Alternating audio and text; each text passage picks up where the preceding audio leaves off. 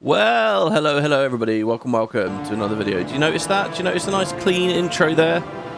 No chunkiness. I'm pretty sure it's because, you know, if I wait here on the main menu, it doesn't stress my PC too much.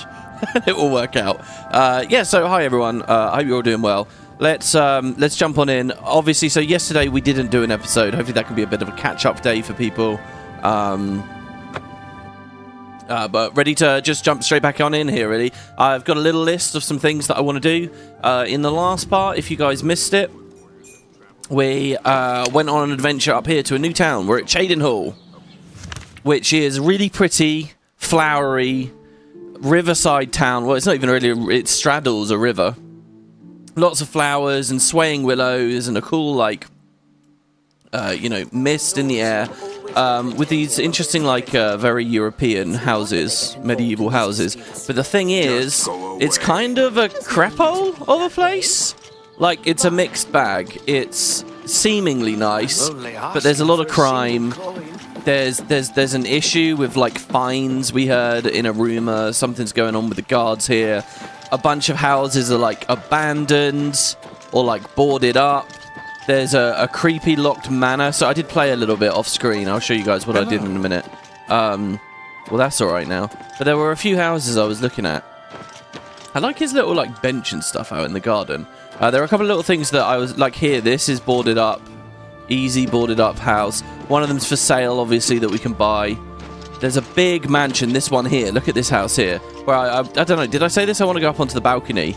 But this is just locked with people going in and out a lot. River view, and we can't really do anything. So it's a creepy place, but a pretty place, which I think is an interesting sort of vibe. I did notice while playing yesterday that there was... I think I just need to turn the game up a little bit, to be honest. I can't hear it over the sound of my own voice. In fact, I can barely hear it at all. Can you guys hear it? Oh, there we go. I can hear it now.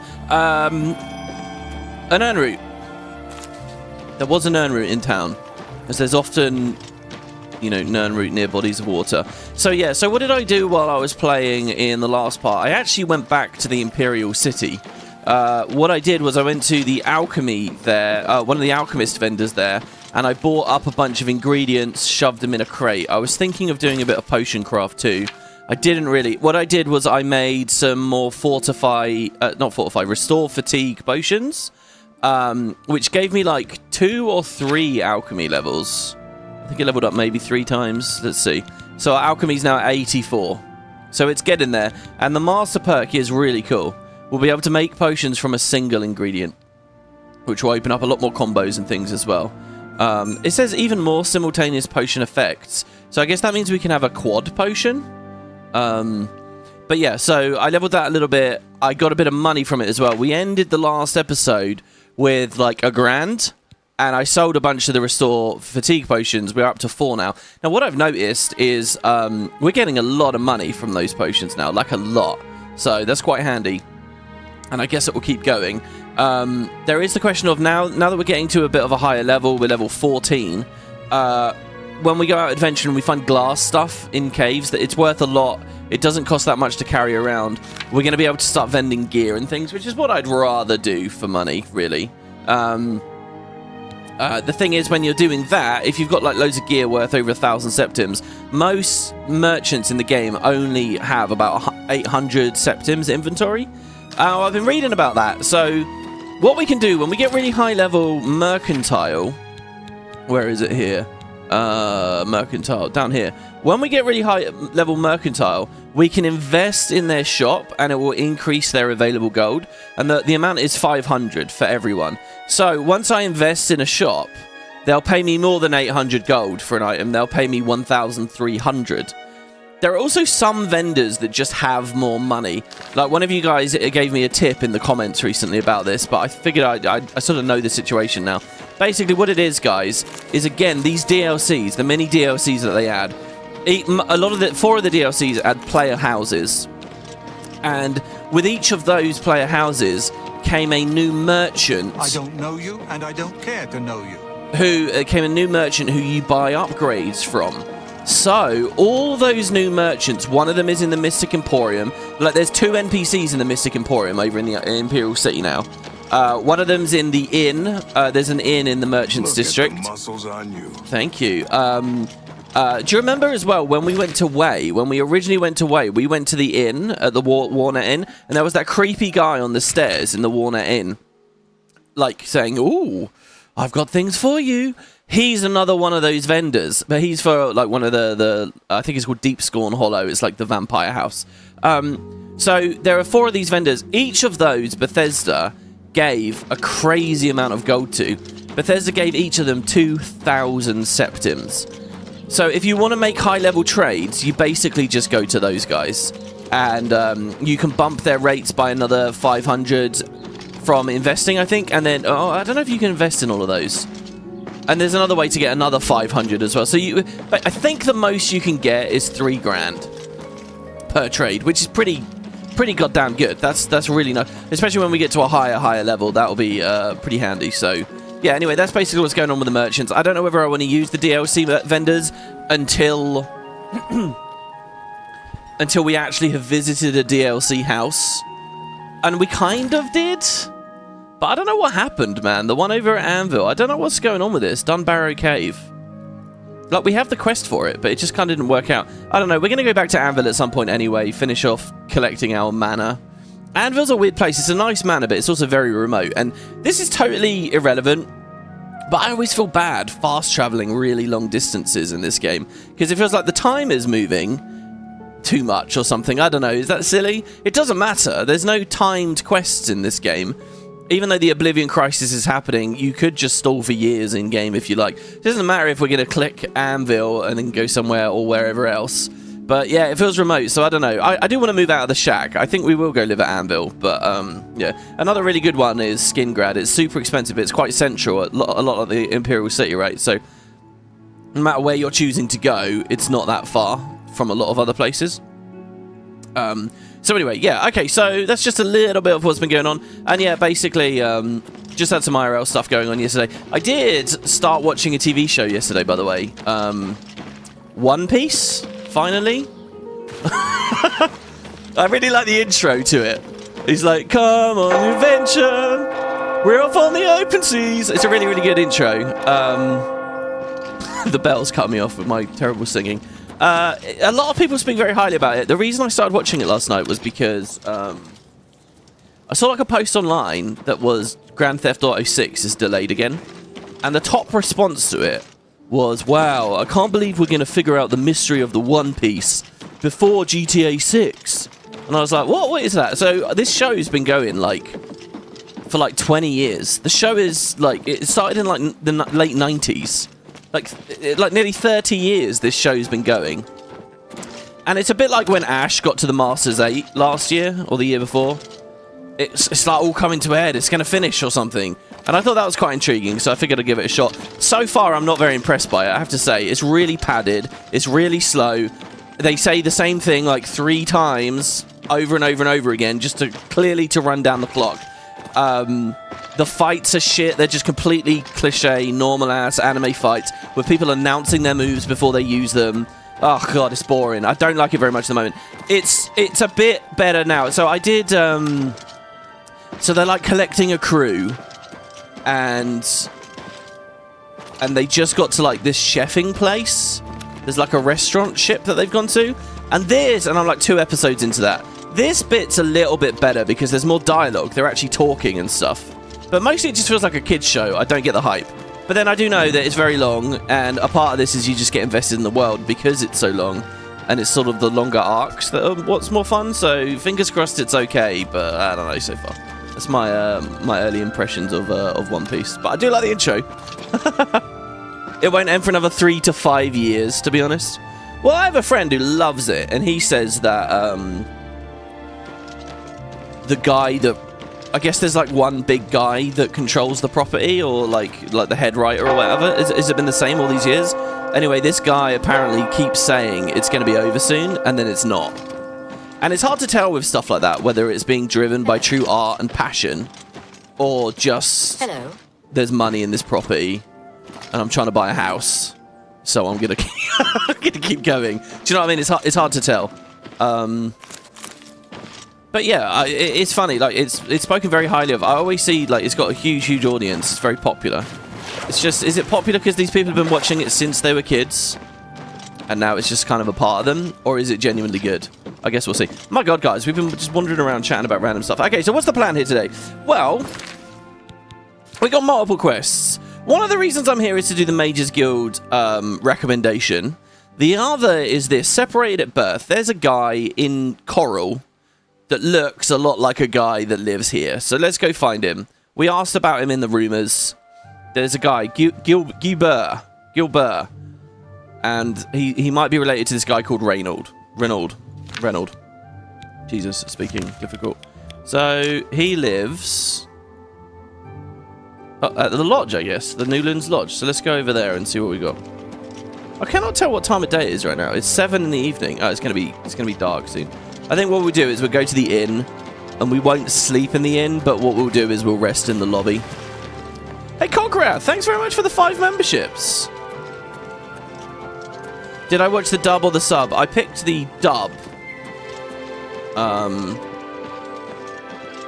know that people are always saying, oh, you're going to do the sub. Here's my honest opinion about that. Swap to the sub when you run out of episodes. Maybe I'm wrong. Look, when I did the big Pokemon review a couple of years ago, and I went through all 1,000 episodes of that or whatever, when I got to doing subbed episodes, I did notice it is much higher quality in terms of like audio design. It's like when they move these for Western audiences, they kill all the like artistry in it. Like they have a lot more environmental sound effects. There's better reverb and stuff. You might say the voice actors are better. I don't know. I don't speak the language, so I can't really tell. So I get it's probably the same for that show as well, but look, I'm not a fucking anime snob. I don't think it's high art, largely. I don't think it's anything to be that excited about. I'm not really an anime guy, really, but I'll give it a shot. So anyway, yeah, I'm doing dubbed for now. Right, where is this guy? Is he upstairs? Oh, wow. It's that golden hour. How can I help you today, friend? Oh, hello. You are a lot like the other guy. No. Is there something I can do for you? Do you know a guy called Reynold? He's alive? I was told that my mother and brother never survived. This is amazing. I'll need to go see him at once. You'll have to excuse me. I'd better leave right away. What? But please, come and see us in Coral. It would be wonderful for us both to be able to thank you for helping us find each other again. What, is that it? Alright, I thought I was going to do a quest here, but he's just ran off. Hey, Rocket, can we talk about Jason Mantzoukas being on Taskmaster? I haven't watched the new... There's one episode out, right? I haven't seen it yet. I haven't watched it. I'm actually binging Cat's Countdown at the moment. Or sort of binging it. I'm on like episode 40 or something. Did One Piece resume? I don't know. I don't really know anything about the show. I'm just watching the earlier episodes. The one thing I think I remember about that show is I feel like years ago, I've probably talked about this in a video before, I feel like I heard about that show. I heard that they were like stalling for time or something. So they had an arc where they were on like one trip on a boat for like a year or like 2 years worth of episodes, just traveling across like one sea or one ocean. And I remember, I'm pretty sure that was about One Piece. And that trivia, I was like, what the fuck? That's crazy. That is mad. But now that I'm watching it, I'm realizing it's a show about pirates. So maybe it's not that crazy that they're on the goddamn water. But yeah, I don't know much about it. You got any rumors about Cheydinhal before you leave? I've heard that Hill the Tall knows a lot about alteration, how to cast shields and that sort of thing. Yeah, it was a very good alteration vendor. I've heard that... Yeah. This reunion will be the happiest day of my life. Oh, he's really happy, isn't he? I can't stop to talk now. I've got to go meet my brother. Oh, look at him. He's just running. I can't even... I was going to check his persuasion values to see his disposition towards me. So could we follow him now? We could follow him all the way to Coral. Will he actually, like, straight up go there, or will he despawn? I think he will actually walk there, won't he? Let's see. I don't like these loading screens, because it feels like you hit the loading screen, and the NPC is already walked out ahead while you're still loading, so I'm going to get behind him. But then, on the other hand, they do seem to wait for you to change cell, don't they? Like, when we were at Kvatch, we spent ages pissing about. Then we went through that door, and the guards were still only just in the courtyard. How about mixing up some potions? You look like quite the alchemist. Thank you. I can't believe I've been reunited with my brother. Well, have you? I can't stop to talk. Yeah, he's off, guys. Do you think he'll stick to the roads or he'll just go directly? It's quite a long way. We're talking about the complete other side of the province. It'd be cool if he got on a horse as well. This seems a bit pointless and a bit stalling, but this is also, you know, this is part of the magic of Oblivion. It feels like an actual real world, you know. Well, okay. To a certain extent. I can't believe I've been reunited with my brother. The AI is really good. And it adds a lot that, you know, people are actually walking around and actually doing things. And that was one of the big novelties of the game at release. Okay, it's getting dark. Let's go wait in the lobby of the inn. Well, that's that job done already. I don't really plan to... I don't have any plans to go to Coral today. I mean, look, well, actually, maybe. I'll tell you what, we could continue the main storyline by the end of today. And, and in that case, we're going to be going back to the Wayne Priory for a third and final time, and to pick up Martin and Joffrey. And so if we do that, then we can go conclude that quest while we're at it. How do you do? Actually, guys, I think this quest that we're on with the two brothers, it might seem a bit that's kind of not a great story. Actually, that's quite a good story. I think it's like a 3 quests in a row long chain. And the reward you get at the end is epically good. It's one of the best items in the entire game. One of those things people wait for a really high level to get. The joy I hear in my voice when I get a compliment. Men don't get enough compliments. Hello. I think that's true, to be honest. Yeah, I do like that. I ran across a couple of mud crabs not long ago. Annoying creatures. Good day. Well, everybody talking about mud crabs all the time. Okay, so we will wait 10 hours. So there you go, that's separated at birth. Now, I happen to know there's a really cool quest here to do with a painting and a painter. I can't remember on the last part. Did we actually get that rumor? I'm not sure. Get lost, or I'll pull your arm off. Oh, God, the people here aren't nice, are they? Oh, shit, he wouldn't give me a second of his time. Hello. Welcome to the Newlands Lodge, the best place to drink in Cheydinhal, not counting the chapel. I'm De Vera Romulan. I've just This is a dark elf bar. Cursing, spitting, and screaming, no problem. Fighting is fine with me too, only the god objects, and they'll fine you or lock you up. Not my call. Oh, it's funny, actually. I never really thought of dark elves as rough and tumble kinds of people. Maybe it depends on the house that they're from. It's funny, we read in the guide to Cheydinhal that this was a rough place, and you know what? Maybe she had a point. I just want to ask you about local rumours. There were lights spotted at Sundercliff Watch. That place was cursed by Mehrunes Dagon himself. Best not to go there. Wow, the Prince of the Deadlands. What do you think of Cheydinhal? Here you have your chapel-going Imperials and your chapel-dodging Dark Elves, and never shall the twain meet. The Imperials have the gold, houses, and top spots. Dark Elves like me left Morrowind and the whole priest-ridden tribunal nightmare. And we take the whole patriotic Imperial mission attitude with a dose of salt. Okay. Well, I would have ordered a bed, but it's Only morning already. quality goods for sale here. What can I interest you in? Like, I would have sat around in the lobby regardless, but as long as we paid for a room, I'm sure they're fine with that, right? She doesn't really have anything about that interesting. Okay, let's get out of You too. Now, I did get some advice in the comments, by the way, that some of the drain poisons might be good. So, like, drain strength might mean... Well, first of all, well, okay. So I got some advice to use a drain strength potion. And in the comments I said, oh, that's a good idea, I'll try it. I don't think it's going to be that good. One of the theoretical perks of it is that it will mean that they can't move anymore because they're over encumbered. The thing is, I don't think most enemies... So, like, if we're fighting a creature, they're not holding loot, really, are they? I mean, they might be holding a little bit, but I don't know. I don't know whether it will actually stop them moving or knock them down for what that's worth. Because I think that's drain fatigue, isn't it? The other thing is it might lower their damage. However, the downside to that is that, again, if you're a creature has, like, just fixed damage value, it doesn't scale on attributes or anything. So if I do something with a potion, they're still going to hit me just as hard. Fighting NPCs, yeah, I think it will probably do something. But mostly what we're fighting is creatures, right? So I don't know. There is a really cool idea I posted about on the Discord, though. You can summon and you can use, like, spells to increase the attributes of your summons. So if you summon like a really nasty creature, like a Daedroth, we haven't met any of those yet, but we will. If you do that, that guy's going out for a morning swim in his armor. If you do that, you can like increase its speed and have it running around all over the place, just beating the crap out of everything. I really want to try that, but we're not a conjurer, so yeah, I don't know. Maybe, oh god, maybe not such a good idea. Okay, so that's separated at birth. We're done with that. Corruption and conscience. That's the thing about the guards. There's also a good reason to delay this. This quest... Basically, later there's going to be a thing where we recruit a bunch of guards in the main storyline. I'll leave it at that.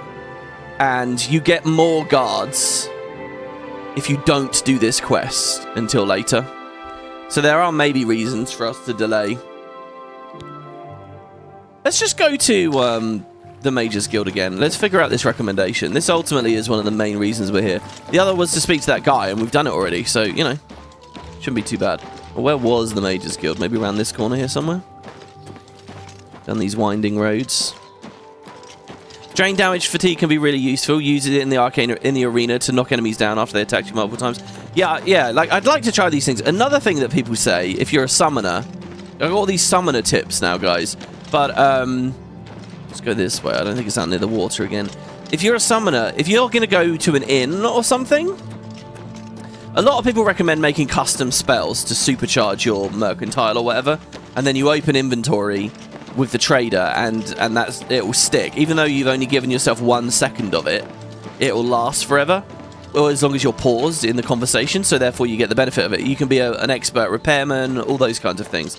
But a less cheesy one, a less sort of, you know, game-breaking one, is you can go into a shop, summon some kind of a creature, and drain attributes off of it.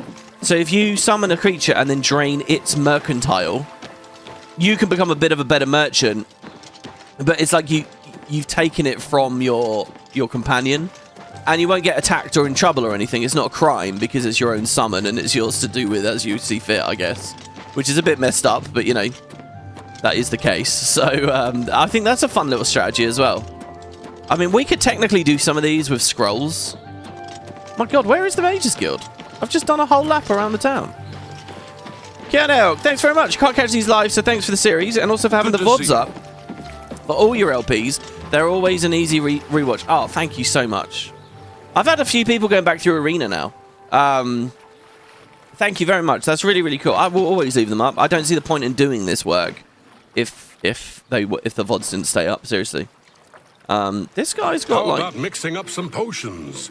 You look like quite the alchemist. You've got like a glass mace. I kind of want that. You here looking for work, meat? Maybe you want a contract? A contract? I suppose I've got something for you. We need a weapons shipment delivered to Desolate Mine. That's your job. Oh, he called me meat because I'm in the Fighters Guild. So we just got a Fighters Guild quest. What are you doing? You're not in the hall or anything. Will you advance me? You will advance through the ranks of the Fighters Guild when you have proven your merit.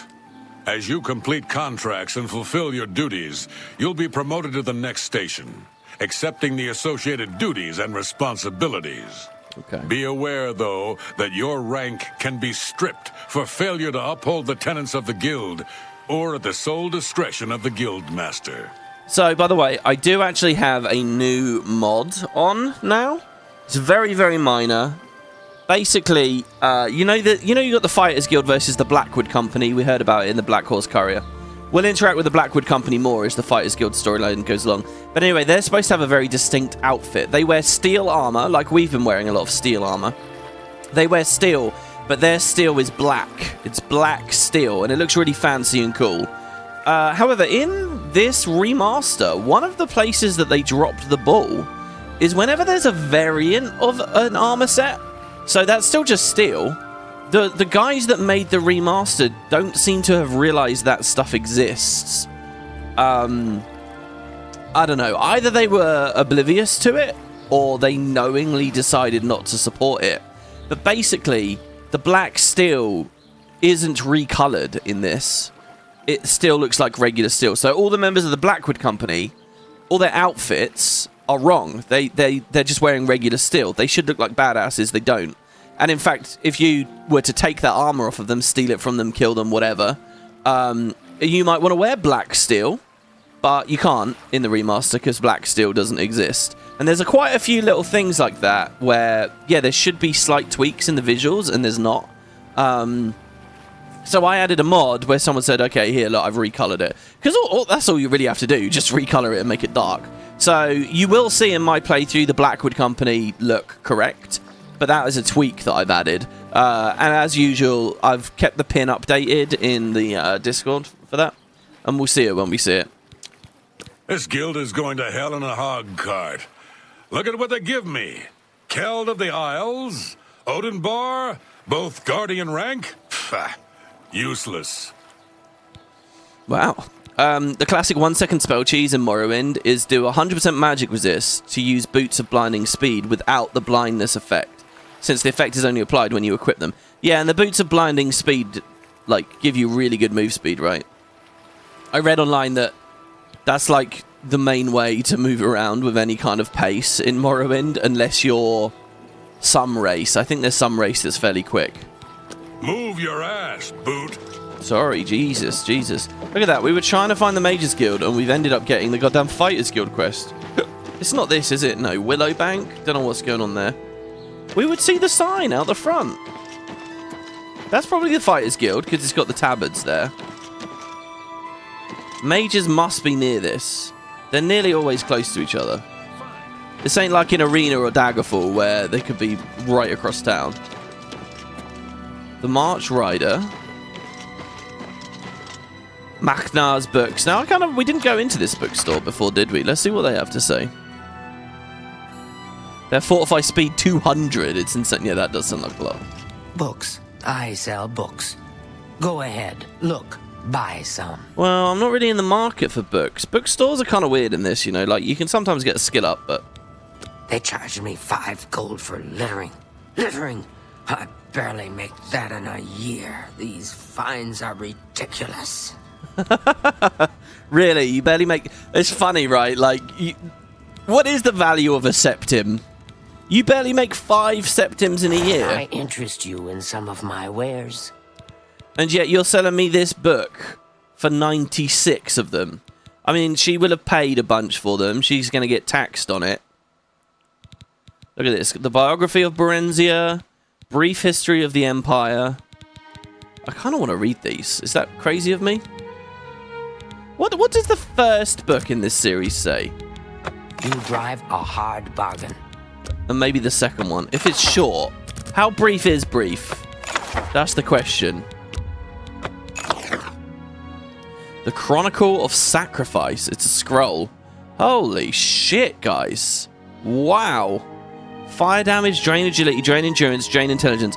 You know what is annoying with the UI as well? I'm going to keep bitching about little things.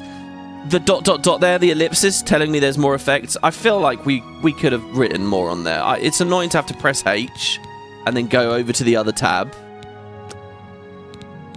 What? Drain 50 strength, drain 50 speed, drain 50 personality, drain 50 luck, 50 intelligence, 50 endurance, 50... Is agility on there twice? No, speed was the other one. And do 100 points of fire damage from 20 foot away. Wait, no, the last 2 seconds. Oh my god, that scroll's insane. Cost 7 grand, we can't afford it. Actually has all the guides as well. Oh my god, I just said that I wasn't interested in books, but actually... The Argonian account. That might be interesting. Thief of... And then the real Berenzia. Look at that. There's so many things about Berenzia. I appreciate your business. Thank you, yeah. What do you think of Cheydinhal? Imperials hate Dark Elves. Dark Elves hate Imperials. Imperials hate that a no-name Lalu trader got made into a count. Andal Indurus doesn't help his case by having a prat for a son and a wife that dies in very suspicious circumstances. Yeah, we heard about the body out the front. Dark Elves left Morrowind to get away from the church and state, and they don't like it when Imperials get all holy and patriotic with them. Of course, local Dark Elves tend to be money-grubbing, alcoholic lowbrows with little education or culture. Since I read a lot and speak well and don't drink brandy from milk pails, I guess I qualify as an Imperial. But on the whole, I like Cheydinhal's Dark Elves better than I like the Imperials. So, go figure. Do you know what I love about that, right? That's probably the most dialogue we've ever got from an NPC asking them about their town. That's probably the most, right? And I feel like it's the Morrowind influence, you know?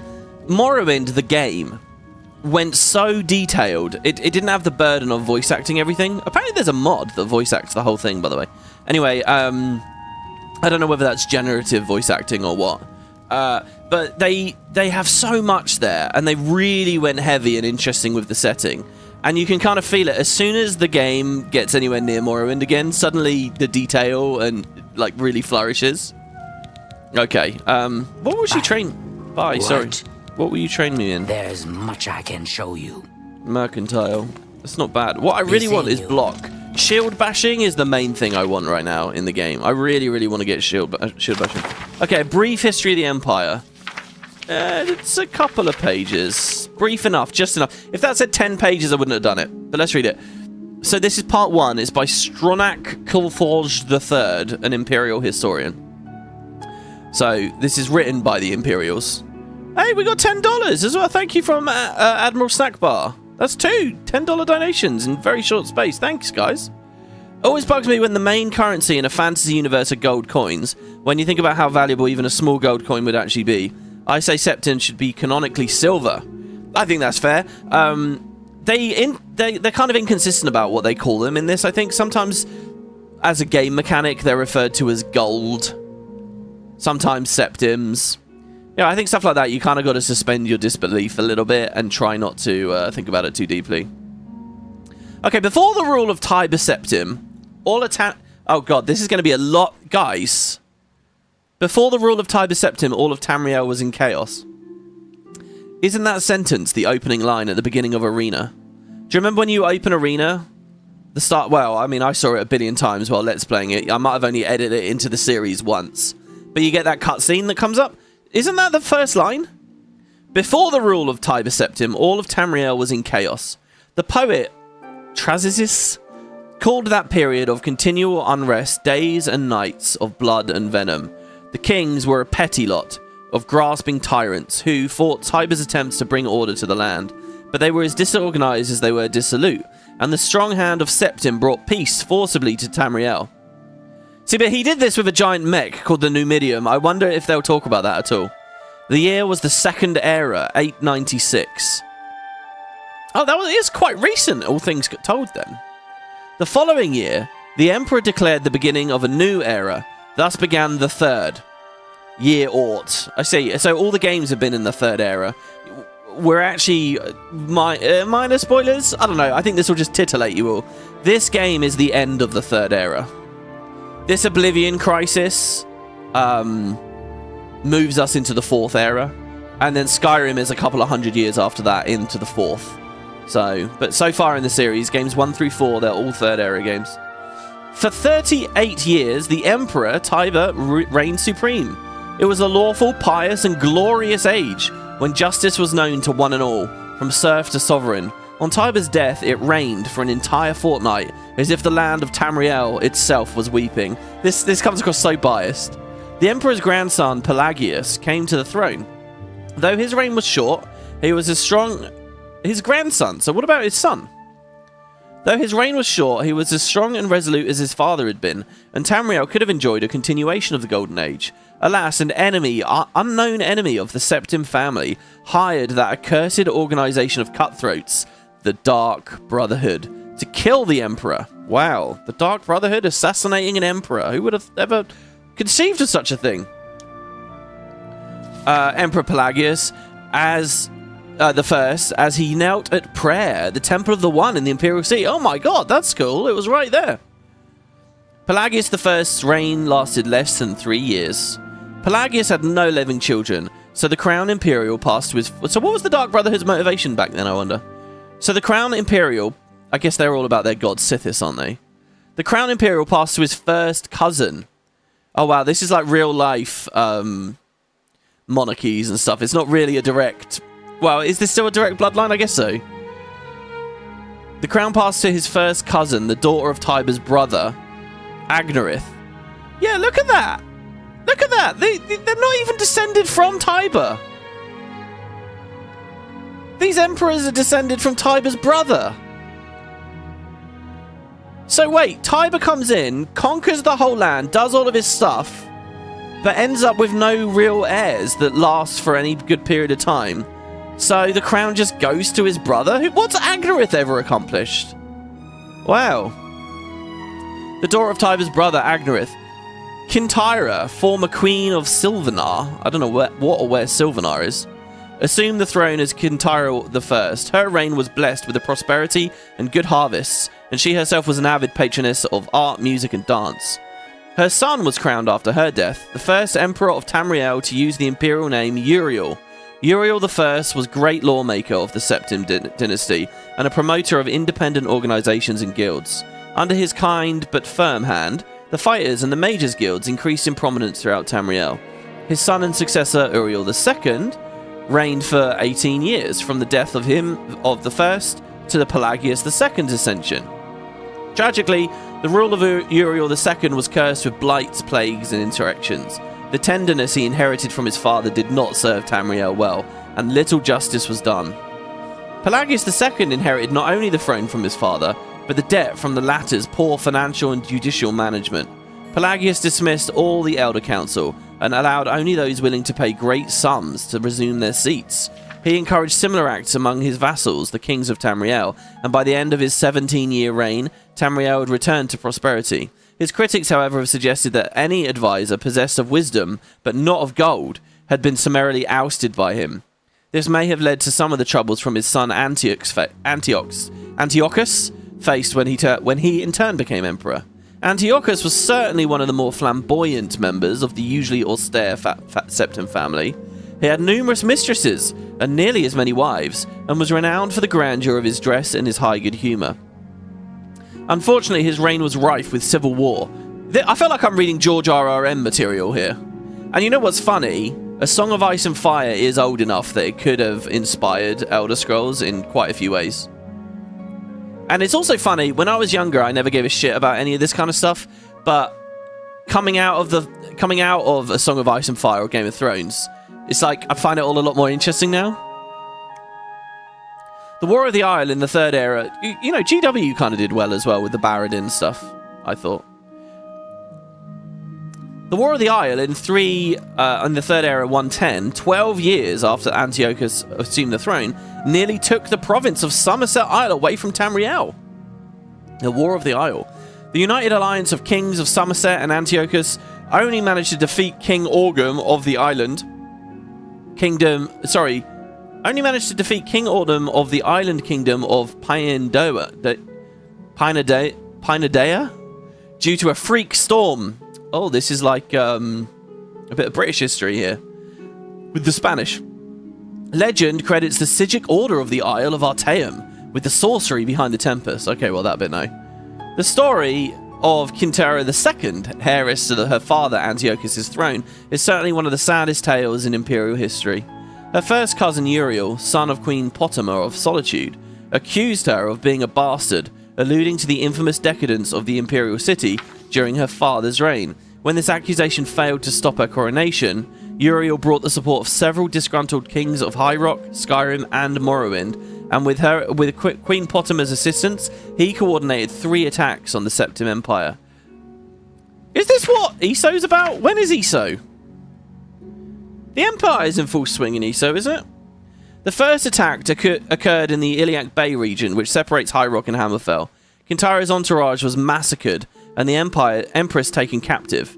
For 2 years, she languished in an Imperial prison believed to be somewhere in Glenpoint or Glenmoril. This is cool, I recognise these places. Before she was slain in her cell under mysterious circumstances. The second attack was on a series of Imperial garrisons along the Morrowind Islands. The Empress's consort, Contin Arinx, fell defending the forts. The third and final attack was a siege of the Imperial city itself, occurring after the Elder Council had split up the army to attack Western High Rock and Eastern Morrowind. The weakened governments had little defence against Uriel's determined aggression, and capitulated only after a fortnight of resistance. Uriel took the throne that same evening and proclaimed himself Uriel III, Emperor of Tamriel, and the year was 121. Thus began the War of the Red Diamond, described in Volume 2 of this series. Oh my god. Okay. Very dry, isn't it? Very, very, very dry detailing of... There wasn't much flavour in there, really. But okay. What have I learned from that? What can I take away from that? The third era entirely deals with the time of the Septims, right? From Tiber to today. Okay. And combining that with another piece of information I gave you earlier, you can kind of maybe see where the story's going. Okay, Hewlands Lodge, that's fine. Where the hell? I'm doing it. I'm going to the local map. This is obscene. Oh. Oh, there we go. Whoa.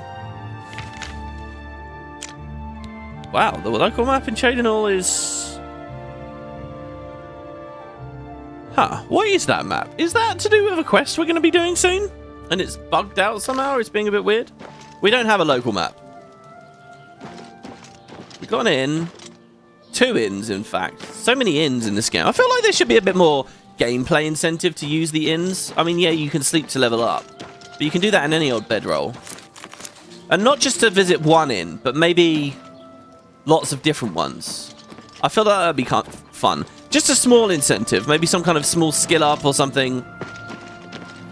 Maybe you have the choice. Do you want to become a patron of the same guild over and over and over and over again? The same inn over and over and over and over again? Or do you maybe want to...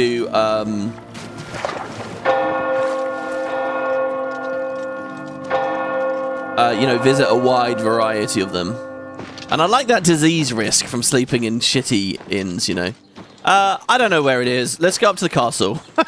This is a place I want to visit too. So this is a creepy story, doesn't it? The Count's wife ended up dead. I am Naspia Cosma, Cheydinhal's steward. I offer introductory training with blades and may condescend to accept you as a student. Wow. Is that... I've never heard the word condescend be used in that way. Secube says, thinking of making lore videos on the Elder Scrolls universe. Not really, no. You'll notice I don't really do just raw lore videos lately. Plus, I feel like an outsider to Elder Scrolls in a lot of ways. I feel like, you know, I don't really know it that well.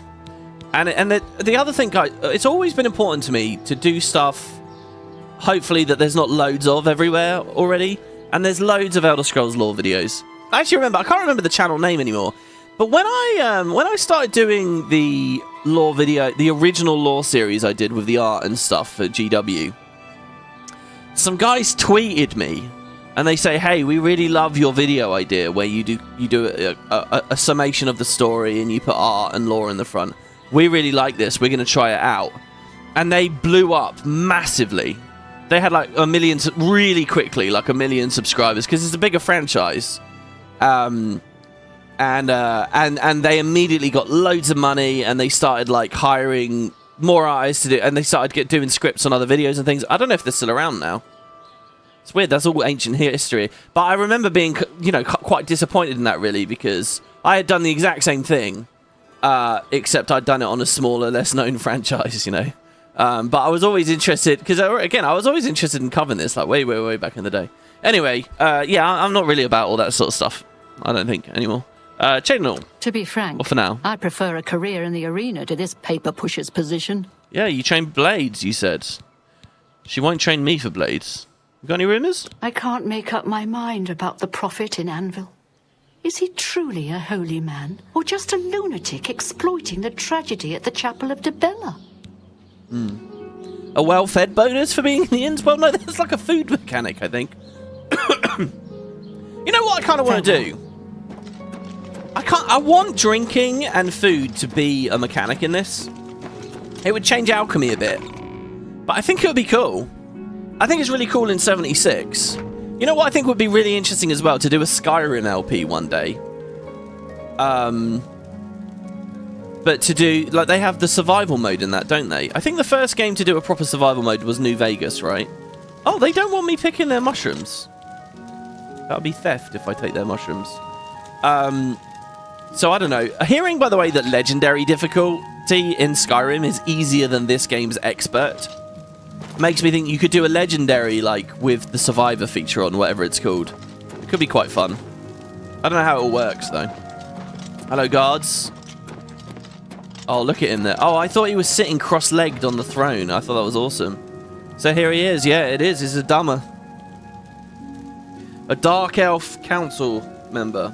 And he looks a bit sinister, but, you know, never judge a book by its cover. Let's see. I am Andal Indaris, Count Cheydinhal.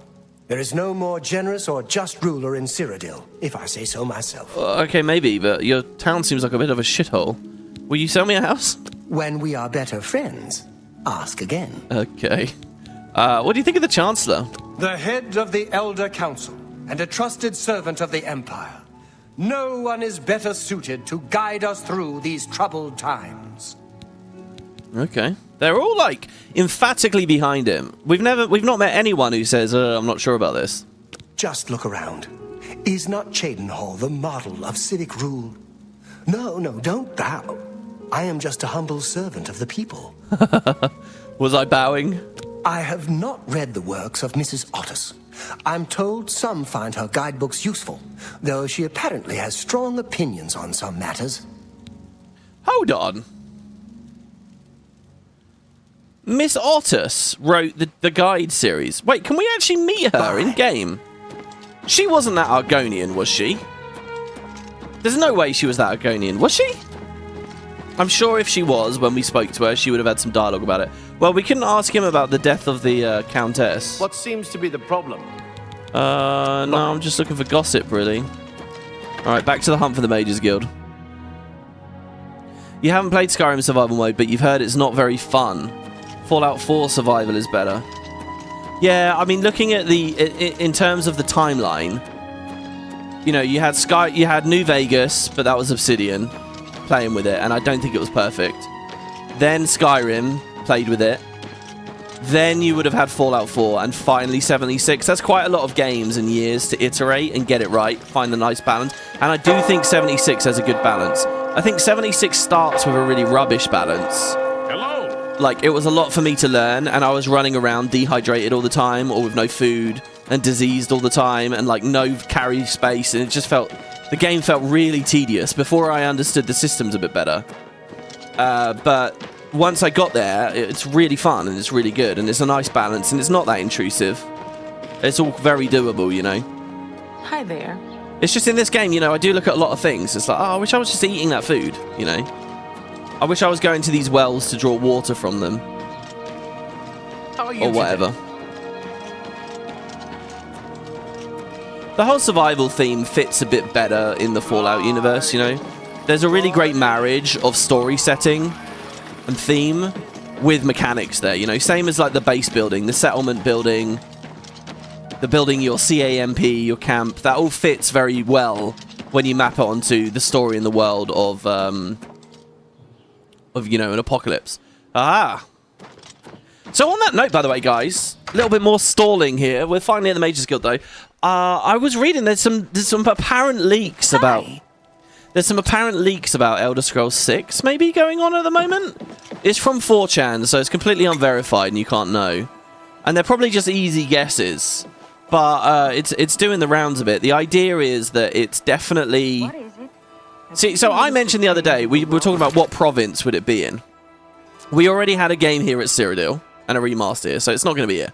We already had a game in Morrowind. We already had a game in Skyrim. So I was saying, hey, wouldn't it be cool to do elsewhere? Because deserts, there are jungles here as well. But I was saying, you know, deserts would be a nice contrast to Skyrim. You know, we just did a snowy place. I say just in air quotes, but, you know. Installment 5 was snowy places. Then doing a desert-y place is a good idea. And also, you know, it's easier to render. I don't think forests are quite there for, like, Valenwood, for example. But one of you guys in the comments did say, hey, you know, there's jungles in Elsewhere too, so maybe Elsewhere's a bit iffy, maybe. But I also think Elsewhere's just very exotic and fun and interesting seeming, and especially with, like, the Khajiit. I don't know, this is still my favourite choice. I think Elsewhere would be really, really cool. Or Somerset Isles. Now, we already had a game in Cyrodiil, Morrowind, Skyrim. We've also already had a game at Hammerfell. That's Daggerfall. In fact, Daggerfall covers 2 provinces at once. It's Hammerfall and it's the north. So basically, there's water here under my cursor. It's called the Iliac Bay, and north of that is another province called High Rock. And Daggerfall takes place all around the bay, so it's both provinces, and all the petty kingdoms that are out there doing things. And so we've already had places here. If I'm going to eliminate Cyrodiil and Morrowind and Skyrim, surely we eliminate this as well. But a lot of people think Hammerfall is where it's going to be. One of the big pieces of evidence for this is the MMO. Now, I don't know anything about the MMO, but they do expansions based on individual provinces. So they did a Morrowind expansion, they've done a Skyrim expansion, they've done a Valenwood expansion, and so on. They've done expansions, but the one place that they will not touch, they have been told they're not allowed to do anything, is Hammerfell. Now, if this was 5 years ago, and they got that little message, don't touch Hammerfell, then, you know, maybe that can sneak on by. But it's been so many years, and no one would really notice or be none the wiser, but it's been so many years now of Elder Scrolls Online development, it's a weird missing piece of the puzzle now. It's very obvious that they're not touching Hammerfell, because they've done everywhere else. They've done it all, but they're not touching Hammerfell. And the question is, like, why can they not touch Hammerfell? What's going on there? The thinking being that, so what you guys, I haven't talked about this with Oblivion, but in the earlier games, they made out like Cyrodiil was a lot more tropical. And then when this one released, so what you gotta understand is you had Arena and Daggerfall, they don't really have great rendering capabilities, right? So, you know, you couldn't really get a sense of the biomes very well. When Morrowind released, just a few years before this game, they went really big on, like, the aesthetic of you know, like I say, you have the Ashlands, you have the giant mushrooms, the crazy weird creatures, like the Silt Striders and stuff, all the enemies you fight. It was a very... There was nothing generic fantasy about Morrowind. It was like an alien world. And it was graphically astounding for when it released, and it felt very alien and very strange. And it really had a... It created this vibe that this whole fantasy setting was very bizarre. Then that bizarreness just disappeared with Oblivion. One of the reasons people hated Oblivion was because it's so generic, because it's so classic fantasy, because it didn't have all these crazy accents and weird things. So why am I talking about this? Well, because the idea is that hopefully they would go back to those kinds of vibes. Elder Scrolls Online, I don't know how well it's done it. So would they do that with Hammerfell? So basically, originally it felt like Oblivion was going to be one of these alien places, and they kind of retconned it. It was going to be very tropical. There was a big retcon. There was a big hoo-ah about it. People were upset that there'd been this big retcon. So then, I think there's kind of been a rule ever since, because it's just changed a lot. Bethesda have basically said, yeah, we don't want to do that anymore. We don't want to contaminate things. So they don't want Elder Scrolls Online setting up a vibe or an aesthetic, potentially a really alien one, a really interesting one, and then they come in with their game and it looks really different, or they've changed things. They don't want to have that weird overlap anymore, that retconny thing that happened with Cyrodiil. So yeah, the MMOs just kind of completely ignored this province.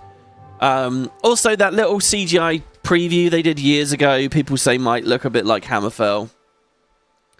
I don't know. The one thing... Okay, so fast forward to this weird leak thing that's going on at the moment. So, again, there's the Iliac Bay. The idea is that the new game is Elder Scrolls Pirates. I mean, an Elder Scrolls... I'm being a bit reductive with the way I've described that. An Elder Scrolls game in all the ways you'd want it to be. An actual normal... You know, all the races are there. A mix of different aesthetics and vibes. But the point is... so, like, Starfield... So we've seen, like, you can build house in this game. You can buy a house and upgrade it rudimentarily. They pushed it a bit further with Skyrim and especially that DLC. And then the Fallout stuff's been going, and Fallout's gone bigger and bigger with the house building, even full settlement building, right? The idea is ES6 is going to have stuff like that.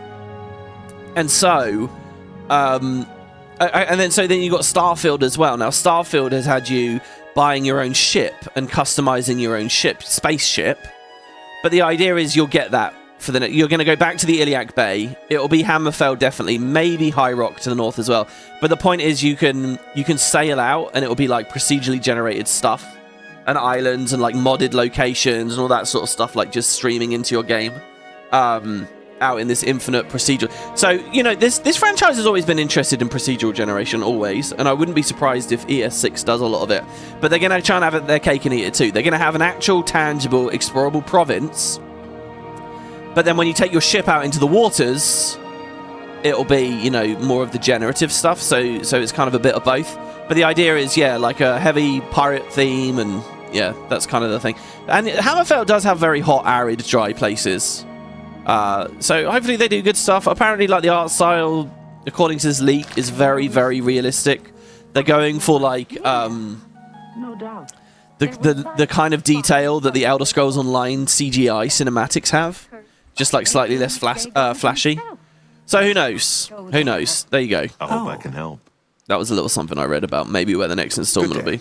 I hope we'll get to Skingrad soon. Oh, yeah, Earthor. Sorry, follow me. I'll be right.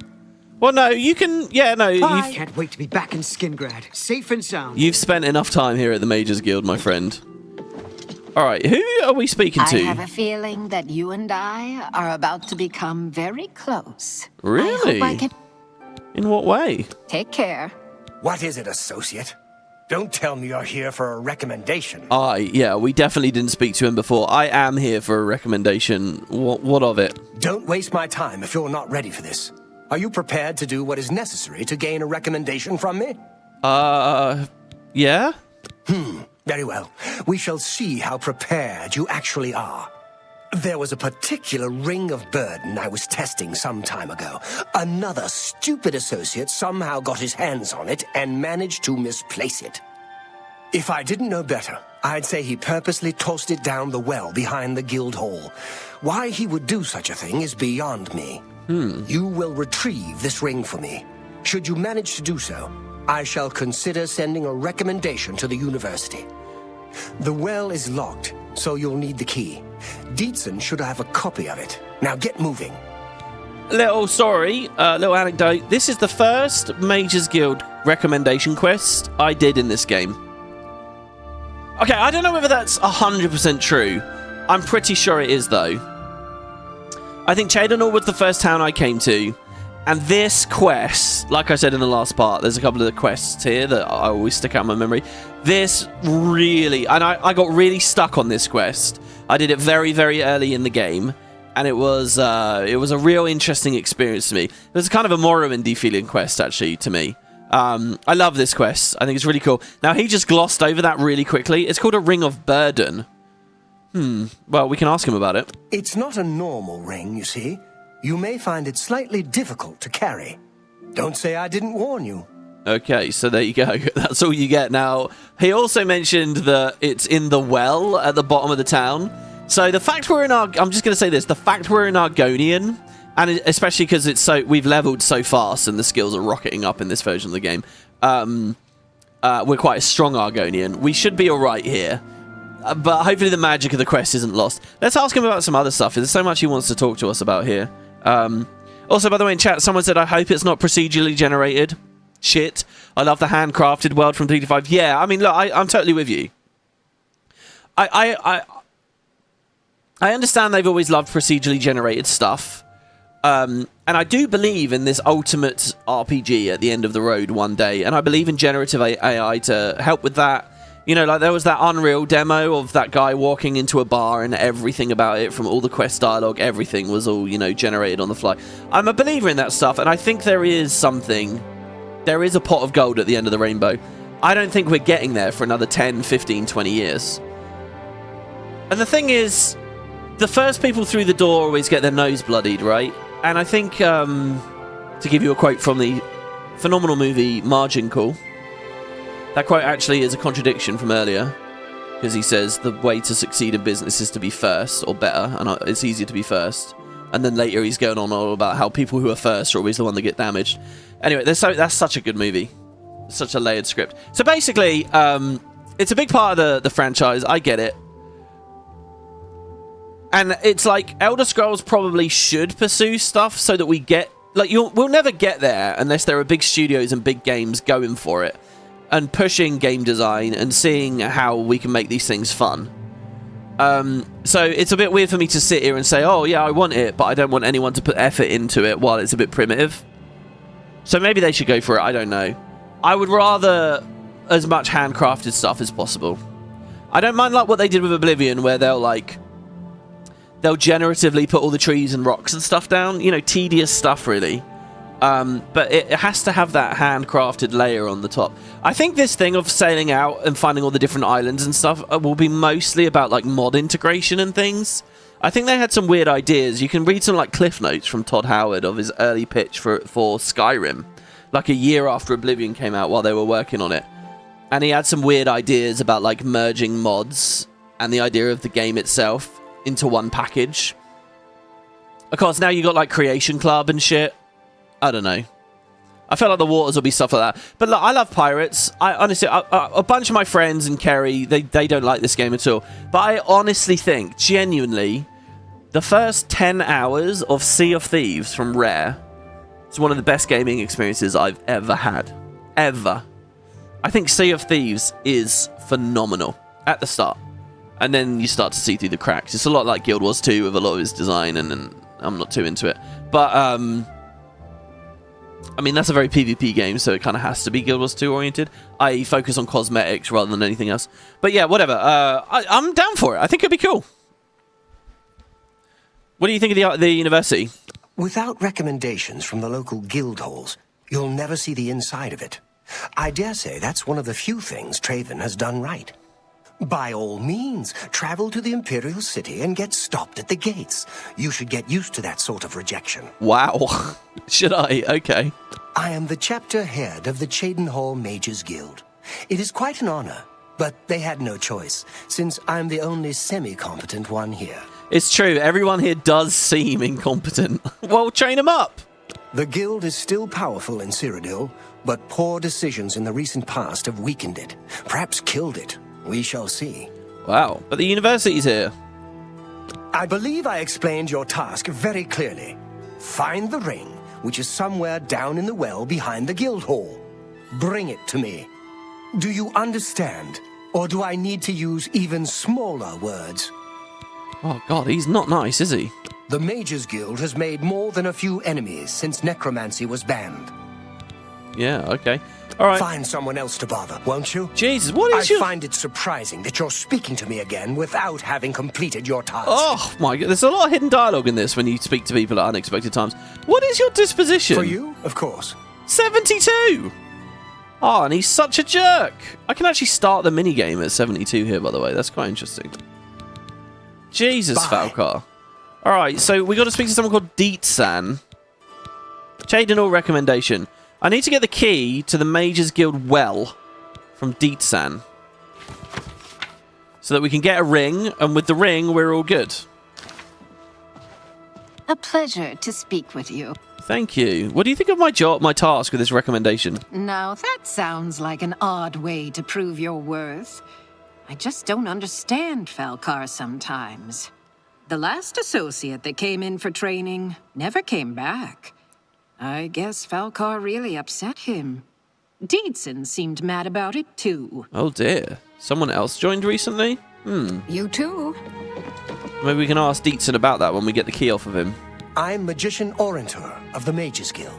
I divide my time between the Cheydinhal Guild and my own private studies at Willowbank. I remember we met you before. What do you think of my recommendation quest? Falcar gives out the strangest assignments sometimes. It's as if he doesn't really care about them. Huh. And he doesn't care that none of you guys are very well trained? I mean, he openly admitted himself that he's probably not right for the post. The Mages Guild runs more or less like it always did. But we lost quite a few members when the practice of necromancy was banned. Yeah, so I hear. Be seeing you. How bad do you think it is, really? Oh, we have money now, don't we? Go ahead. So... Only quality goods for sale here. I could buy what some can of I these. interest you in? Weight of the World. That must be like Master tier. Look at that. Burden on target of 60 points. I kind of want to buy both of these. Certainly. Let's get him to like us more. So he can admire. He doesn't like boast or coercion. So the game started me in the shittiest way possible, really, here. Well, let's do that. Sure, that's cute. Goodness, you're pathetic. Oh, shit. Is that so? All right, we do that. You're a big, fat liar. That. Oh, please. Sure, that's cute. Really? think those two. You're pathetic. All right, jeez. I'm just trying, you know. We can do... That's pretty good. Blah, blah, blah. What a bore. God, I'm really struggling with these ones. Don't make me laugh. You're really good one. There we go.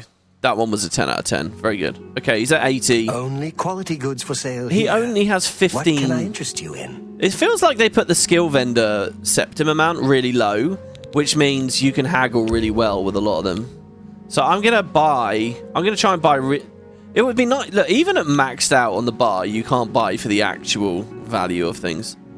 Let's go all the way up to 80% sell. So I'm going to say I want to buy light and load. Good, and he did sell it. Now, these were apparently OP, Flame Shield and Fire Shield, because they're double. For some reason, they give you both the Fire Shield and the actual shield effect, and that goes true for the enchantments as well. So, like, there's a Sigil Stone you can get from Oblivion Gates, which is just shield. But it's just straight up worse than getting a Sigil Stone, which is Flame Shield or whatever.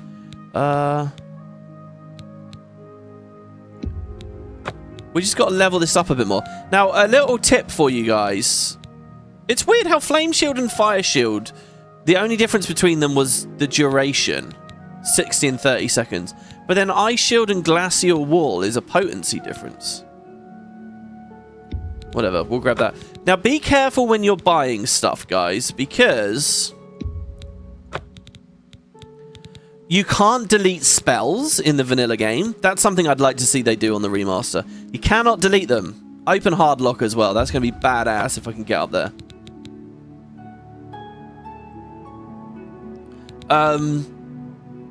So your inventory's...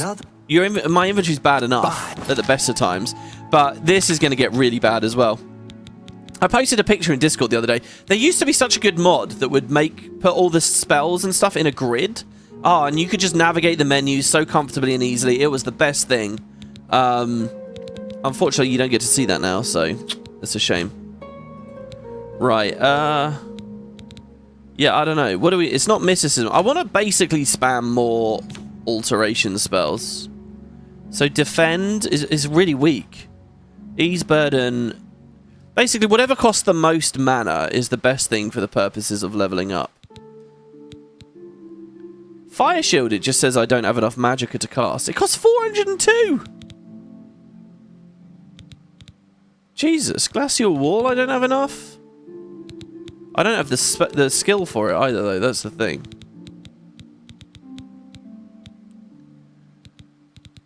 Oh, man, Illusion as well. Which tree did I skip out on? One of the trees I don't have. I don't have Illusion. Yeah.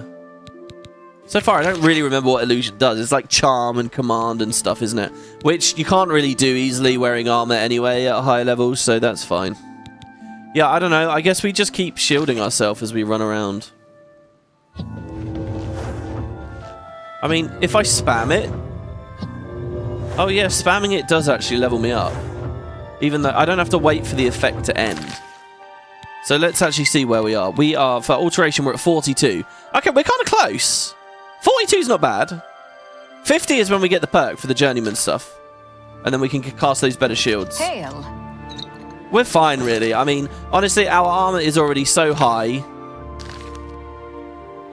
We should have plenty of opportunity. It just basically means we can wear different gear and things. Well met. And still have really good armor. Good day. Good day. Hello. It sure sounds like Falcar has it in for you. What a bizarre thing to ask you to do. She sounds really excited almost. I have potions and everything you need to make your own. Oh, I didn't mention as well. By the way, I got an apprentice retort, I think. So it started with novice. We now have an apprentice mortar and pestle, an apprentice retort, a journeyman alembic, and a journeyman calcinator. Actually, it might have been the alembic I bought, or the calcinator, one of those. In the Imperial City, when I was doing my ingredient stuff, I found one. One of the shops. There's a journeyman retort there as well. Oh, shit! Well, good. Alright, then. Well, let's buy it. I'll sell my old one.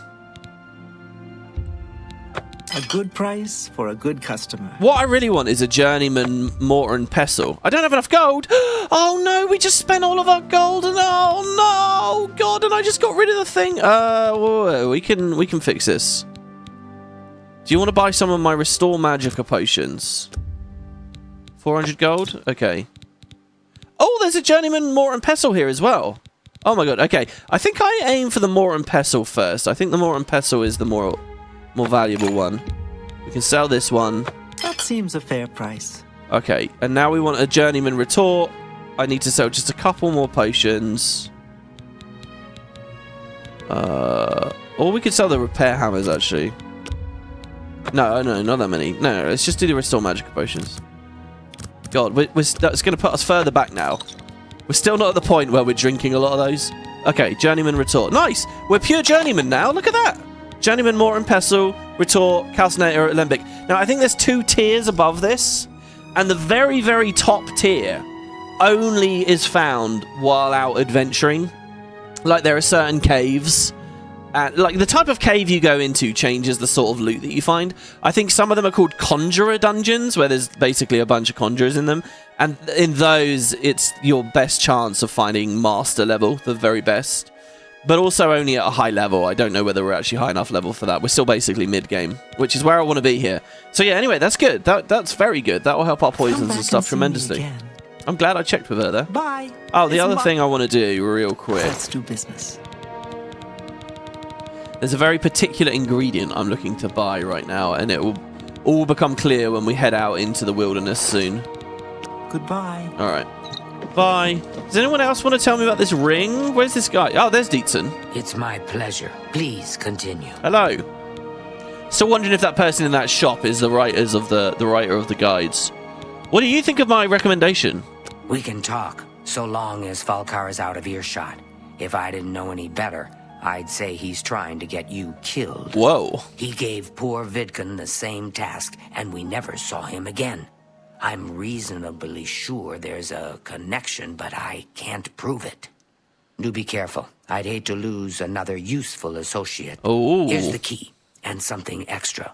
I don't know if it will be of use to you, but from what I've heard of Falcar's ring, it may come in handy. Oh, okay. And if you find out anything about what happened to Vidkun, let me know, will you? All right. So we got the spell, Buoyancy. Just perform the task you've been given. We'll talk more once you're done. Look at this. So she thinks I'm at risk, but she doesn't really do that. Well, no, she's helped me in myriad ways. So who's Vidkun? Some other guy came through? What? He was an associate, just like yourself. Perhaps not the brightest, but very eager. He was given his assignment from Falcar and disappeared. It's like he dropped out of existence.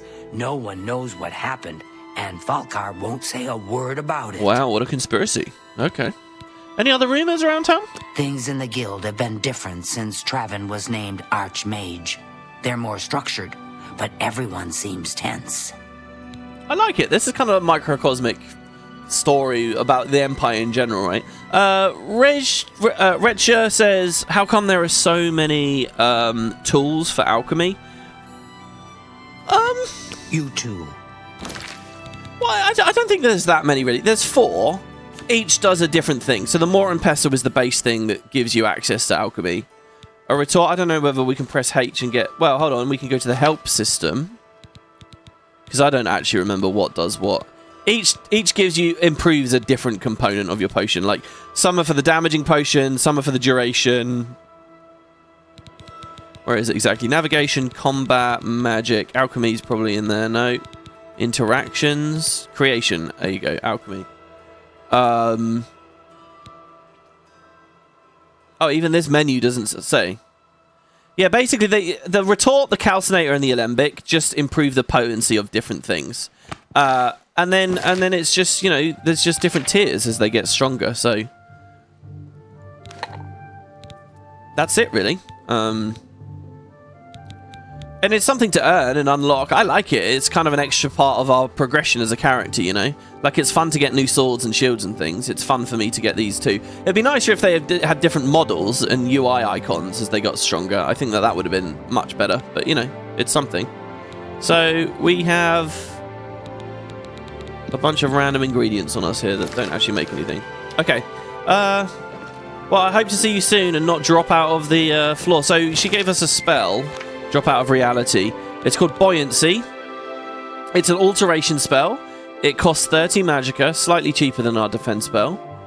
It will be cast on us, and it gives us a feather effect, and it allows us to breathe underwater. Water breathing for 30 seconds. The thing is, I'm an Argonian, I can do that anyway, and you'll notice that that feather effect is really minor. But what... You remember I said this was my very first recommendation quest in the game? What probably isn't obvious here is when I first did this, I didn't really have any magicka, and I don't think I had any skill at alteration at all. So I got the buoyancy spell, but I couldn't cast it. So I kind of got stuck on this quest because I wasn't a good enough mage. See, one of the big things people criticize about the Skyrim Mages Guild is that you don't actually need to cast any magic or know anything about magic. You just do like 6 quests and then you're the leader immediately. And one of the things that people applaud about the Morrowind guilds is in Morrowind, you literally can't advance unless your skills are at certain thresholds. Like, you need to be, like, level 90 in certain skills before you can become the leader of the guilds and stuff. Like, you need those caps. Oblivion's kind of the halfway point, where there are no hard and fast caps. They don't say, oh, you must have this, you must have that. But there are lots of moments like this, quests like this, where if you don't know how to perform the magic, in theory, you can't finish the quest. Now, there are workarounds. So here's the Mages Guild well, as we can see. It's funny that this town has multiple things dealing with wells. So this needs a key. So here's what I'm going to do. I'm going to save the game. I'm going to open the door with a well key. And we're going to be in a cell here, right? That is entirely underwater. There is nothing breathable under here at all. Do you think we can use starlight to see? I don't know, maybe. Seems to not be working very well. It's very dark. So basically, you will drown down here, full stop. Earthor's actually up. It looks like he's surfaced somehow, but I'm not allowed... I'm not allowed to. By the way, there's a bug in the remaster. I don't know how this works exactly, but there's a small tunnel you've got to swim through, and if you're one of the bigger races, Altmer in particular, you can't fit. I'm not joking, you can't fit. You like this, it must be here. You can't squeeze through as an Altmer. You have to use the console to shrink yourself down, which is kind of cool. Well, not cool. It's terrible, really. Oh, there we go. There's our light spell. There, it's working now. From looking down, just as we said. So yeah, you only get a few seconds underwater, but you can cast a spell to be able to breathe underwater for 30 seconds and then recast it to be able to breathe for longer, and so on and so on. So, so yeah, I remember just trying to wing it here. Basically, you swim in and you see this old ruin, and uh-oh, it's Vidkun. He's dead. He's drowned. Not very good. Anything over here? Oh, there's a sneaky little Nernroot. Wow. Cool. It's not making the noise. A Nernroot completely underwater as well. That's funny. That might be missable. I don't know if you can come back into the well after this is over. All said and done. But yeah, so we find that the guy's dead. And on his body, he has a bit of gold. And he has a ring of burden. So if I press F and then H... So here's the Ring of Burden. Oh, I can't look at its... Oh, weird. It must be a scripted effect or something. So basically, when you pick this ring up, the ring... Oh, it's not enchanted. I think it's just heavy.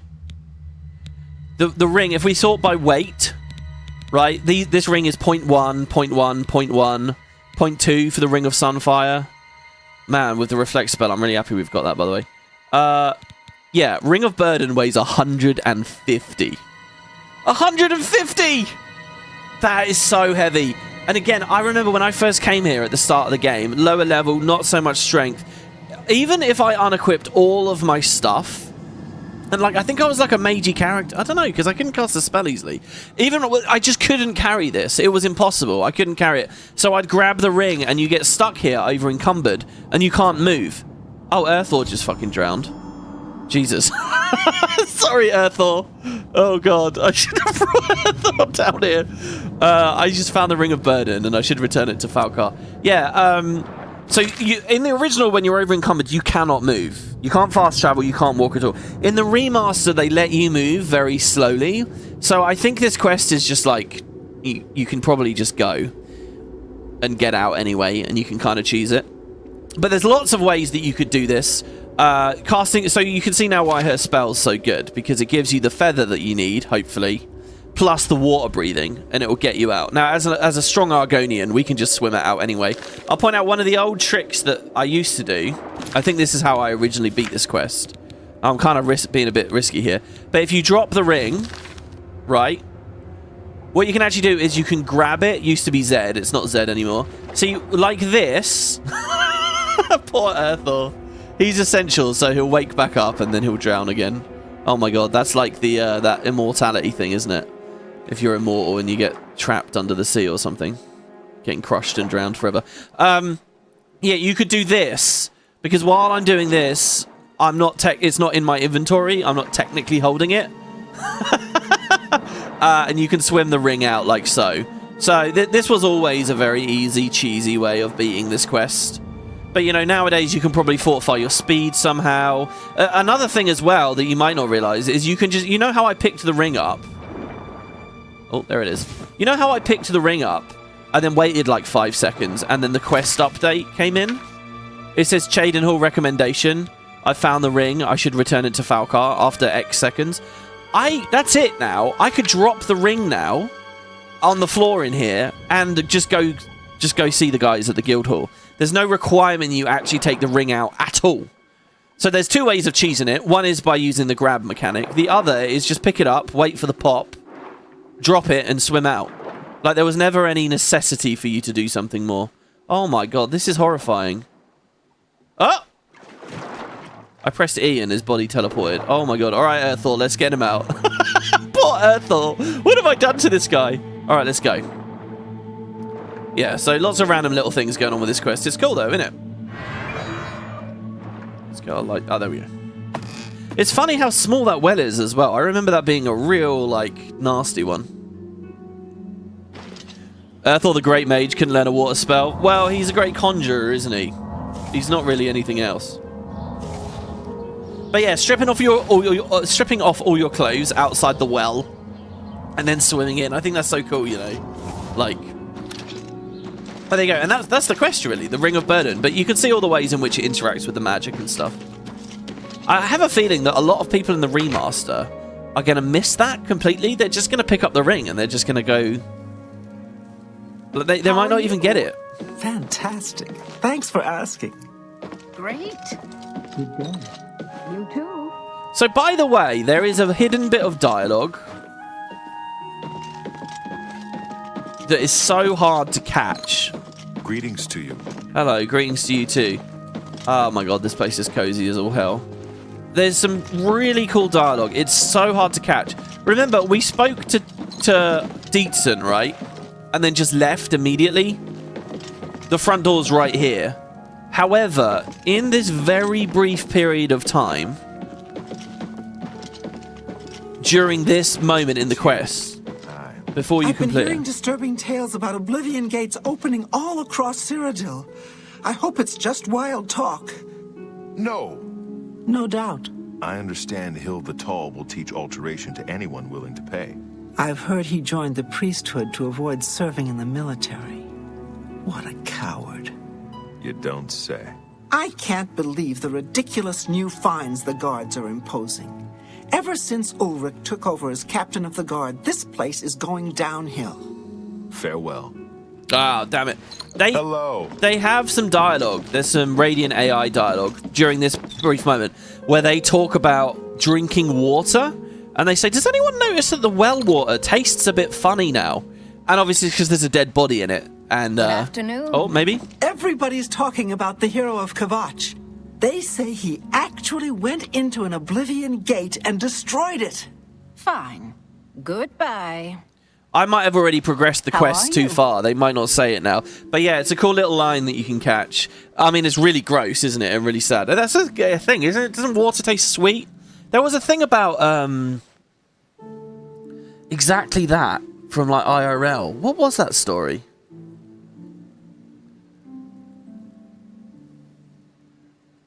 I definitely read a story somewhere.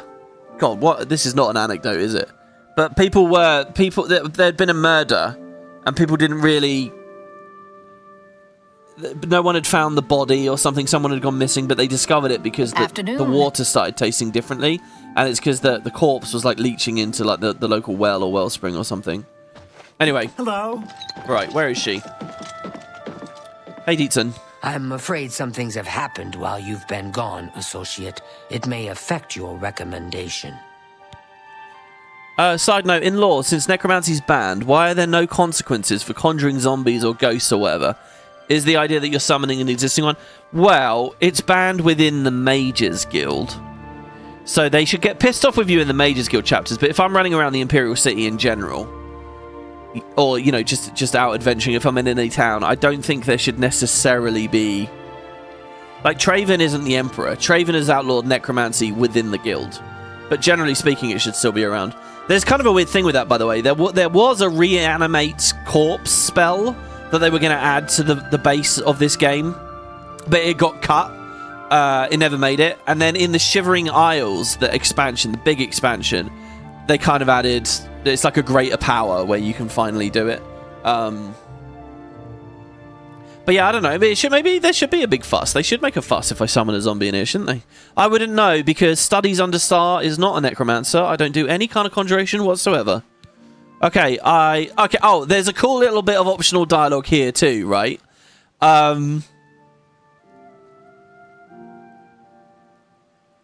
I'll do the mean one. Okay, I'm just going to immediately... Instead of telling her that there's a dead body and the guy's gone, I'm just going to immediately ask about my recommendation. I'll admit, it's my doing. I couldn't leave well enough alone. And after you'd left to go after that ring, well... I'm just so tired of the way we've all been treated by Falkar. I was worried about you and angry about Vidkund, so I confronted Falkar directly. Wait, what's going on? He was furious when I told him I'd helped you. And then when I threatened to report him to the Council of Mages, I thought he was going to kill me. He flew into a rage. I didn't even understand some of his ranting, but he said that our days are numbered, and then he stormed out. I don't know if he ever wrote your recommendation. I'm sorry. I didn't expect this to happen. Perhaps you should go look and see if he did write one. What happened? You should check his room in the living quarters. If you see the note or anything else unusual, let me know. I'll gladly send it to the council. Oh. I can't believe it. So what, she had got in an argument with him and he ran off. I didn't even notice he was missing. Hi, Vidkund's dead, sorry. It's such a shame. He didn't deserve to die like that. Oh, I thought that the optional dialogue, the tweak was going to be that she'd get pissed off with us, that we were more interested in ourselves than him. Ring of Burden. Oh, just drop it anywhere. I don't think he really cared about it. I think it was some sort of sick joke on his part. Yeah, I doubt we can sell it for anything. Well, be seeing you. What I'll probably do is put it in our stash in the... Are any of the chests safe in the Mages Guilds? Can you use these as temporary homes? I don't think you can, right? Is there a marker, by the way? When it's like a safe chest that won't respawn, does the marker appear different on your crosshair? Have you noticed a change in the well water recently? Oh, there you go. It tastes strange to me. No doubt. Have you heard about... Well, we got it. Nice. I probably blew that up. It would have been better if we just emergently found that. I thought we were going to miss it, though. No. Where the hell is Falkar, then? His quarters. And where did he go? Not only has necromancy been banned from practice in the Mages Guild, but the guild won't deal with anyone who openly uses it. To me, some of that necromancy stuff, it feels like Morrowind design. In Morrowind, you can't be the leader of all the great houses. Like, the Thieves Guild asks you to murder someone in the Fighters Guild at some point. You can't attain the top... the point is you make decisions. I feel like early Oblivion, they were going to do something similar. But then they copped out. Goodbye. They decided you should be able to do it all or something. Hi there. It's my pleasure. Hello. Take care. I don't know. Where's this study? Is it like way upstairs? Was it downstairs? Ah, in the basement? Really? I opened the door with the Mages Guild key. We never went in here. They sound like Patty and Selma. I can't unhear it. They do sound a bit like Patty and Selma, don't they?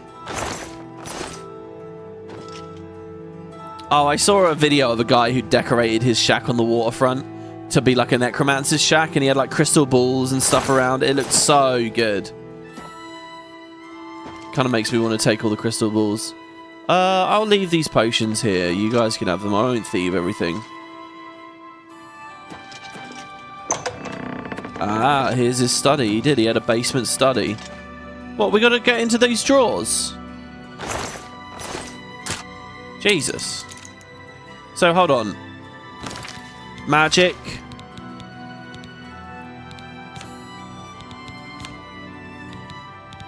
Open hard lock. Our skill level is too low. Open average lock. Our skill level is too low. Damn it. Well, here's a reminder to cast a bunch of shields, I guess.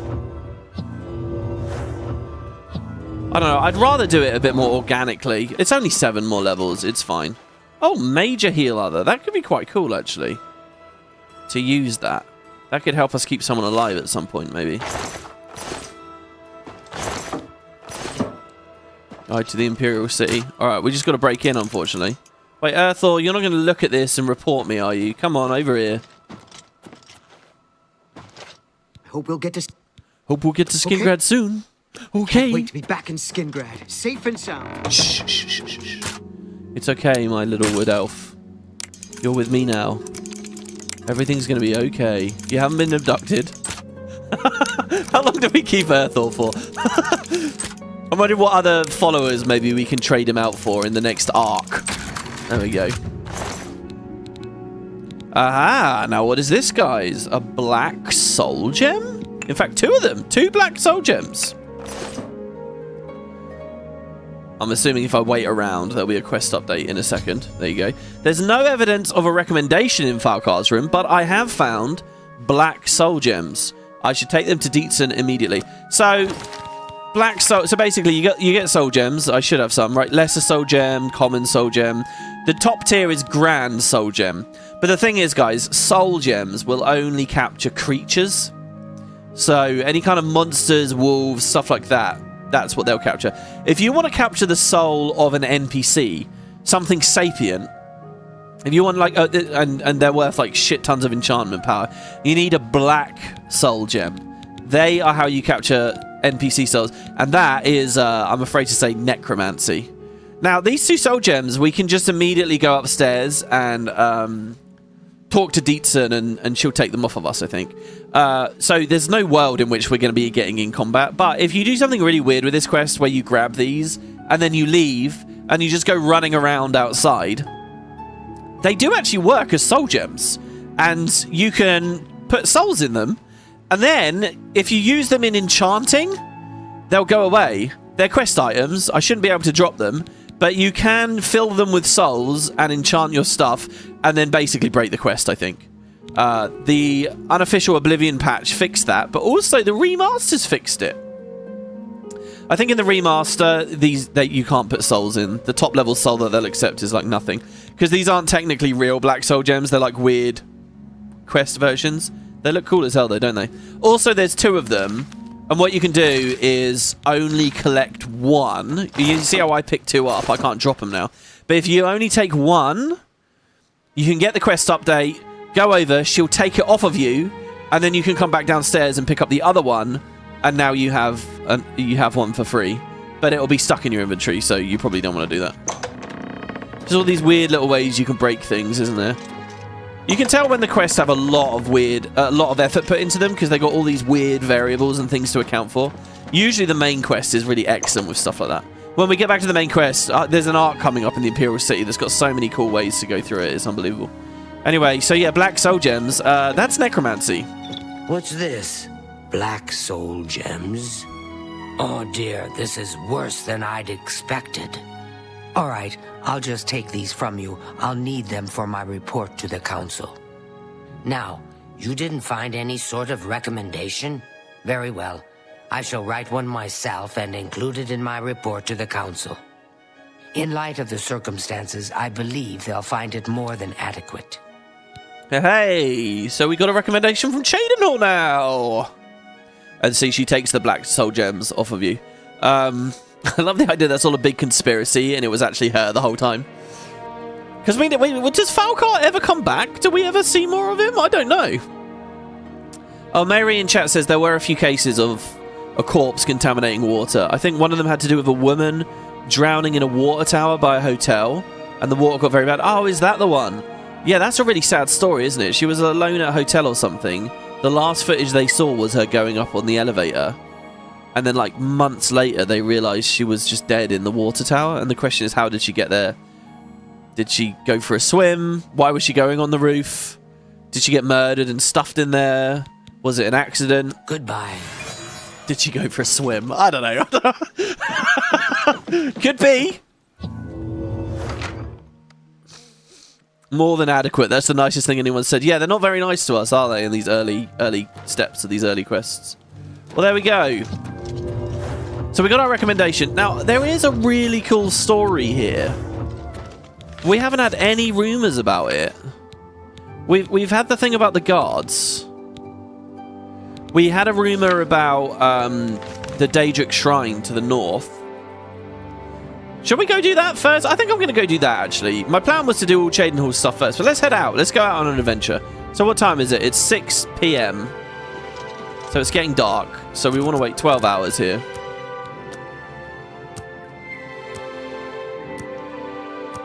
Is it the case of Eliza Lamb you're thinking of in the Cecil Hotel? It was massive some years ago. She was found in the dead in the hotel water tank on the roof. That could be it. Oh, storming and raining. Mind you, we've not really played with it being stormy and raining lately, have we? So maybe this will be a vibe. Something a little bit different. Let's head out the East Gate now. So there are a few things I want to do on our adventures around Cheydinhal. One of them is actually to do a little dungeon. I want to go up to that shrine that we were told about, some Daedra worshippers up there. And there's a really cool place as well that the Thieves Guild takes you to up here. I don't remember exactly where they are. I don't have a map open or anything. So we might end up getting a bit lost out in the storm. But you're alright with that, aren't you, Erithor? He doesn't want to come. Dude, it's going to be a good vibe, actually. We'll get the torch out. You think that woman from the hotel, she had a psychosis episode? Is that a fact, or is it one of the theories about what happened to her? I'm not too into, you know, morbid true crime stories like that, but I know there's a lot of YouTube channels that tell those stories. There was a really cool... Erithor is not following me. Did I tell him to wait somewhere?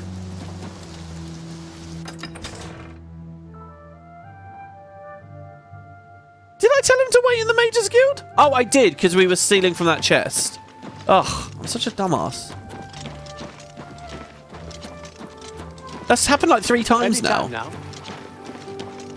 It's an excuse to walk back across this, I guess, at least.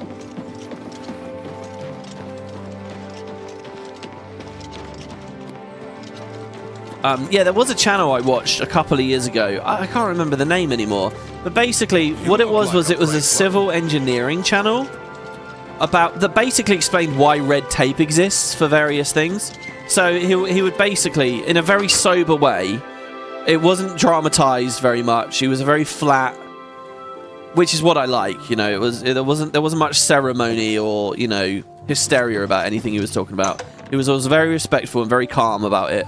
But basically, he would recap, you know, disasters like crushes in crowds. You know, like a concert happens, and there's a mass crush, and you know, he would basically explain how you get enough people at a certain density in a crowd, they basically fluid dynamics starts becoming what we're talking about.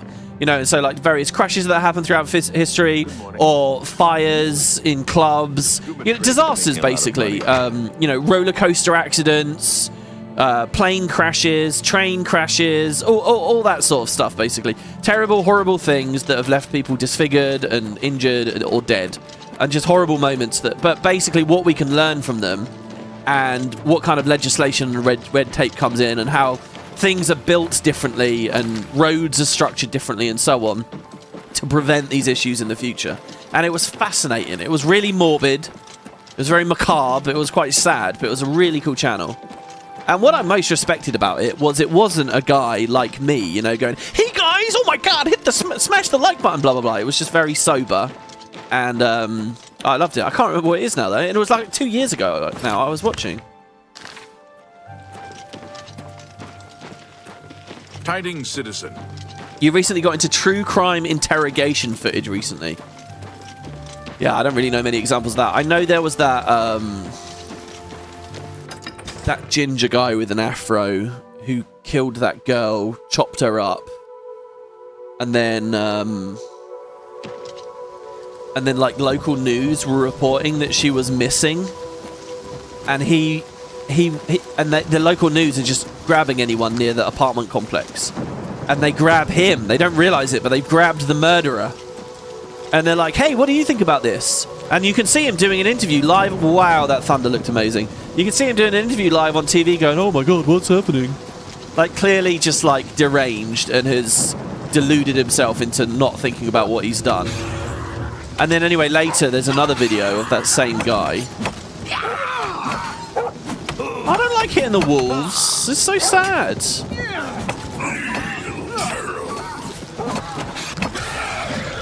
Do you know what? I'm going to swap our hotkey for Soul Trap.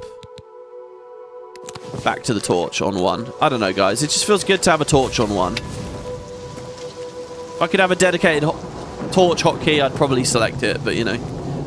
Yeah, and then there's a follow-up later, another video. You can see his police interview, where they're just like asking him. They don't know that he's done anything yet, but it's like a 3-hour-long interview, and it's a sped-up time-lapse, and the guy just sits completely stock still the entire time.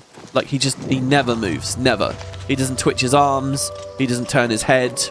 You can even see, like, the interviewing officer leaves the room for a while, and he still just sits there, completely fixed. Like a deer in a headlights. Just crazy stuff. What is this? This is Fort Farragut. This is not where I really wanted to go.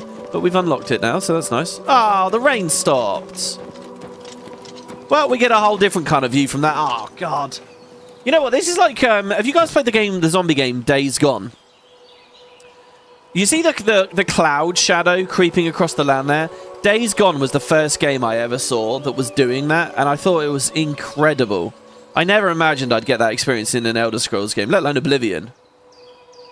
There's something that's just so immersive and cool about that. Seeing the Imperial City back there too. And what is that? Oh, maybe that's the university, actually. You'll notice we're not really seeing the Wizard's Tower on the horizon anymore. It's because we're actually really close to it. It's over there now. We're getting closer and closer. Oh, by the way, in terms of visuals, one of you guys dropped a comment. Oh, no, not main menu. One of you guys dropped a comment and said that screen space reflections. Now, remember, I already pointed out that if you turn... The water effects are a bit buggy. If you turn screen space reflections off, it fixes that. But the water looks a little bit less textured, I guess. Anyway, I already demonstrated that to you guys and turned it off. But then, sneakily, I don't know if I mentioned this, but the past, like, 3 episodes of the LP, I've had it on again. I don't know. Even with the weird bugginess of the water, I kind of liked it anyway, so I just left it on. But I had a comment last night of someone saying, hey, WP, actually, turning this on at all disables... Did he say all ray tracing turns off or some shit? I don't know. He said that it's a major difference if you turn it off. If you turn it on, it disables a big thing. So just have it off. So anyway, today I've had it off. I don't know if you guys have noticed any difference. I'm not sure I really have. I'm sure it's contextual. Anyway,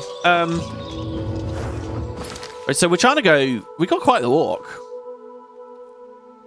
I guess I just followed the road when really I shouldn't have. Let's go back down from this hill.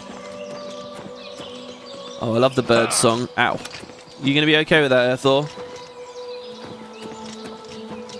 A bunch more deer here. If I was any good at the game, I'd try and get some venison. You like the look of the water a lot better with the screen space reflection? Yeah, like there's something about the small detail in it, right? The graininess, like there's nice ripple kind of effect on it. I think the water does look worse with it off. That's the kind of thing where I think over the upcoming months and years, guys, you will see people will tweak and mod and refine these things, and they'll find a way for you to have your cake and eat it too. I hope, anyway. It's amazing. This thing looks so good already as a starting point. It's just incredible for me to imagine where it will end up going. Not that I've got a PC really capable of handling pushing it to its limits. But, you know, maybe one day.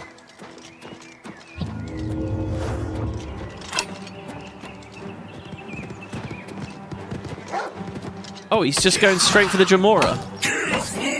Come on, little Wolfie.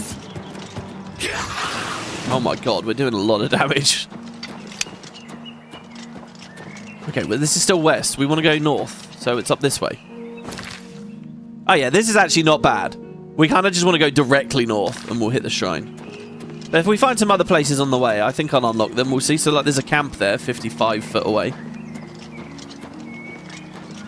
Hitting the fluffy puppy feels wrong. It does, doesn't it? It really does. Wind range camp. Oh, she's in Mithril?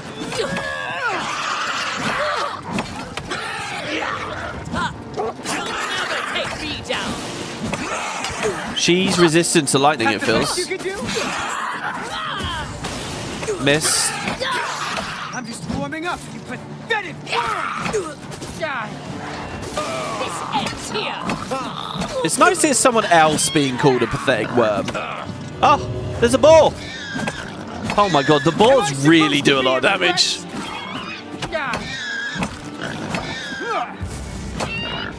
Oh, he doesn't know who to hit. This is awesome. He just kept turning around and facing the other one of us. Dude, we're a good team. Oh, why do you want to go back to Skingrad? Look at this. There you go. Mithril Cuirass. Arrows of Drain Magicka. 8 of. And they're worth 22 each. I don't really remember how enchanting arrows works in this. Do you have to... Do you enchant the stack and the whole stack is enchanted now, but you can't add to it? Or do you have to enchant each individual one? One of those options sounds much more tedious than the other one. Flower's very good, by the way. Flower, you can combine... Flower has reflect damage on it as its 4th and final effect. So I think Flower and Corn is making reflect damage potions. In fact, I think I made some. I was going to talk about it and forgot. Did I? Yeah, no, shield?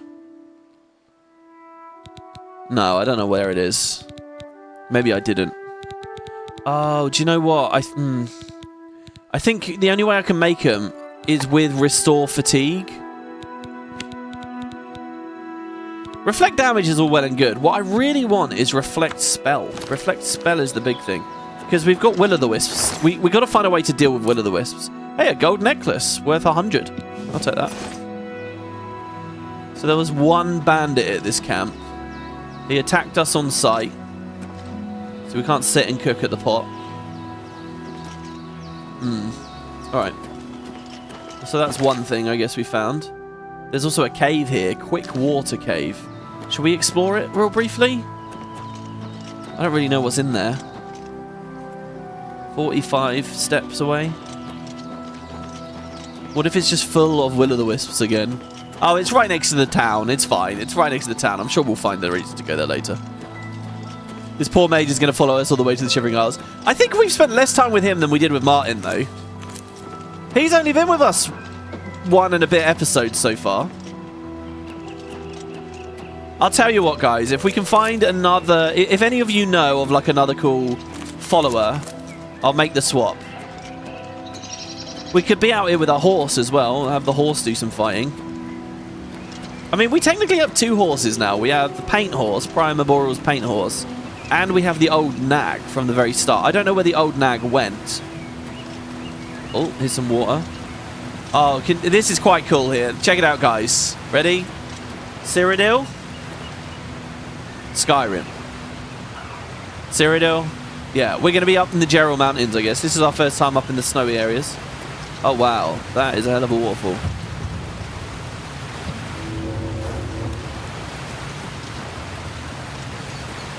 Erethal's better than Martin. Yeah, I mean, he's doing well, isn't he? I like that he's a summoner. I wonder what other kind of followers we could get, you know?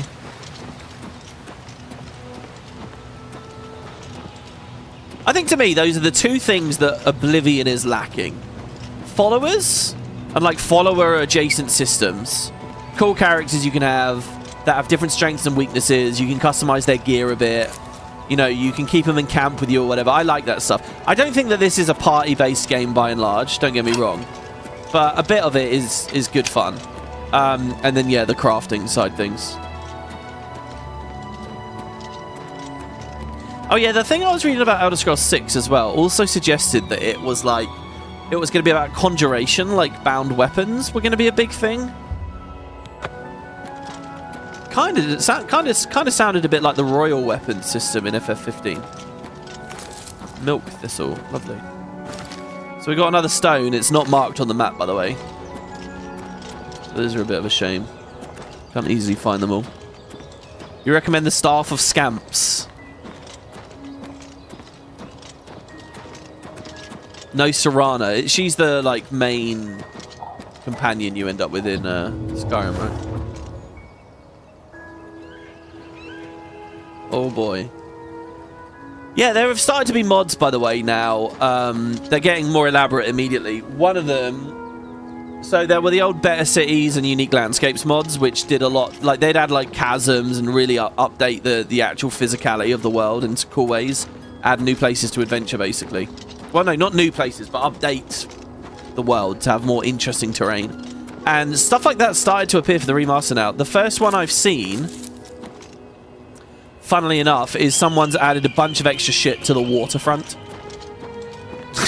Which is like, the waterfront is already such a low FPS area with so much going on, so much clutter around. And of course, that's the one that people start modding straight away. I think it's because, and that was the case in Oblivion as well. I think it's because that's where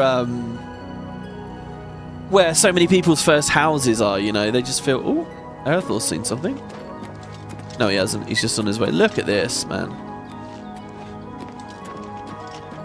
Yeah, the long distance is really good in this. Like, there's no LOD issues. LOD modding in the original with, like, Test4 LL and stitching the terrain and putting the right terrain textures on and then picking what kind of things you'd see was just insane. This is just incredible. I read that it's something about, like, Unreal Engine 5. Look, that bridge. Can you guys see that? You may have to full screen, right? Under my cursor right now is that bridge we were on with the lights over near the Imperial City. That we walked across it at night. How cool is that? Yeah, Unreal Engine 5 has this thing called, like, nanites. Which is like a new way of handling polygons or something. So they shrink as they get further away. Or some shit. It's like a totally different way of handling LODs. That has just created this black magic, I guess. That I don't understand even remotely. But it's really cool. And I think they actually recommend in their documentation... They recommend that you keep, like, a bunch of, like, stuff loaded. Like, you don't unload things. You just let it be there and the nanites sort of handle it. I don't know. Hey, an alien well. We draw power from the well. So this, again, this gives us Fortify Magicka, right? Yeah. So we get plus 50 maximum Magicka, which is really good, by the way. Magicka, you can't get much in this game. You really can't. Basically, the end game is get as close to 85 armor as you can, or specifically to 85 armor. And then what you're going to do is... Oh, well, you don't have our helmet on, do we? And we ran out with the Ring of Burden, so we can't loot much. Get to your 85 armor, and then treat each piece of clothes that you're wearing as an enchantment slot. And the best enchantments really to do are Fortify Magicka enchantments. You can get like plus 50 per piece. That's why like those prison wrist irons are so good, because you can equip them as a mage. You don't lose spell effectiveness, and you can get another plus 50 Magicka off of them. If you don't do that, you can put Chameleon on, or you can put Shield on. You can wear just regular clothes and have Shield to get to 85 armor anyway. Where is our helmet? Is it just this orcish helmet? Was that what I was wearing the whole time? I guess it is. Give us another 3. So yeah, Alien Wells giving you plus 50 is cool, but it's only temporary. there was a really cool mod that made it so that you could have +5 every time you found a new well. So the idea was travel around the world on a pilgrimage, if you like, and get +5, +5, +5, and I like that a lot. And then I think he had it that on your final one, you got like an extra bonus of +10 or something. So in the end, you ended up with the +50, or maybe slightly more, but it was permanent at the cost of having to find every well in the game. And I like that. I think that's way better.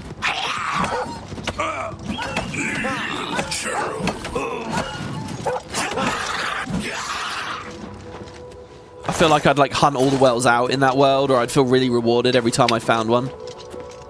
I felt like giving that sort of treatment to all the statues that give you the blessings from the gods would also be quite cool. Right, we're pretty high up here now. Oh, we're very close to it. It's nearby. Oh, it's there apparently. 50 away. I don't see it though. Aha! Aha! It's Azura. Okay, this shrine, guys, seriously, if you're playing along, if you want some advice or whatever, definitely come to this shrine. This shrine is really good. This is probably, for like usability, the best shrine in the game. Hello, Danger worshippers. This is Burmima. I'm trying to concentrate, if you don't mind. Okay. Oh, okay. You have entered a holy place. What is your business here? I like that there's a dark elf here. What's this shrine? The Shrine of Azura? These are dark times, and people's minds are poisoned by rumors and superstition. Unless you can persuade me of your good intentions, I cannot speak further on this matter. I'm not planning to sacrifice Azura's star, am I? I'll talk more about the sacrifices when we get there. Don't worry. These are dark times, and people's minds are poisoned by rumors and superstition. Are they?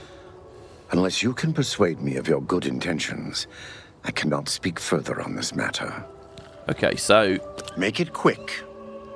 Let's make him like us. So, he loves admiration, he doesn't like jokes, and he doesn't like coercion.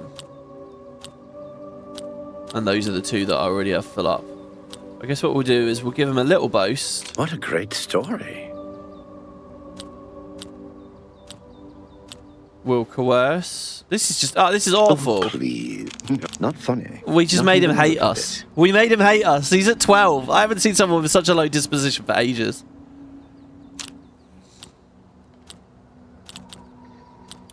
Oh, come on. This sucks.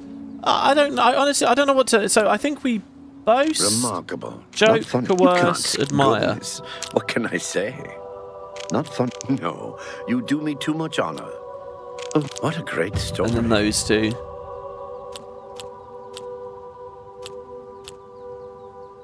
I think I'm gonna boast. I wish I could say that. Admire, coerce, joke. You're revolting.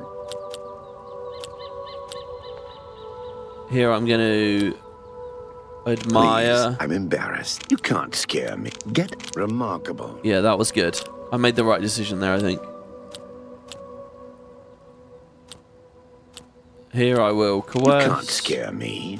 Ugh, please, I'm embarrassed. But thank you. Remarkable. Okay. Do you like me now? This is the Shrine of Azura, Queen of the Dawn and the Dusk. What is your business here, traveler? Well, I wish to summon Azura, or I'm passing through. I wish to summon Azura. If you wish to speak to the lady, visit her shrine at dawn or dusk. Leave her an offering of glow dust, and perhaps she will deign to speak with you. Okay, so we've hit a problem here. I'll be here. We need glow dust. I'm trying to... Yeah, she won't say anything. So, if I try to interact, it says nothing happens. I need glow dust. Now, glow dust...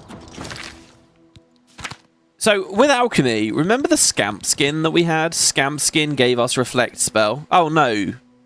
No. There are brown mushrooms. I can't remember what their exact name is. But they're like brown half mushrooms that we can pick from trees and things. Those mushrooms are one of only 2 ingredients in the game that has the reflect spell property. We've already got a bunch of those mushrooms. We need another ingredient to mix with those to get actual reflect spell. The other ingredient is glow dust. Glow dust is excellent, therefore, for that. You need glow dust for reflect spell. I really want lots of glow dust just on that. Glow dust is also used for this. I want the glow dust for reflect spell so that we can fight will-o'-the-wisps, right? Because will-o'-the-wisps are messing us up. So what's the question? What drops glow dust? Will-o'-the-wisps. Ah, yeah, that's the problem. You need to kill will-o'-the-wisps to get glow dust to be able to make the potion to help you against them. Oh my god, it's a big old bear. Should we fight the bear? So yeah, that's a real unfortunate downside, I have to say. Thankfully, so I'll put a pin in this for Azura's Star. What is useful though is the next town we go to, Bruma, by the way, way across the mountains over there. Bruma has a Mages Guild chapter, and in the Bruma Mages Guild chapter, there is some glow dust on the side. So we have added reason now. I'm going to poison this thing. We have added reason now to go to Bruma, and therefore we'll be able to do Azura's Star. I'm on your side. I know you're on my side. I was hitting the bear. Am I supposed to be impressed? Does he conjure his own weapon and everything? Look at that. Oh my god, he fucking destroyed it. Wow. And you get a bear pelt. But bear pelts are like one of the better pelts, but still, 8 weight for 30 septims? Just not good enough, is it? Look at the mountains. Oh my god. So, yeah, I've somehow managed to skip multiple other places that I wanted to go to here. Let's see. So that's Azura's Shrine. Is the compass going to show me anything else nearby? Let's get a good lay of the land here, a good view. There should be an alien ruin near here. That's Cheydinhal. Ah, there's the alien ruin.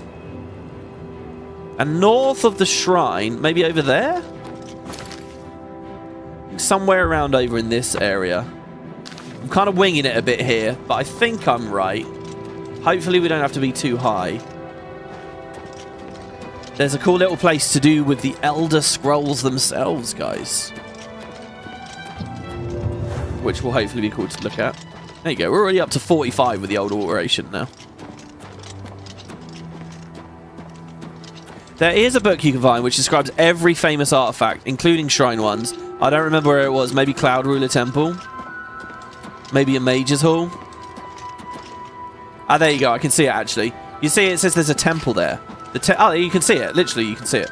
The Temple of the Ancestor Moths. This place is really, really interesting.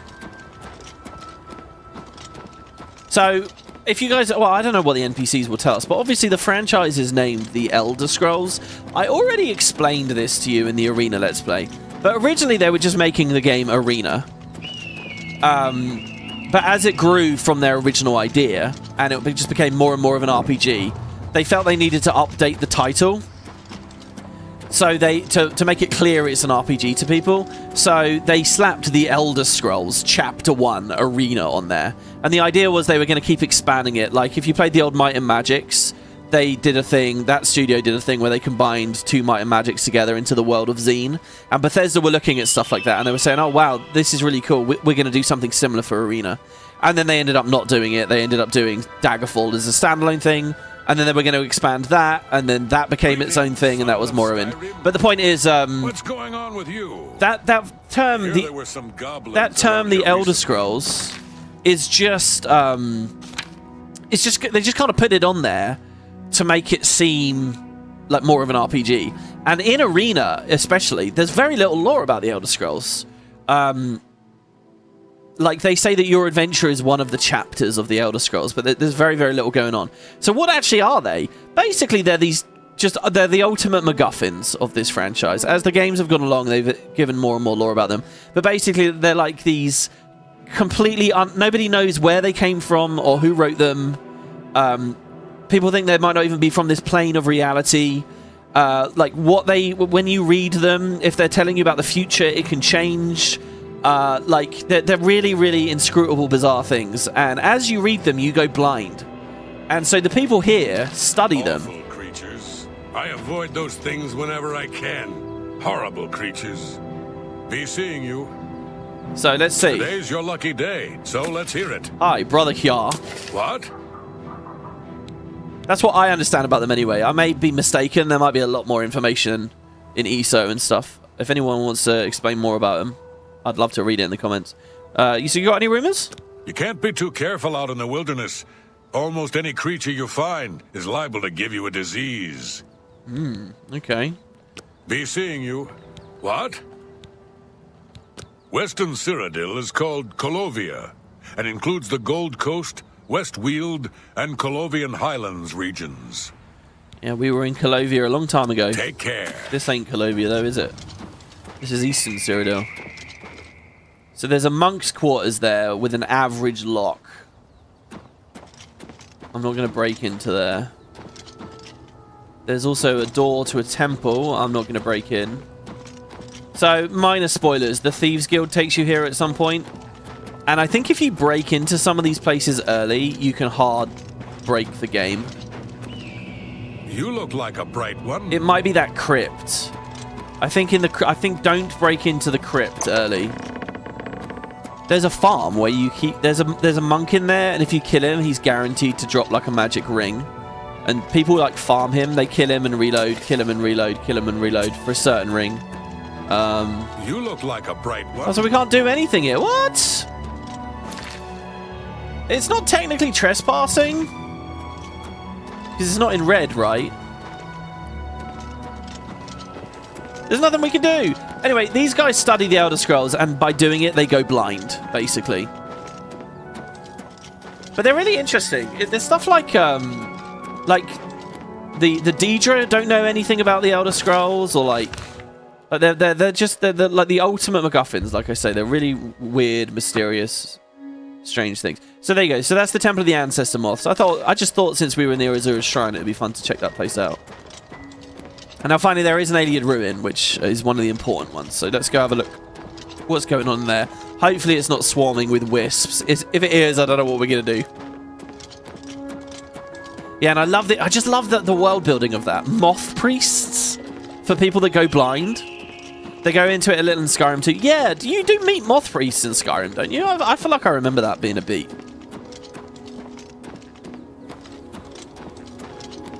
That's King's Crest Cavern. That's Lord Rugdumpf's estate. That's Azura's Shrine. Lord Rugdumpf's estate, I think, is Fighters Guild related. I think this guy's a bastard. Doesn't he have like a bunch of slaves or something? Should we go have a look? I like it. He's got Cheydinhal architecture. There might be a farm out here as well somewhere. King's Crest Cavern. Good enough, really. Oh, I like this. He's got nice planters out the front. Nice little area to sit. Front door. What's up here? Oh, it's just a bit of a stairway.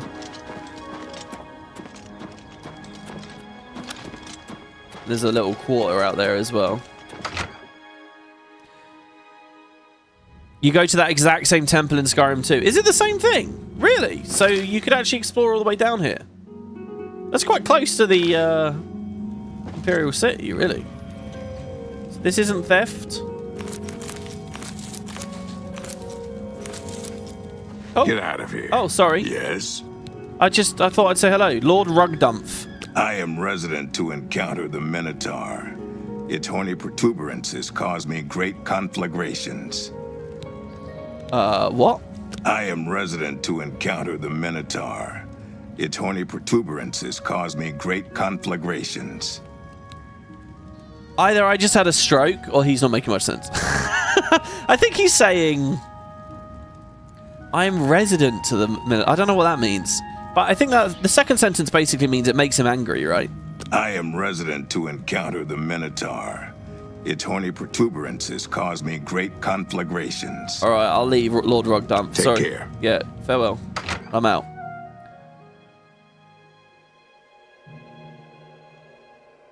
Yes, verily. You don't remember going there, but it might be one of Bethesda's CC minor DLCs? Oh, maybe. Well, I wouldn't know about that then, because I haven't played Skyrim for like 10 years. Let's go see his staff in this little house. Oh, there are no staff here. There's some books, Some cheese.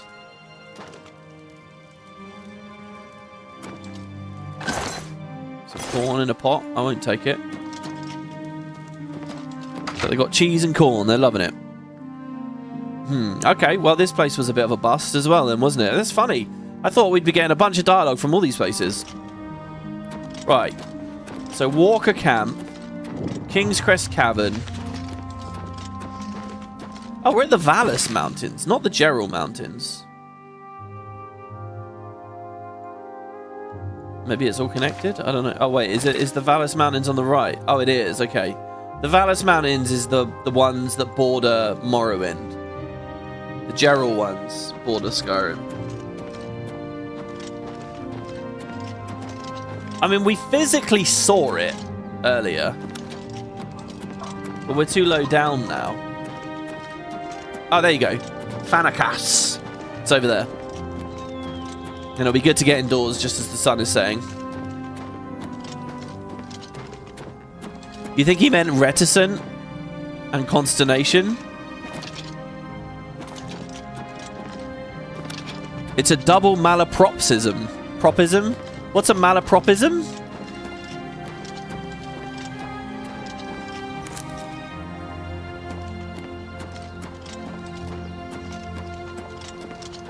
Fanakas. The Ancestor Glade is what you were thinking of, not the temple. Oh, a mountain lion.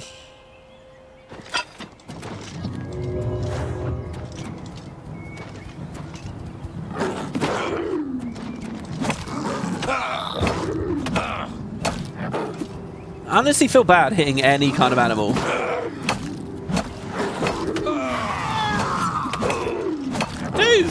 Dude. Okay, never mind. Oh, never mind. This thing really hurts.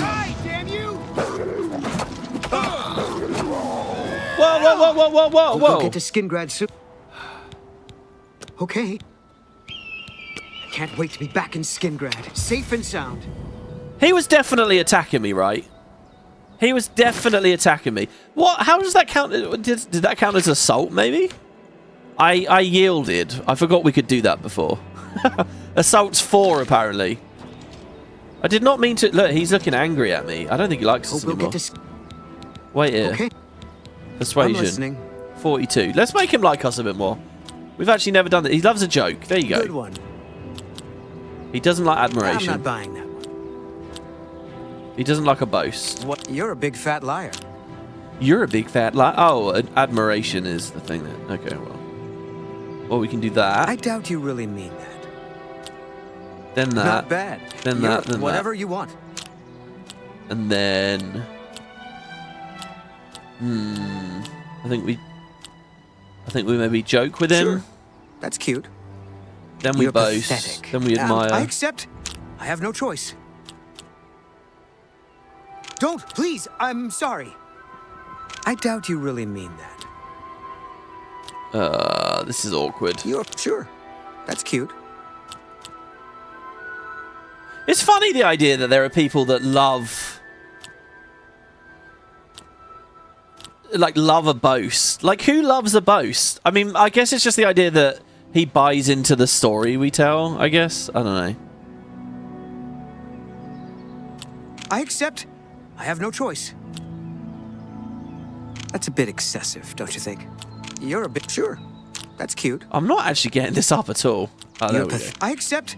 Good. I doubt you really mean that. That one went all right. You're full of it. Was that supposed to... Yes. Not bad. And that one went very well. Not bad at all. Don't make me laugh. Yes. Whatever. Was that... Sure. That's cute. Don't make me laugh. Don't. Please. Not bad. Not bad at all. Don't make me laugh. I doubt you... Not bad. No more. You're frightening me. So I like how the coercion is one of his big things. It fits his character. I wonder if that's an accident that that's so good, or they really thought that through. Because if they did, think about all the cool ways, minor ways they've thought that stuff through in this game. Yes. Whatever. I'm not buying that. Dude, I cannot get him maxed out. Come on, dude. I think we want to do... Yes, yeah. I'm not buying that. That possibly? That just put us back to where we were. Sure, don't be silly. That was... We got like 1 point from that. I doubt you really mean that. That's pretty good. Whatever you want. That's pretty good. Don't make me... That's a bit... Please, there we go, finally. We're maxed out. 82. Can you stop scowling at me when you see me now? In Skingrad, safe and sound. Yeah, okay. Smile at me now. Smile. Is that a smile? It might be. Come on, Earthor, look at it. Look at this. Look at the life you're living here. I'm literally like Gandalf trying to bring a hobbit around with me here. Look at the view. See? It's incredible. It's quite romantic, actually. Let's hold hands. Alright, whatever. Whatever, dude. Okay, so this is Thanakas. Wait. Seriously, that alien well I grabbed earlier, it wasn't this one, was it? No, it wasn't. Not sure where the entrance is. Maybe up at the top? Maybe if I take him to Skingrad, he'll like me more? Well, maybe, but you know what I think's really going to happen? He's going to leave me. He's going to leave and I'll never see him again. Skingrad, safe and sound. Actually, I would see him. He's going to go back to his crappy life, going from the Mages Guild to that cave. It's not good. You don't want to do that. I don't know, I've got no idea where the entrance is here. I mean, the map marker is all the way over here, so maybe the entrance is all the way over here. I'm actually majorly regretting right now. Ah, this is probably the entrance here. Carrying the Ring of Burden with me. It's okay, we got the Feather Spell. And in fact, if we level Alteration just a bit more, we got the stronger Feather Spell as well. And we got some Feather Potions. I think we'll be okay. Alright, let's see what's in the dungeon, shall we? Let's get this over with. Little doggy. Oh wow, the gates and the golden gates and things. I don't think we've seen this, have we yet? These look kind of Dwemer almost. That gate is open from elsewhere. This gate is open dead on. This one is also opened remotely. Okay. It's been a while since we've been in an alien ruin. What's that? Oh, there's people in here. Huh?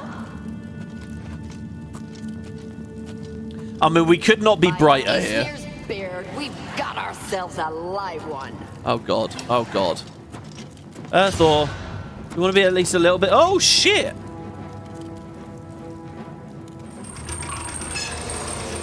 I don't remember this style of trap. I really don't. Earthor, you're not going to get cooked up hit. Oh god. He's just trying to do like... Oh, that's water there. So we could swim over, or we could do the walk along this. Let's do the walk along this. Oh. Oh. Okay. Next one. They're just staring at each other menacingly. It's like dogs, you know. I can probably jump over it. Okay, yeah, that's fine. Isn't this basically taking me back to the entrance? Oh, no. Oh, shit, they cast Chameleon. Oh, it's a vampire. I don't want to be near vampires.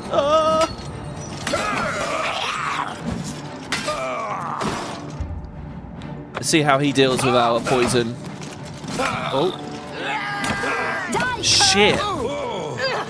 The way she snuck up behind us there was quite scary. Let's drink that potion, the instant potion. Let's drink a shield potion as well. So we're up to 75 now. And then let's drink a restore health. And then let's refresh our shield spell. I fought mud crabs more frequently than you. He just so burnt to death. That's brilliant. Come on, vampire. I got a bit of fire for you. I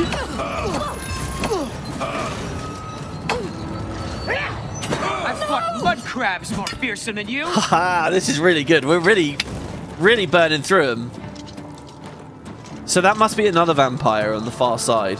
Earthall's going for it. Oh god, don't get hurt by those, please. What's he got? Steel, a highwayman's shirt, vampire dust.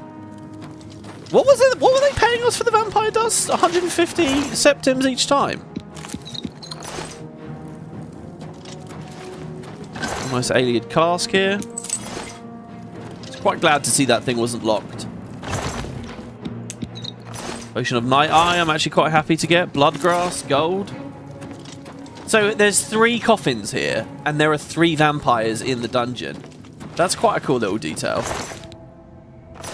Oh, sounds like we've broken combat somehow. Hold on, so this must be the entrance, right? This is where we start it. No. Where the hell am I? No, this is the end. No. This is the entrance. Oh god, I'm confused. Alright, well look, we got 1 door done. 1 flank. I suppose we could go swimming. It would be quite on theme for Studies Under Stars to be swimming. Oh. Yeah, those traps aren't too good, are they? But hey, they're a little something. So if I go left then... Oh. Huh, this is the wrong side. Okay. Where's Earthor? Oh, did that vampire make it through? He did. Oh my god, an Earthor's back there.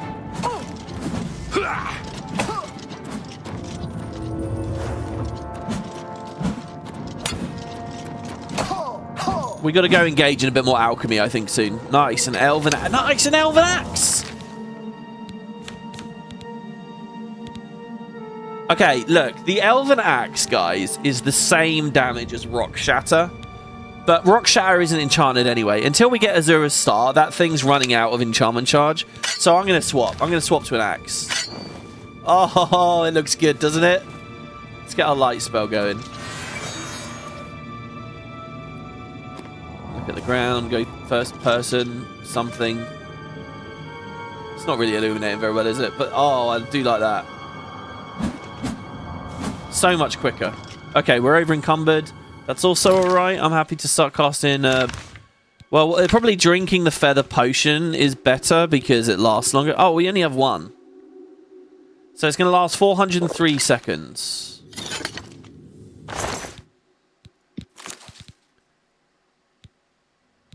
So I'll leave the orcish and steel stuff on the floor.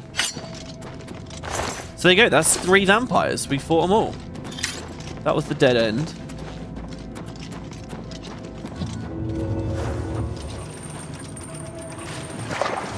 Let's go swimming. Really resisting the urge to sing like Dory here. Okay, that's too high to jump out of the water. Do you know what we could do, though? Oh, we don't have our water walking potions, do we? Did I sell them? Did I get rid of them? Oh, our water walking potions would have been excellent there.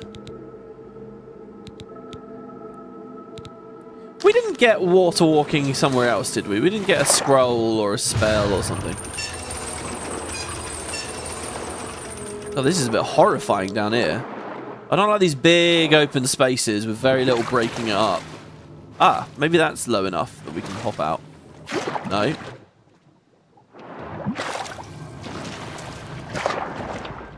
I feel like I can stand on the corner there. No, I can't. Alright, okay, I see how the dungeon works. We're not meant to jump up on those lips unless we have a tool for it of some kind. Even that one? Yeah, even that one we can't. So wait, how do I get out of the water at all now? Oh god, and time's ticking because of the feather potion. We're gonna experience the drowning from the Ring of Burden quest, but for real this time. I could just drop the ring. It doesn't mean anything. It's worth nothing.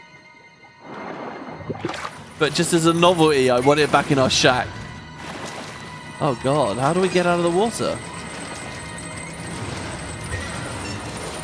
There's got to be a shallow ledge somewhere. I need to gain speed like a dolphin. Yeah, that's a good idea too. That's not shallow enough. Maybe it's an underwater tunnel or something? I mean, how well hidden is that? Oh god. I mean, there actually is. Oh, there you go. It is an underwater tunnel. Okay. Good. I like the orange lights in here with the candles. Do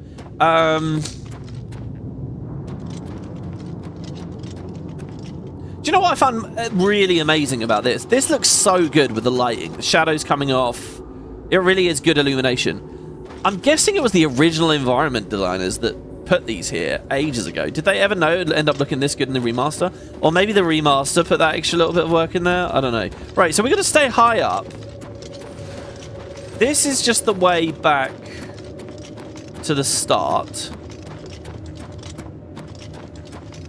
So we want to find a way left, really. How do we go? Do they want me to Super Mario jump my way over there? Is it like a jumping puzzle?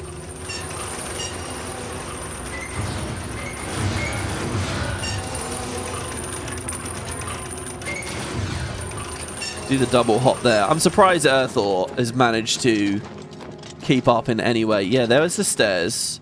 That's locked. And there's no pressure pad on the floor, right? That I've just missed. No, there's no pressure pad. Any of these feel like they could be doors that open. So we don't want to go there. What's like the method to get through? This opened. That's just the central one that we started on. Oh, shit. Okay, oh, I see what it is. When we entered, we could only go through the start. When I hit this pressure pad, it opened not only this door, but the one opposite us as well. There you go. The design was similar with the candles, even in the original. They should have given Argonians gills. They would have looked cooler. You're right. That would be badass. Maybe something for Elder Scrolls 6? On our necks? Not that I always play an Argonian. I don't know what I'd play in the next one. I think I'd play a Nord in Skyrim. It's funny because, for all intents and purposes, I could have been an Imperial here. Wait. So there was a way to surface, even in here, was there? No, surely not. This must be a hidden thing. Oh, no, there was. Wow, lots of ways through. Always lots of ways.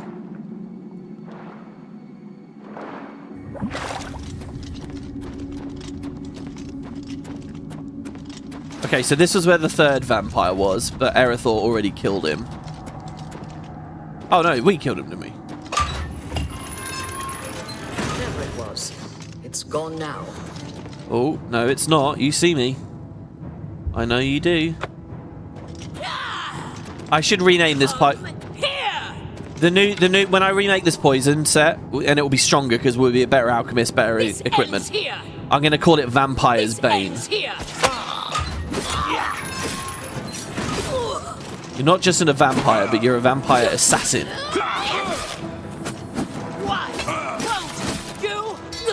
Oh my god, that's so good. That's like playing on novice, isn't it? That's so good. She had a dwarven bow, a grey robe, dust, more arrows of dispel, lockpick.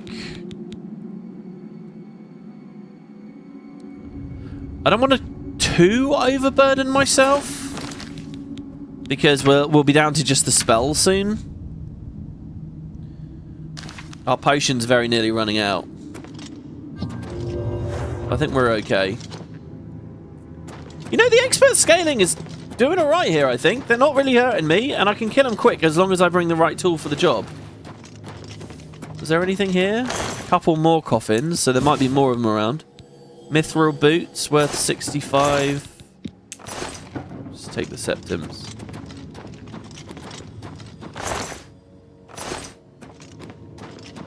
I remember one of the big mods back in the day was called Bank of Cyrodiil, and what it would do is it would make septims have weight. And you had to actually deposit your stuff into the bank or whatever, which is kind of cool, like, I guess, as like maybe an immersion sort of feature, but jeez. I feel like that's going to be so tedious, you know. Carry weight is a very delicate thing. It's fun, sometimes, if you get it right. But otherwise, it can just be just so annoying. This is weird. It feels like it's come to a dead end. But that's not usually how games are made. Oh, is this a totally different pool of water? It is a totally different pool of water. Ooh.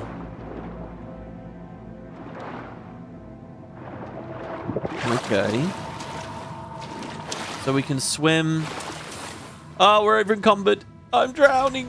I'm drowning. Okay, so we go back to ease burden. And there you go, we're not encumbered. Perfect. Level 46, getting close. Weird. So what's up with this room then? Are there any buttons anywhere?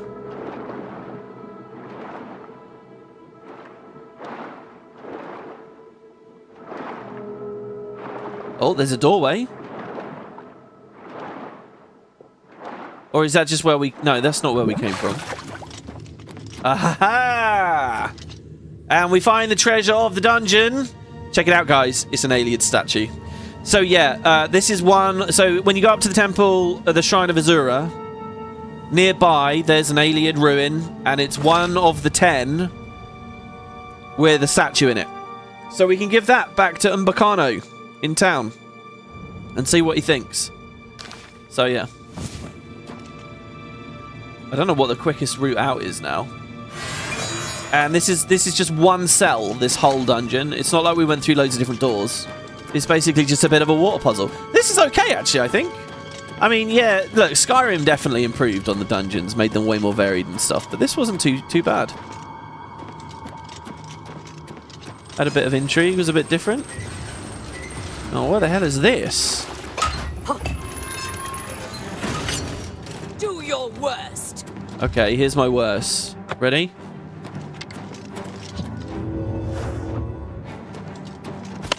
Haha, you missed. Ah! Oh, I missed. We're still poisoned. It's okay. Oh. This is the vampire matriarch. Dude, our hack and slash speed is so quick. Wow. That was great. Haha, blood leveled up as well from that. See, that's the other thing. If you can attack quick, you can level the skills quick too. Okay, she's got a load of poisons. Poison of silence, wariness, a strong poison of separation, some more dust, some more enchanted arrows. Wait, these are arrows of cleansing. Fire damage. Holy shit, 40 points. So that's 80 fire damage. 6 of them, and each is worth 116. Silver arrows. What's this? The bow of the dynamo. Shock damage on strike and soul trap on strike. Oh, wow. If we were a marksman, right, we could then... You could electrify and burn at the same time because the arrows would burn and the bow itself would be responsible for shock. That's amazing. Can you, like, multi-enchant arrows, then? Can I get, like, 4 effects on an arrow? So I can have, like, you know... Oh, God, and you could poison it as well. You could have, like, all the elements on the arrow, a bunch of other debuffs on the bow, and then a poison with a bunch more. You do one shot, and it just explodes them with effects. That's amazing. All right, let's take this. Are we encumbered? Ah.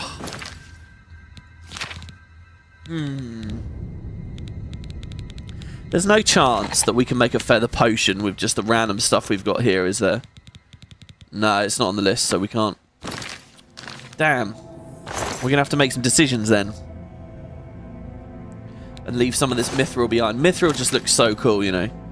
Oh, we're only 1 point over encumbered. So actually, if there's a heavy ingredient in here, I could just drop that and we'd be alright. The statue itself weighs 3. Well, we read the brief history. This is a bit nuts, but I'm going to drop repair hammers. No, not all of them. Ah! Jesus, by the way, you see how it dropped all of those in a stack? Oh, no, let's just use them. That's much smarter, isn't it?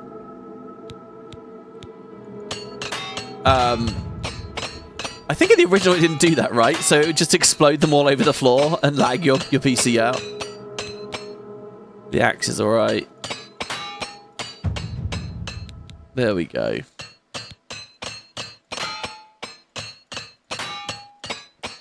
Pretty happy with that. That's really good. Okay. And now we've got plenty of space.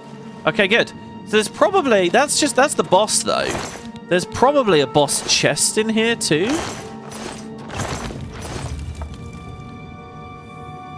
Sound like another door was opening there. I don't know where it might be. That's where we climbed up. Isn't it? Another Elven War Axe. Weighs 28, though. It's too much. Wait, that's a War Axe. Is that what... Yeah, I have a War Axe as well. Don't know whether there's a distinction between two-handed and one-handed. Yeah, because one's a battle axe, isn't it? The two-handed ones? I think the only prize in here is not just going to be the statue. I'm sure that there's got to be an actual chest somewhere. But mind you, actually, guys, this is the same room we were in earlier. This is where Erythor was. So maybe we have done it. Maybe there wasn't a boss chest in the end. There might have been, and I missed it. Might have been snuck away in some cubby hole. I don't know. Maybe something for you guys to check out when you do your files. Can you make him carry stuff, or is that only in Fallout and Skyrim? I can't remember. I think I can sneak. I can reverse pick. You can reverse pickpocket onto NPCs and they'll equip what you give them if it has like a weight of 0 or something like that. So if you have a weight of 0 thing and you enchant it, you can enchant your followers. But I think aside from that, it's just a crime and you can't do it. It's really confusing to me because like I said, the last couple of times I played this, I put a bunch of mods on and there are definitely follower mods. It's totally a thing on Skyrim though that they'll carry your stuff, isn't it? Because there's that thing as well, your horse. Can't you... Is that a vanilla thing in this game? Your horse carrying things? Is the statue used for something or just a fun thing? You must have missed the earlier episodes of the Let's Play. Yeah, there's a big quest. We're on a quest to get 10 of them. There are 10 dungeons across the world that have them. And that's the one that the one I just picked up there was our second one. Have we experienced a wraith? Yes, there's a ghost ship where it's filled with wraiths and they all kicked my ass and I had to run away. I couldn't do anything. So I'll have to go back to that later. There's also I'm really excited. You know what I'm talking about, the Bruma wraith. We'll be going to Bruma soon. Yeah, vanilla Skyrims do carry shit, yeah. I remember the experience, I just couldn't remember which game it's from. This is a hell of a loading screen, isn't it? This is the longest loading screen we've had in the whole series. I'm actually a little bit nervous it's going to crash, but let's trust that it won't. The crashes we've had have been around loading screens. It's crashed about 3 times, and it's always been on transitioning a cell. I mean, I can't remember when I last saved, so if we have to redo the whole dungeon, that's going to be really miserable. Well, it's not going to be miserable. Actually, I would just do it off screen, to be honest. I mean, when it crashes, it like crashes. It wouldn't still be here. And the fact that the text is still spinning and stuff is hopefully a good sign. It is a little bit crashy. So the unofficial Oblivion patch has just been really hastily ported over. And people are trying to use it. And the unofficial Oblivion patch is really good. Like, anytime I go anywhere on the wiki, it just lists like 1,000 changes and fixes. But current early reports are that it's just crashing, everyone. It's not frozen, so perhaps it's simply thinking, yeah, that's what I think. I think it's thinking. I'll tab out and tab back in. Oh. Yeah, I've never had just a stall. I've never had a loading screen stall in this. Chumsy says, horses do not have carry capacity. They can die to gravity. They don't scale with levels, and they can be turned into beasts with touch spells. Yeah, that sounds like the OG Oblivion horses. Remember, this was the first game that actually had mounts you could ride around on like that. A big part of Oblivion is constantly replacing your horse until you can't be bothered, and you just walk everywhere. I like the horses. They just swim very slowly. Guys, I think I'm going to have to reset it. I'm really sorry about this, but I think it is stalled. I think we've been waiting long enough. So here, I'm gonna close the game. There you go, it's gone. And hopefully, I mean, it auto-saves when you transition a cell. So, with any luck, we have an auto-save that is literally there. And we just load in and we're outside. So, that would be quite nice. It's a shame because I was getting ready to save anyway, because I was pretty sure it's going to be nighttime out there. And then what we were going to do is save and rest till the morning. Right.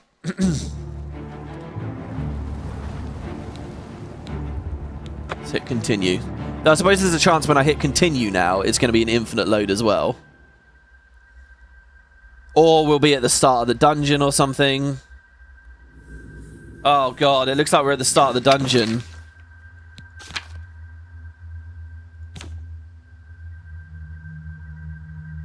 We so are, aren't we? We're right back at the start.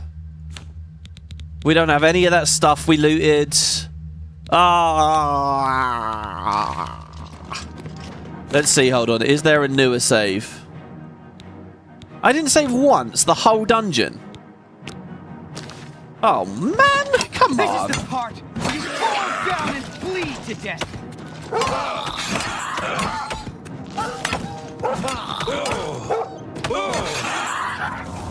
Well, yeah, what I'll do is I'll do this again off screen. We've seen the whole dungeon. It will just mean that we don't have any loot to sell. For the rest of this part. But that's fine, right? That doesn't matter.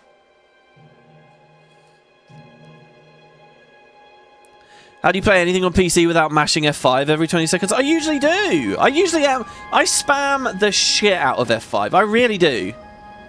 I think it's different when I'm LPing and distracted and holding a conversation all the time. All right, okay. So there you go. That's basically what I wanted to do around Cheydinhal. Well, I want to do the painting quest as well. So let's go back to the waterfront real quick. Let's deposit this ring. And then let's go ask in town for some other things.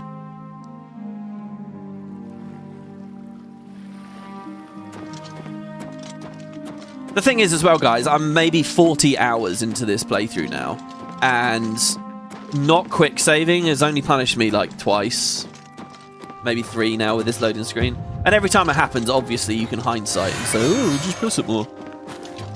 Maybe I'll bind it onto something closer. There's also a little, like, judder every time I do it, so I'm always, like, incentivized to not quite. Oh, I changed the way that things are set up in the house, by the way. Remember we have that pantry, we have that actual cupboard? This is now my alchemy cupboard. See, I've got all my alchemy stuff in here now. So yeah, let's deposit, I guess.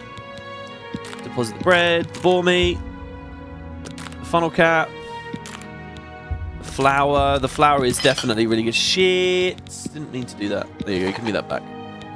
Well, actually, again, I don't really need to carry this stuff around. If I'm not going to be... I could just put the equipment in there too.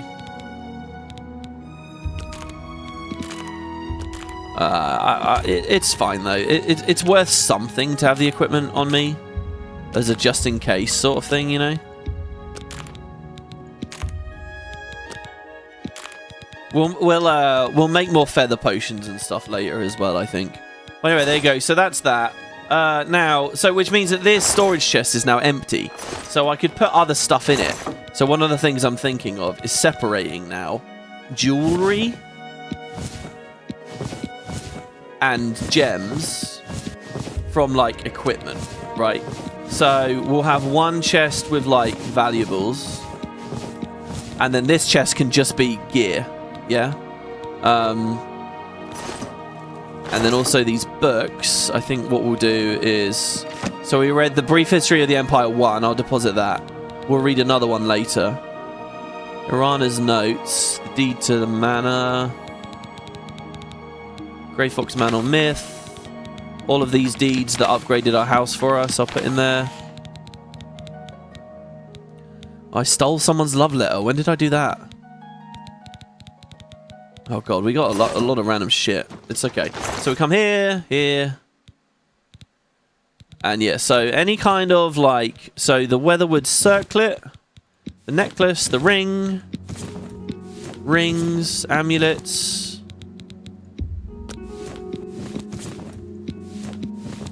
That ring of sneak. The ring of burden, 150 weight. Let's get rid of it. We did so good on the last episode to bring back a bunch of our carry capacity and then instantly nuked it with that thing. All right, that's good. And then the gems and things. I mean, depositing the gems isn't a very good idea. Probably the best thing to do is just hold on to them so that they keep stacking together in my inventory, and then you just sell them all at once later or something. But that's fine. All right, good. We're all nice and cleared up. Do you want to sit and hang out here while I'm on my next quest? Hope we'll get to Skingrad soon. There you go. You can wait here for now. See you later. Can't wait to be back in Skingrad, safe and sound. No, you can come with me. Hope we'll get to... I'll be right behind you. Can't wait to be back in Chest armor for the armory chest. If walking can be a skill, so too can quick saving. Castle Cheydinhal? No, let's just go to the East Gate.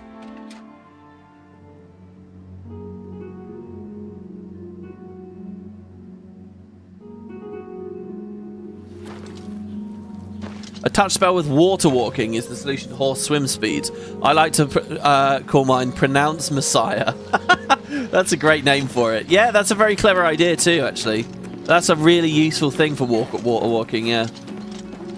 We can definitely start enchanting our horse more as we go along. I'm going to spam this spell a few times because obviously whatever level ups we got from that dungeon, we didn't now.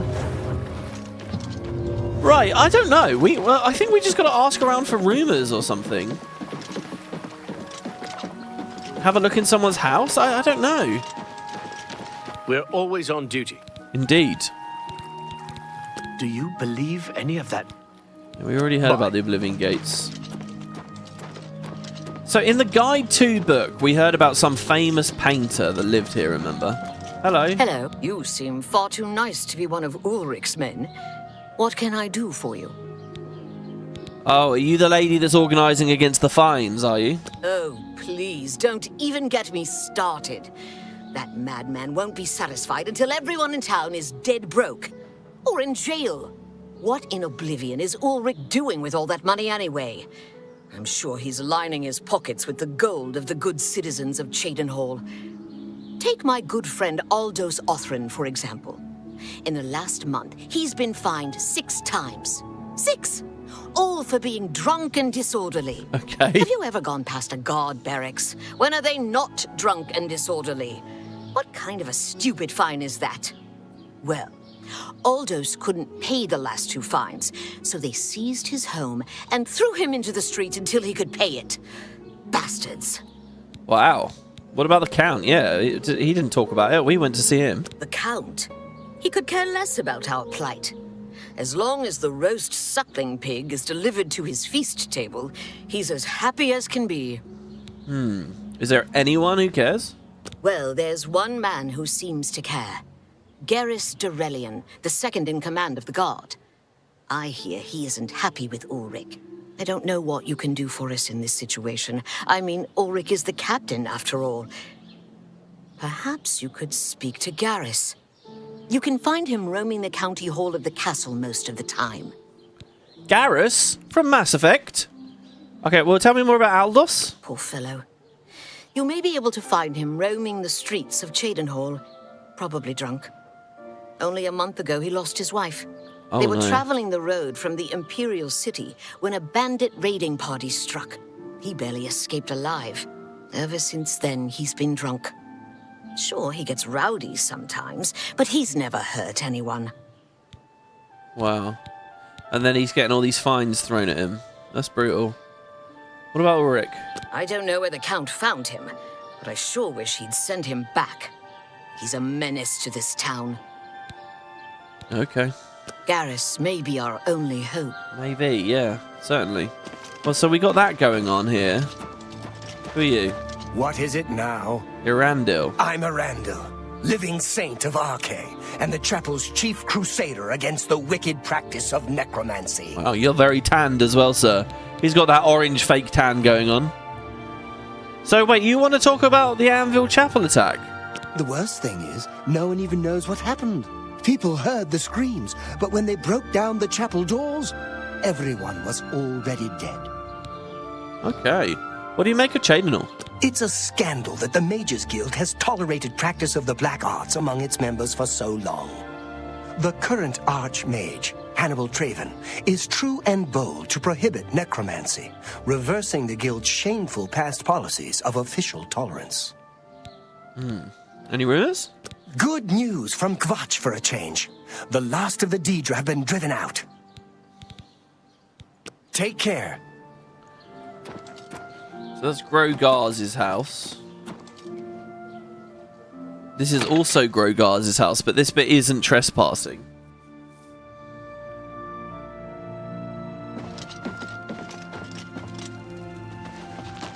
But nobody's here. Hello. Yeah, you're who?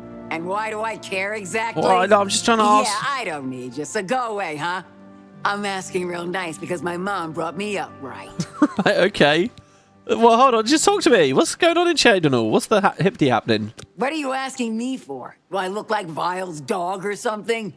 Go on, knit a doily or play a flute or something. I love the orcs being bitches to me. I really do. There were lights spotted. Yeah, it's not... Stop talking. Yeah, all right.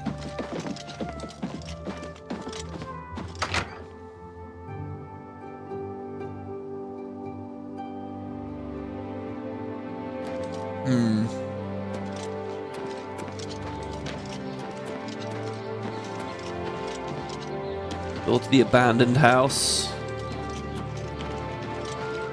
Arenalet's house. Ottimar's house. Ottimbar's house, I should say. This is the river view, sorry. It's clearly not there. I mean, how many more houses are there? What about this one? Lavella Nedrin's house? That's the lady we just spoke to outside about the fines, though, right?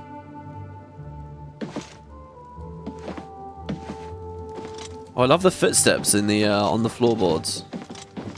Hello. I appreciate the interest you're taking in helping us with our situation. Yeah, I haven't really done Garrus anything. may be our only hope. The light from the windows is just so good in this. Folded cloth. She's got a nice little house. I like that upper, like, almost attic area. Hey, Tom Berry, it's good to see you.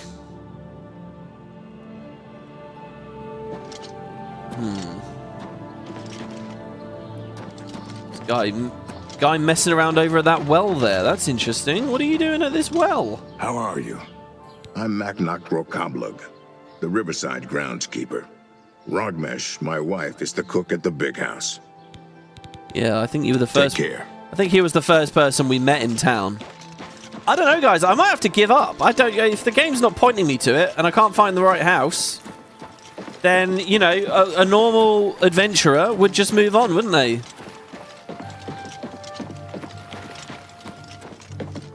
That's Willowbank. That's the house for sale. What about you? Oh, I can eat for a day. Oh, it's a beggar. By the way, you see how, like, haggard and gross and just not good she looks? It's because she is diseased. She actually has disease. And so if you use a cure disease spell on her, you can actually brighten her up and make her look much better. You can, it's true for all the beggars. And you will permanently cure them of their diseases. You can be Jesus, going around, healing the lepers, fixing the place up. This is pretty cool.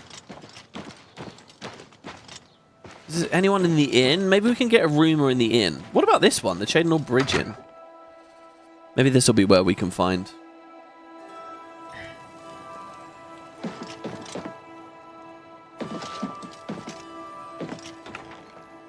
There's an average door locked. Bottles on the floor.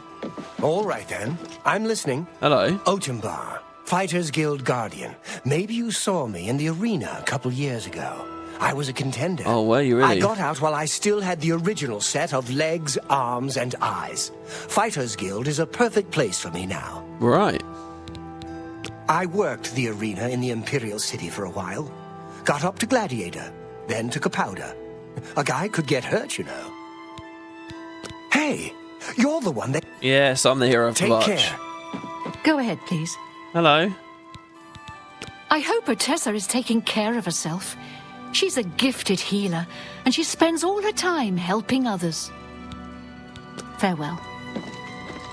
Mariana and Sharia, hostess of Cheydinhal Bridge Inn. We provide beds and food to persons of quality in the Cheydinhal community. Well, thank you. The Count, Andel Indaris, is a Lalu parvenu, but his steward, Naspia Cosma, does her best to coach him on the finer points of Imperial etiquette. I don't know what a parvenu Our most is. celebrated citizen is Raith Lathandis, the famous painter. Speak to his wife, and she might let you take a peek into his studio. Yes, that's what I would like to do. Point it out on my map. What's his name? Our most celebrated citizen is Raith Lathandis. We're going to go to Raith Lathandis' house. Good news from Kvatch. Yes, good news from Kvatch. You don't sell any glow powder, do you? Yes. Let's do business. By any chance? No, it's just normal food. Good day. Which is to be expected. Raith Lathandis. Let's go look at our local map and see what we got. There's a Jesus playthrough, the Jesus build. I know, right? You could be Jesus. Curing the diseases of the beggars. Having fun. Hello, Cot. You can't stop playing? How many hours have you got in it now? So Barbara's Goods. The Shopkeep. No, that's Macnar. The Gage's Hall. The Mage's Hall. The Mage's Guild Well. The Mage's Guild Hall. The Fighters Guild. There was a Fighters Guild quest for us to do here. There you go. Raith Lathandis' house. How have we been so blind? I seriously feel like we've done at least 2 laps of Cheydinhal looking. Look, I've put a marker there, right? Oh, there we go. It's over there. Spinning around, looking in the wrong direction constantly. There's Quickwater Cave nearby. Hey, what? Okay, seriously, how is this marker out here? That's not where I put it. I put it on the house, didn't I? Move it. Okay. This way. I thought it was this way. That marker's so just bugged out, right? Am I blind? Oh. Squeeze between the narrow alleyways. I like this little area at the back of all the buildings. Looks like there's a hobo that's been sleeping down here.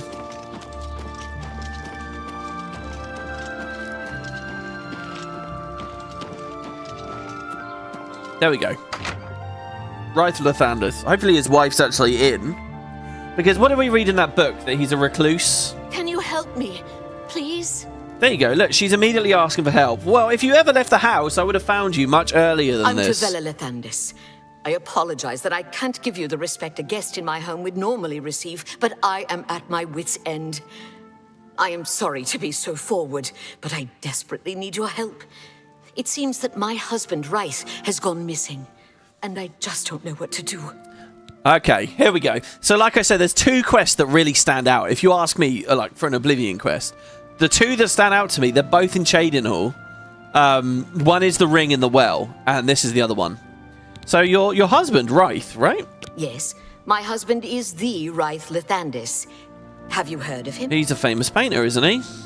There's no time for idle chatter, or no, please tell me about him. You haven't? That's strange. Raith is known far and wide as one of the best painters in all Cyrodiil. His specialty is setting the great forest to canvas. The paintings look so amazingly real that some say they can see the trees sway in the breeze. That's a silly notion, of course, but it just goes to show the attention to detail Raith uses when he paints. Oh man, I'm really excited to see how this looks in the remaster. You said he's missing? Yes. Raith likes to work in his studio with the door locked so no one can disturb him. He usually comes out to eat dinner and sleep, but 2 days ago he didn't come out at all.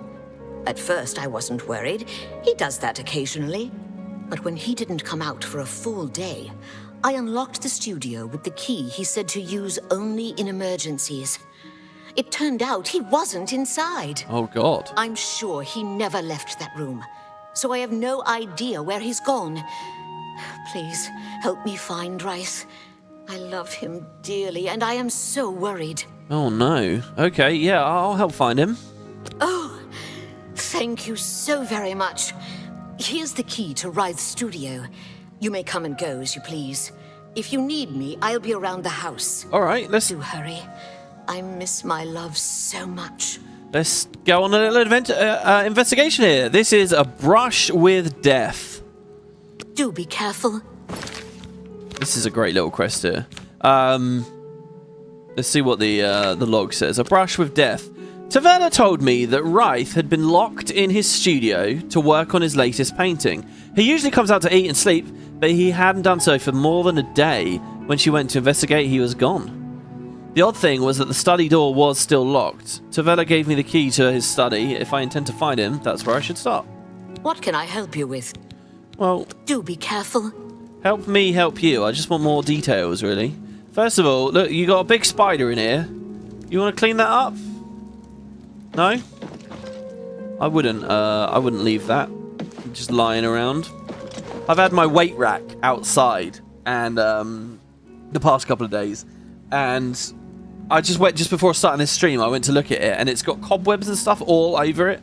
I'm like, Jesus Christ! Gonna have to take a feather duster to it or something. So there's a scroll of water breathing there. It'd be theft. It'd be theft to look in any of this. It's theft even to take her newspaper about the grey fox. We read that. That's old news. Maybe they don't get news very quickly out here in old Calovia. Wait, is this Calovia? I can't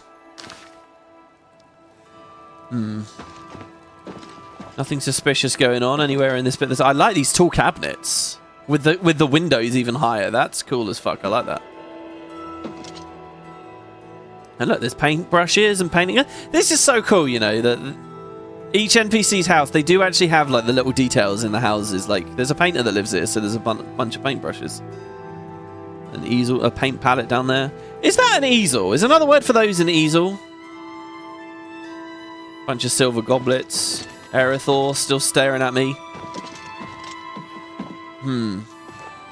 Well, wait, where was his room? Is it downstairs? His study's downstairs? I've just come up into the bedroom and I shouldn't have been sleeping around up here at all, maybe? That's the basement. Please hurry. I fear Rice is in danger. This is his study here. You're standing with your back to it, like protecting it. There you go. Do you want to come on in with me, Tavella? Want to have a look around? Alright, so. Yeah, in she comes. Let's close the door. Our little adventuring party. So what do we got? No, this is an easel, isn't it? The easel is, yeah, the wood thing that holds the canvas. Hurry. You're right, yeah. I fear Rice is in danger. No, keep that door shut. Erythor, if you open that door... Bad companion. Bad wood elf. Hope we'll get to Skingrad soon. No, that's another week that you won't be at Skingrad now. I'll be right... I can't wait to You be just back lost in your Skingrad privileges. Safe and sound. Alright, so, well, what have we got? We've got a metal plate, a bowl, paint palette, a jar on the floor. There's no windows in here that he could have escaped from. Isn't that interesting, guys? I was thinking he could have just jumped out the window. It's ground floor. There's no trapdoors. Please hurry. I fear Rice is in danger. Were there more copies of the key? The door was still locked, but maybe there's other copies? Nobody seems to have broken in. Not much of a sign of a struggle. And here's his lovely painting. So there's that one there. It's not quite finished. It's funny saying these look really incredible because they kind of don't really, do they? Please hurry. I fear Rice is in danger. And then unusual painting to the painted world. Uh-oh. We hit a loading screen. After touching the painting Rice had been working on, I suddenly found myself standing in a strange forest. It looks familiar, like the Great Forest in the heart of Cyrodiil. But something's different about it. Whoa. Where did you come from? You look real enough. You must be from the outside. Oh, thank goodness someone finally came. Oh, it does look I'm cool. overjoyed to see a friendly face. I'm afraid I have some bad news for you. You're stuck here like I am. Am I? Sorry to break it to you like that, but if it wasn't for that annoying thief, we wouldn't be in this predicament. Thief? What thief? I was in my studio when a Bosmer wearing dark clothing accosted me. Before I could call for help, he knocked me unconscious. When I came to, I found that the door to my studio was still locked and that the thief had snatched my paintbrush. That's when I saw it. There was something on the canvas of my painting that I hadn't put there. It looked somewhat like a troll, but it was badly done. I saw it, yeah. Then it hit me. The Bosmer must have leapt into the painting, then painted guardians inside to protect himself using the brush of true paint. The brush of true paint? I knew the secret of my success would be revealed one day. I can tell you all about the brush if you like. Yeah, okay, go on then. Please do, or no thanks. You know what I've noticed? Oblivion's actually not very good with the dialogue choices you get to make. Have you know people criticize BioWare for falling into this thing where it's like yes sarcastically, and that's it, right? Oblivion's not very good at it. It's basically, do you want more info or not most of the time? Tell me more or cut to the chase. That's basically... I would say that describes 75% of the conversations we've had. Please do. Very well. The brush showed up several years ago in the possession of an artist who was serving in the Arnesian War of 396. It seems an errant fireball had exploded next to him, and he lost the use of both arms. He was a stubborn man who didn't want to give up his talent. Being a devout follower of Dibella, he prayed to her for something that would allow him to express himself once more. She heard his plea and gifted him with the brush. It said the bristles of the brush are woven from Dibella's own hair. So That injured man was my father. He passed the brush on to me, and I intend to pass it along to my kin one day. Did you want to know how it works? I'm interested in what that war was. It's little details like that I feel like are really cool about the world building in this. There's so much history everywhere, or it feels like there is. That always feels like a Daedric artifact type deal, right? But Dibella's not a Daedric princess or anything. She's just one of the 9, isn't she? She's and the 9 are called Adra, aren't they? It's Daedra and Adra, right? Okay, how does it work? The brush allows the artist to paint from within a canvas. It opens a portal into which the artist may enter to paint things life-sized. All the painter has to do is have the brush in his possession, and whatever he imagines appears in the canvas. Of course, I'd like to wave it around anyway. It makes me feel more like a legitimate So he has no talent at all. It all doesn't matter now. Unless you can defeat those painted trolls, we have no chance of getting the brush back. In chat, William Hawkins just said, lots of games with dialogue trees make it so the choices don't matter. I kind of take issue with that. You're not the only one that says that all the time. What do you mean matter? Like the thing, right?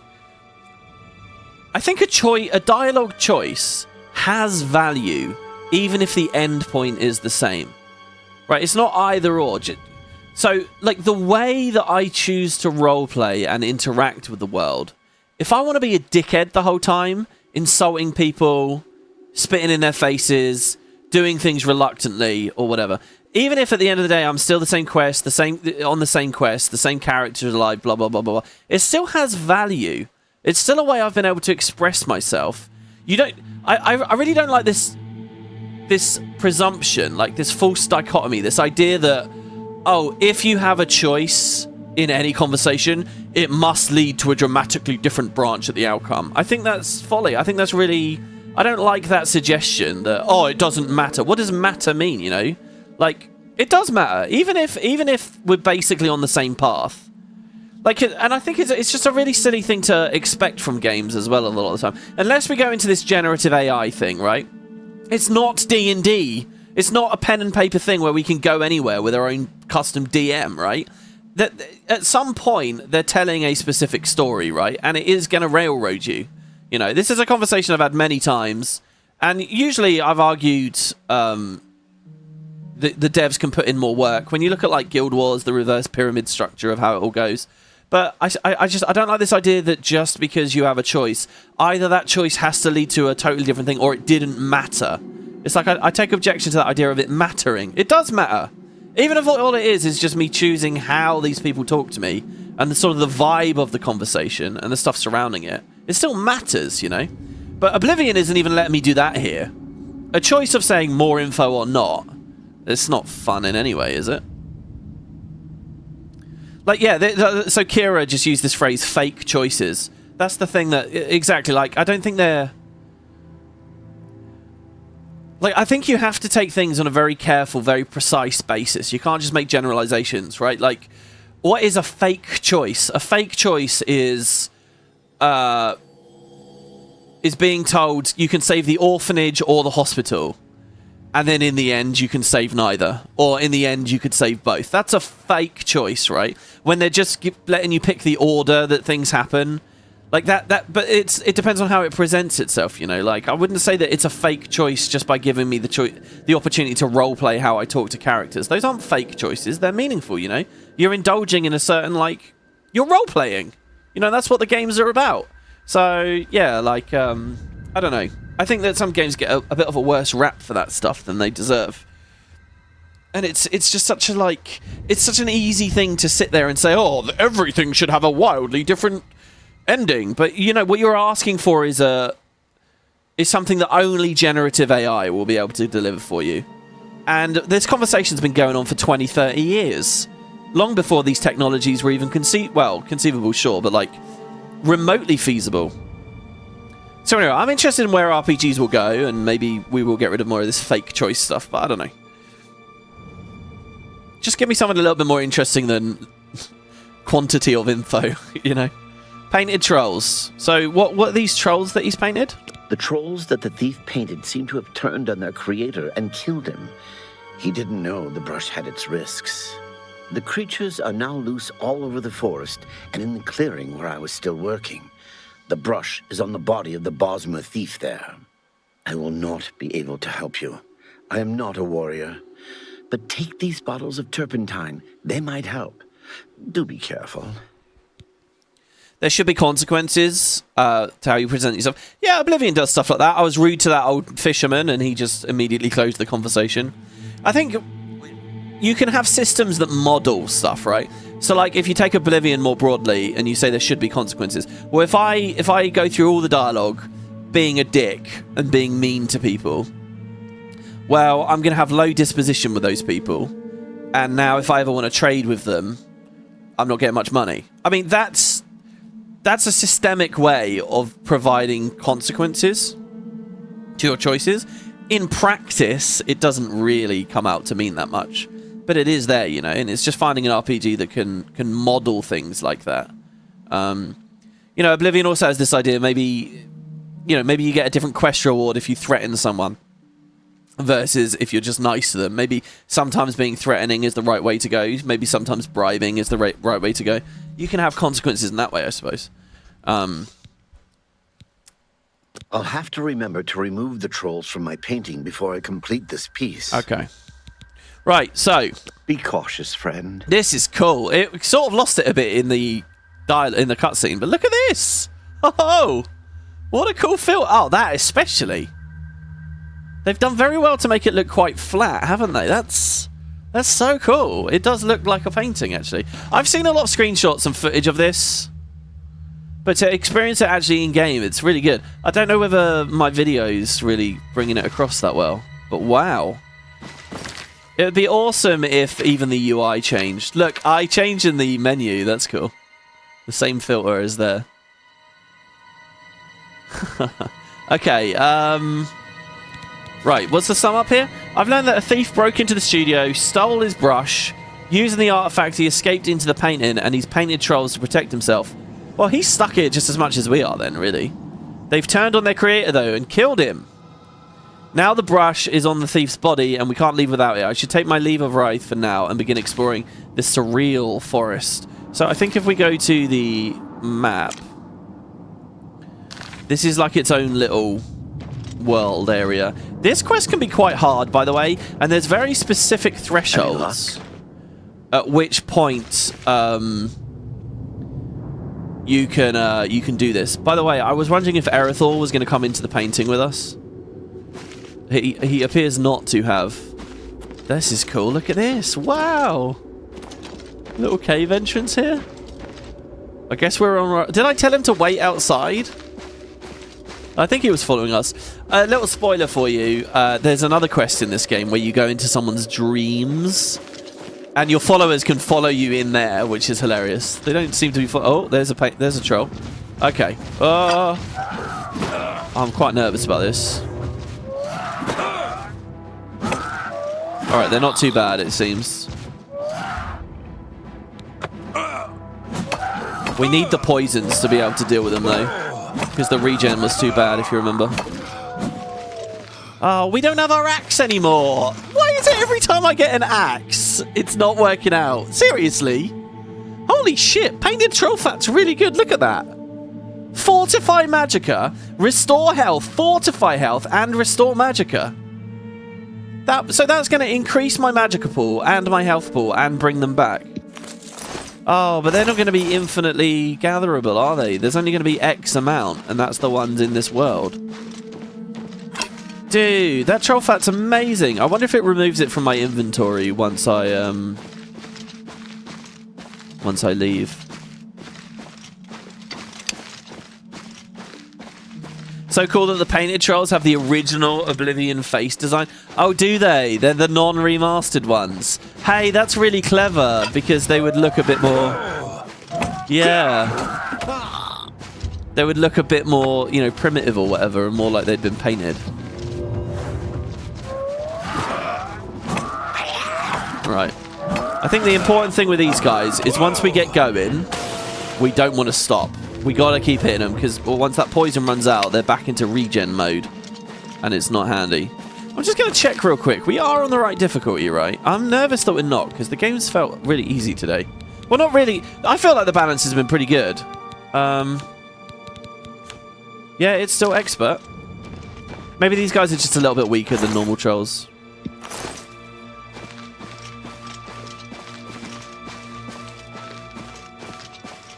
Mike told me that in Skyrim, these guys become resistant to poison.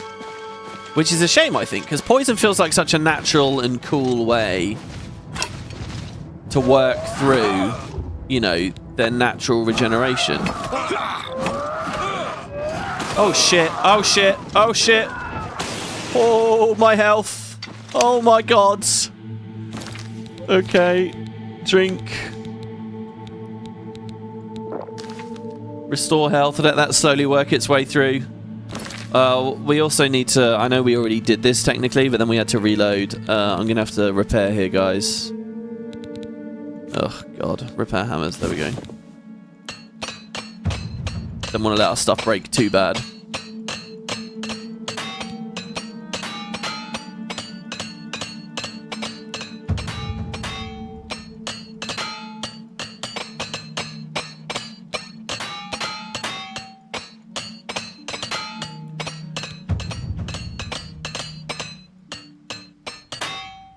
There we go.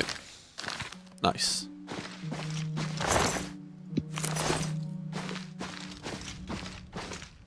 I'm actually going to quick save here while we continue to regen. Get the shield buff on us again. Oh man, I don't remember how long this is. It's quite good as well, because I think it's fairly linear experience, but at the same time, I feel like there's been multiple moments where I've chosen to go left or right or whatever. There's another troll. I mean, I'll gladly farm these things.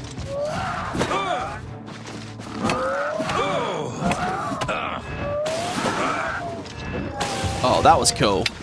Got a bit of poison in, quick little block, some spells, some physical hits. We had a good mix there. These little cubby holes. You loved me in Grimrock? Thanks, man. I was recommended a new game that apparently is a lot like Grimrock the other day. It's a shame the blobber genre isn't bigger.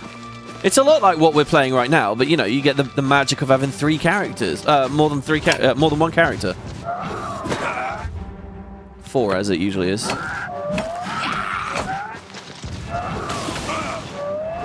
I know it's a little odd to think about you're in a first-person perspective, but controlling 4 people at once.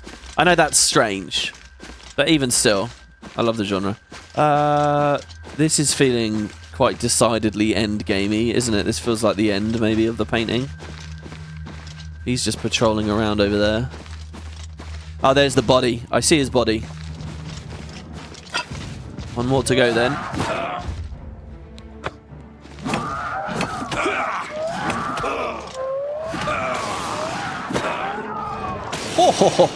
I don't actually need to do these follow-up spells, but man, they do hit hard. This is quite a lethal little area, I think. Here he is. I've located the thief's corpse. I should now search it for the brush of true paint. It's a Bosma thief. He doesn't even get a name. Let's roll the body over, shall we? Man, he's very yellow, isn't he? Wow. He looks more like a high elf. Oh, actually, I think I read this on Wiki as a bit of trivia. I think the name, you can hear his name in a few places, and he looks like a high elf, but the game is calling him a Bosma. There you go, the brush of true paint. I've retrieved the brush. I should go back and return it to Rise, so together we can leave this strange landscape. Should we take his dagger? Nah, it's not worth it. Can leave him to rot. Oh man, I wanna go over a hill and like look at a beach or something. You know what? That's something that Cyrodiil didn't do very well. There's no great beach landscapes. This is cool. I feel like I'm playing Yoshi's Story or something. You know, like look at that skybox.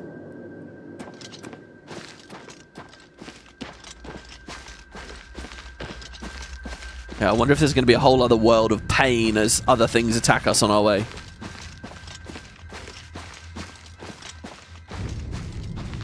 Am I the only one who got a headache from this filter? Probably not. You're never going to be the only one, are you?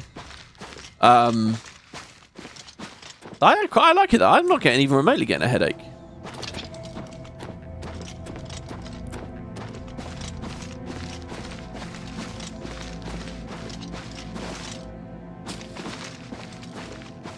This way? Shit. I'm actually really confused about... Is this alright? Is this normal to go through here? Oh yeah, there he is.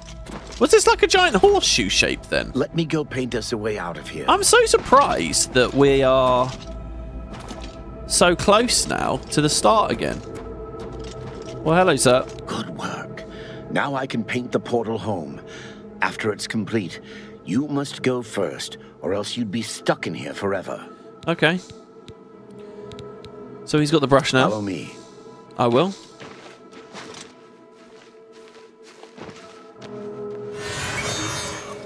It turned into Fallout when we looked over the hill. Oh, that looks super cool. Yeah, and you can see his house from the perspective of the painting. He's used the brush of true paint to paint a door back to his studio. I should now step through and return back to Tamriel. I remember that quest being longer. So like I said, I think there's certain breakpoints, the levels you do it, based on like when it upscales like the strength of the trolls or something. The painting's now sealed and he's safe. I should speak with him when I have a moment. Erythor, you didn't come in. Rice. Oh, my love, you are home safe. I was so afraid. If it wasn't for my friend here, you'd be right. Come, you must need food and rest. I will rest, but I must take care of our guest first. I don't know how to thank you. You have a good heart to help me get back home. I'll never forget what you've done for me. Here, please take this apron as a token of our friendship. It's not much, but perhaps it will help you in the future. All I ask in return is to keep the brush's existence secret. If word gets around that I have it, I'm afraid more than a lone cut purse will visit me. If the painting had parallax occlusion, it would look even more insane. What, you mean when we're inside looking at the painting out, so it looks like it's 3D? Yeah, that would be cool. I think if the filter in general had done it, it wouldn't have worked so well. I think what mattered was it looked really flat. And putting parallax around might not have helped that. So anyway, thank you. You giving me your apron, have you? Hey. I am the one from Kvatch. Safe journey, Sergio. There you go. Did he call me surgeon? Please, Share the hospitality of our home. Thank you. I can stay with you guys now? You're not supposed to be in here. Oh, so a little bit of hospitality, but not too much. That was amazing.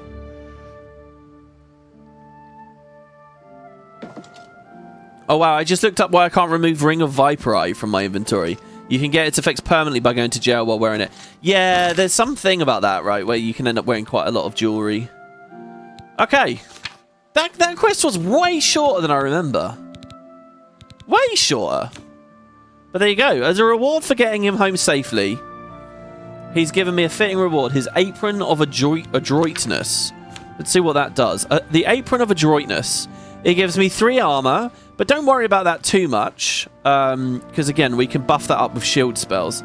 It gives me agility 7 points and intelligence 7 points. It's something, but not too impressive, really, is it? Well, there you go. Sunset again here at Cheydinhal. I think that... So we got the guard quest as well. We could do that. I think that's a good reason to return here one day. We got the house we can buy. We're going to have other stuff going on. There's a whole guild here that I thought we would be joining because we did murder that woman with rock shatter. But the problem is, because she died to poison, it didn't count. I had a really cool little plan, and it got foiled because of the game mechanics. So we'll just leave Cheydinhal for now. Done a bit of exploring. We didn't really explore to the south. Not Christ knows what's out there. In fact, this whole section of the map is like really remote, right? So, like you've got coral handles a lot here. This is fairly remote out here, but Skingrad and Kvarch, Anvil's fairly close, covers most of the Gold Coast. The West World, where you've got Braville, we've never been there, but and Skingrad are quite close. I think if you're looking at the most, when you've got the Gerald Mountains, there's Broomer up there. The most remote area of the whole game is over here for sure. Like, look at this. Sundercliff Watch, we heard a rumor about. Oh my god, that's the Mehrunes Dagon place, isn't it? They said that Mehrunes Dagon cursed that place. Look at that, that's out in the middle of nowhere. But this is really remote. Anyway, what I think is really interesting is if you imagine going to each city via the roads. You know, we walked up the blue road to Cheydinhal. We walked up the black to Coral, down the gold to Skingrad, Kvarch, and thing. But here's the funny thing. If I want to go to Braville, I'm going to go on the green road. And if I want to go from Braville all the way down to Leowin, I'm going to stay on that road. But look at this. Look at this road here under my cursor. It goes all the way up. Right along here, back towards the Imperial City. And I like the idea of walking on that. That's the yellow road. Who knows what adventure and cool stuff there'll be out there for that. And then, as for coming all the way out here, I mean, Christ. I have no idea what's at the very south of those. So much to see. So much to do. Anyway, speaking of all these roads, I think we're going to do the orange road now, guys. Who's ready to continue the main storyline? I think I am. Let's head back to our shack. Let's deposit the apron. Basically, that's the only reason that I'm really coming back here. My original plan was to go speak to Umbacano now as well. We could give him one of our statues. But since we... since the game's infinitely loaded, unfortunately, that's not really going to be doable. I love that you can see the Doomstones like a missive glow, even from all the way out here.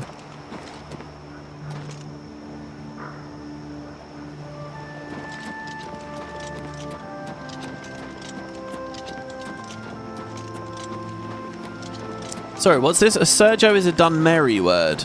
It's an honorific of sort.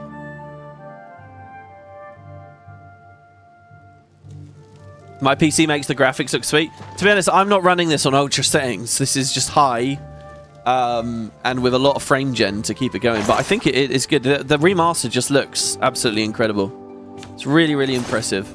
Right, so that was jewelry. And then this was equipment. So, here you go. The Apron of Adroitness. We can deposit that. A couple of things to sell. A couple of the mithril cuirasses to sell. That's not a big deal. Okay. And then from here, let's go back up to Coral. Now, Coral, we can... Before we go to Wayne and... Well, okay. Do we deposit Earthor now? or do you want to stay on an adventure with me? What do you want to do? I'll tell you what. I'll leave you out here with all the beggars. I'll be right behind you. Yeah, you can stay here. Can't wait to be back in Skingrad, safe and sound. With all the beggars and the hive of villainy. You look after my house for a while, Earthor. We're out adventuring on our own for a bit because we're gonna go see the we're gonna go do top secret stuff with Joffrey and Co. And I don't want you to know what's going on there. So, right, back up to Coral.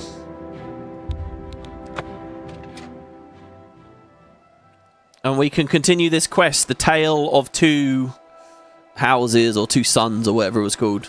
No, it's called Separated at Birth, isn't it? Oh, it's still nighttime. I didn't expect that. I thought we would have ridden through the night. Separated at Birth. So we met Gilbert.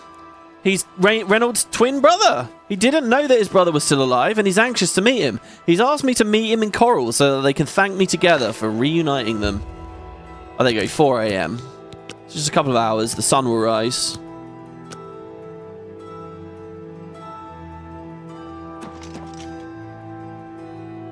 Question is, where is he? Kidnap this man, but can't even trust him with your business. No, this is the Empire's business. I'm trusting him with my house. You know? If he does well with that, then I'll knock a couple of weeks off of his sentence and we'll take him back to Skingrad soon enough. Hey. Go ahead, please. Hi, Arenanet. Have you seen Reynold since he came back in town? Mystery solved, eh? Reynold had a twin brother. Well, he had all of us fooled. Well, I don't think he really knew either. Bye. Bye. It's good to see you again.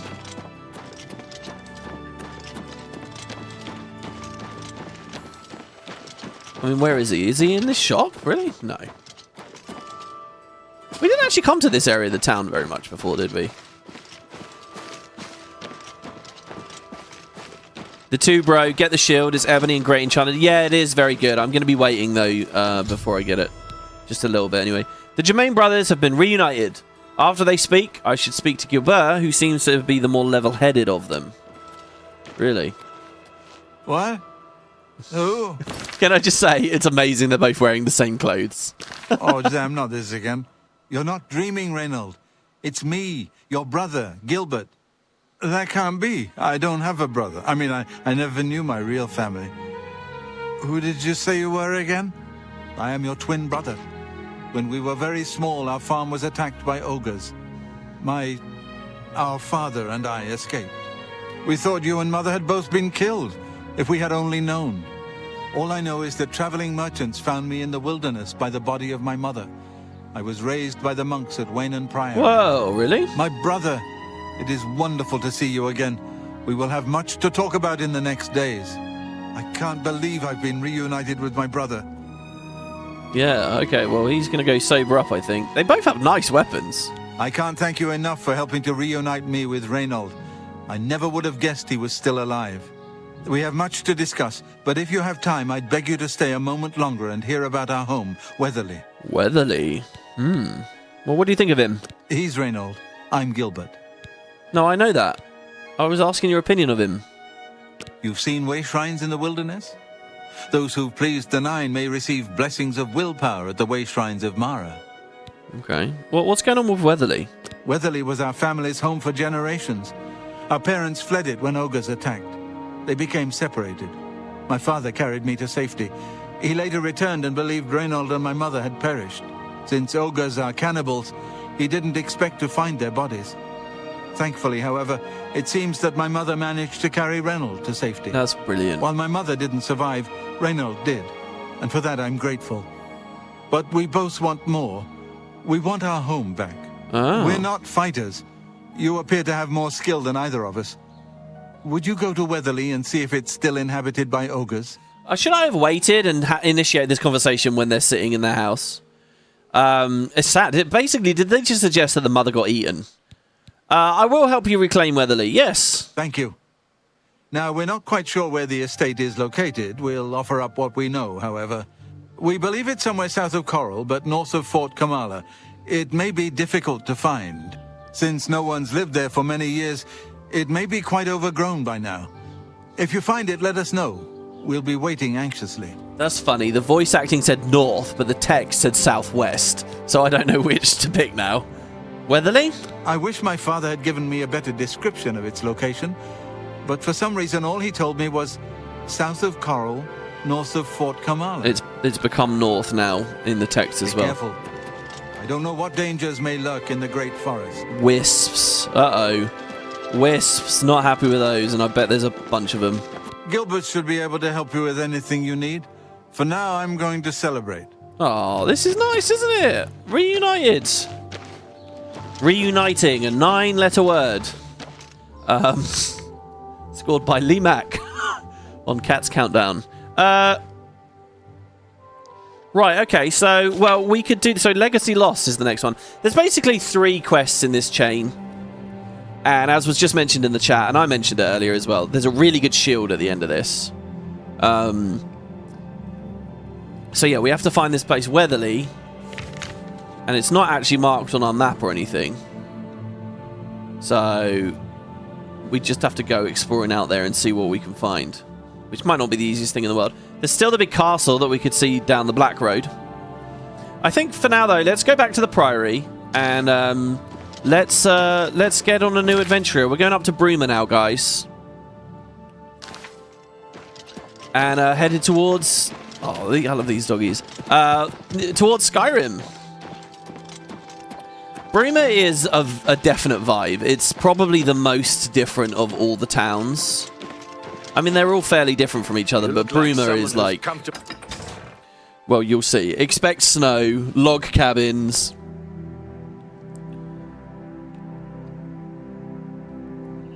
It feels very, very different.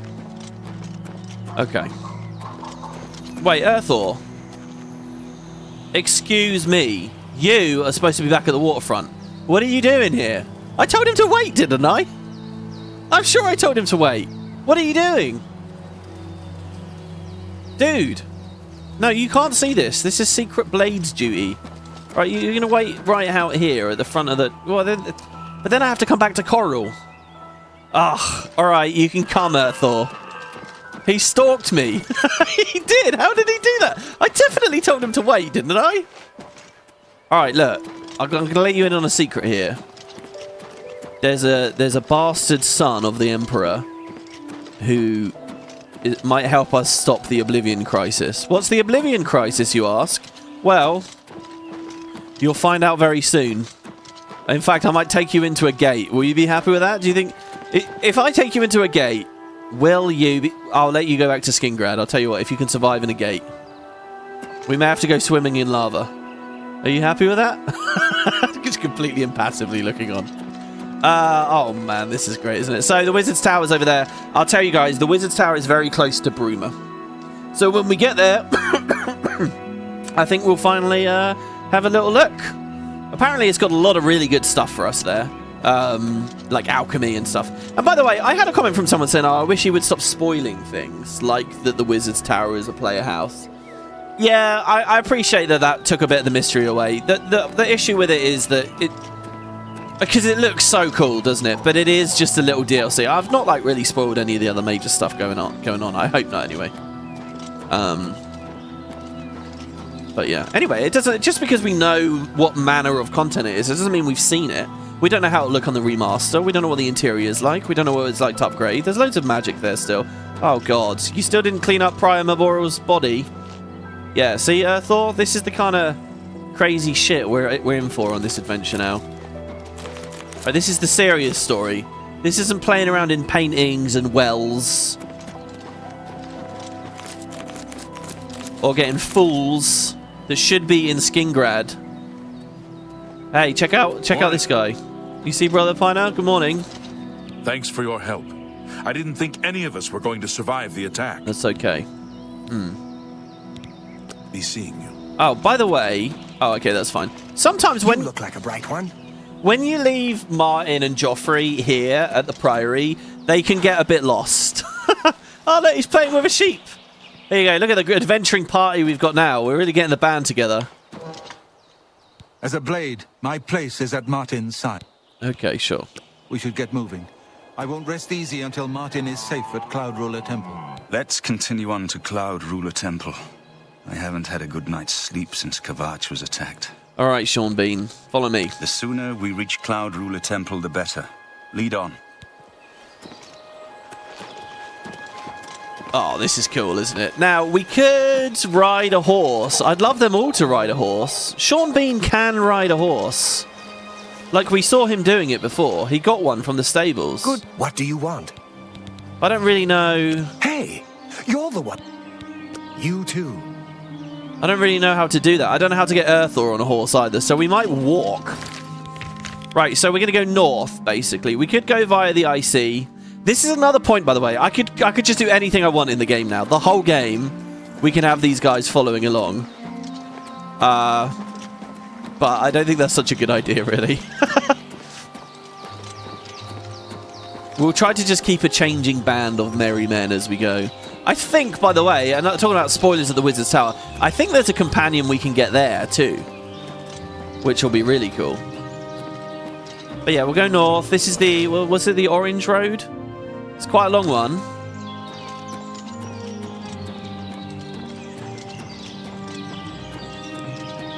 So coral that way, apparently.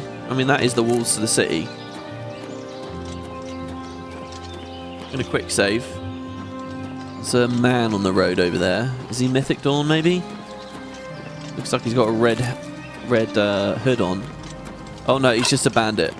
Dude, you picked the wrong day to fuck. Look at this. Borakatosh! Talos bless me. Die, you mangy house cat!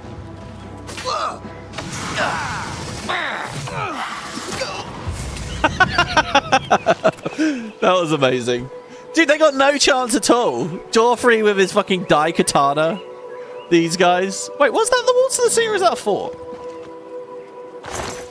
Wow, what's he got for us? An Elven Warhammer worth 800 septims. He's got chainmail. I'll take a little of that. Little bit in pieces.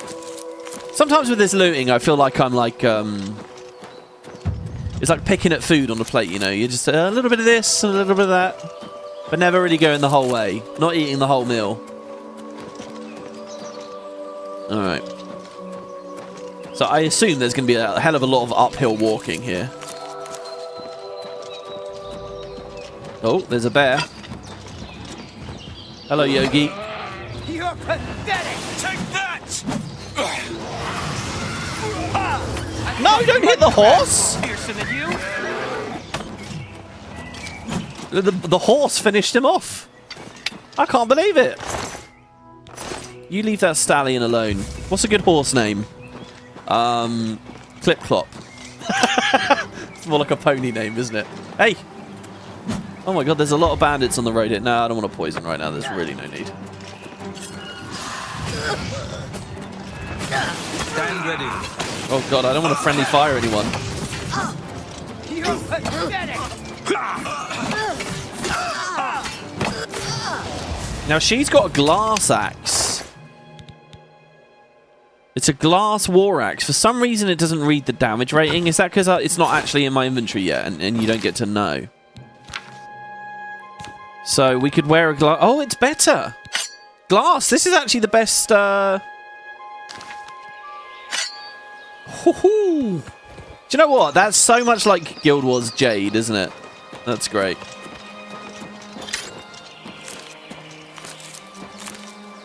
Cool, you'd think I'd have enough Flyer Mantia by now. I like the icon as well. Oh, I think I've realised what's happening. Rock Shatter. Oh no, there is an icon. I don't know, I think that icon just bugs. Because it was showing a fist for so long, wasn't it? And now we're actually seeing the blade icon come on. I think it bugged somehow. I don't know when or why. Get the torch out for a bit of warmth. Shadow's Rest Cavern is near here. Oh, look at the Shadow's Rest Cavern there. I just had a real, like... I don't know, cool idea to just go explore. Something about that made me feel like the way that this game used to when I was much younger.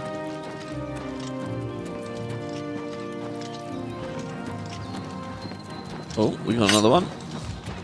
I want to hit it. Damn, they're just going for the one thing that's vulnerable. Holy What's going Whoa, on? whoa, whoa, whoa, whoa, whoa, whoa, whoa. We'll get to Skingrad's. Thor accepts my yield. Okay. I'll be right. I didn't mean to attack Can't wait to be you. back in Skingrad, safe and sound.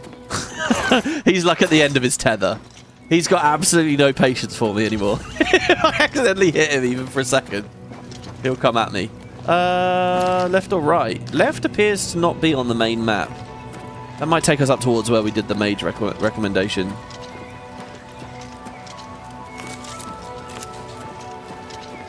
He got another axe. Imagine the game bugging again. That's true. I've just quick saved. Hopefully that way we can avoid that. Everybody's still here and all good? Yeah. Ah, an Imperial Guard. I didn't realise they patrolled all the way up here. Oh my god, he's killed a bear or something too. Stop right there, criminal What? scum! Nobody breaks the law on my watch.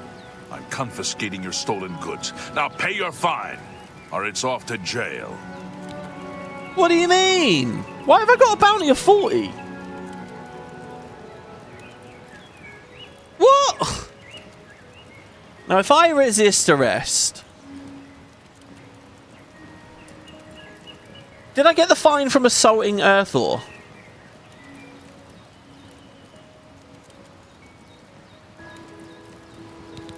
None of these options are good because they all take us off the road. Then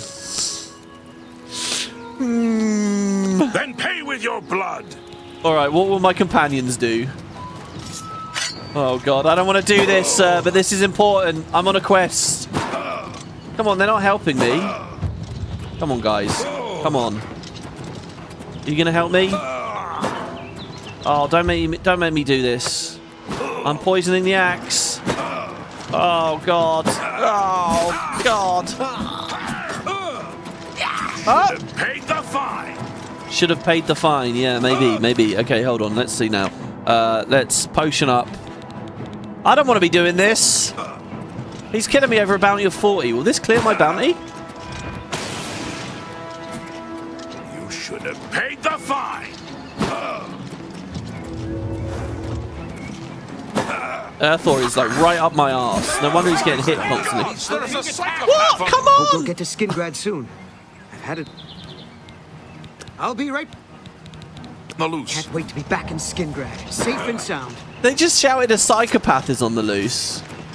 Do you want to yield? Stop! You violated the law. Pay.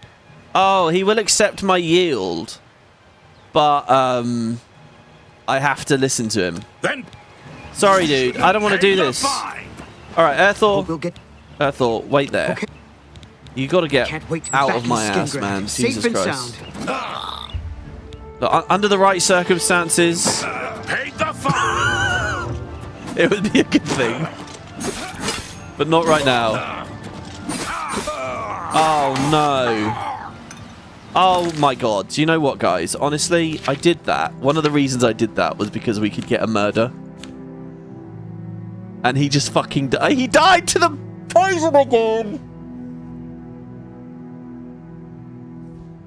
Oh, I'm quick loading then. Fuck this. The whole point there was I was thinking I can get a murder out of this. But he died to poison, so it didn't count as one. So never mind. Let's just not speak to the Imperial Guard, and I think he'll let us go on by. We've got to find a way to clear that bounty, though. I don't want to go through the rest of the game never being able to speak to the guards. Look at this guy. WP going dark, bludgeoning the guard for doing his job. You should have left me alone. Yeah, let's just hear no evil, see no evil, speak no evil. Just ask no questions, and we'll get on with our lives, you know. All right, team, just give me a second here. There's some water.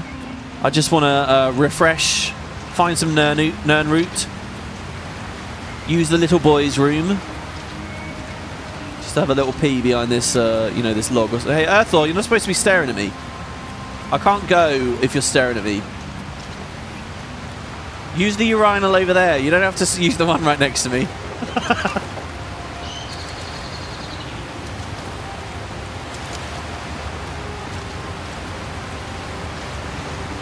Oh, there's no Nern root around. I can't see any. Can't hear any either. I shouldn't. I'm scared that. Oh God! Look, Joffrey. I like this.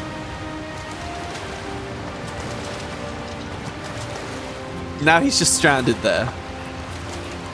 He's trying to turn. There you go. Hopefully the horse doesn't drown. Alright, back down onto the road. There was nothing there. It's cool to have water high up there, though, you know. I think we should wait for Joffrey, maybe. I would blame it on him being a silly old man, but the truth is that he's got a silly old horse. There it is. There you go. Oh, there was a bridge over there. That's cool.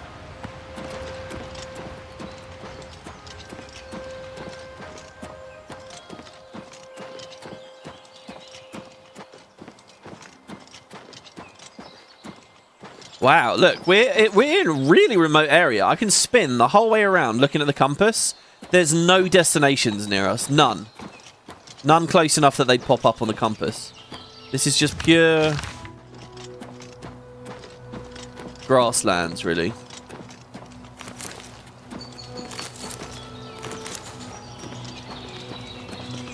I don't know why, but I feel like getting the mushrooms is so much more entertaining than any other kind of gathering. Okay, weird. The map says to go forwards. So I think it's over here.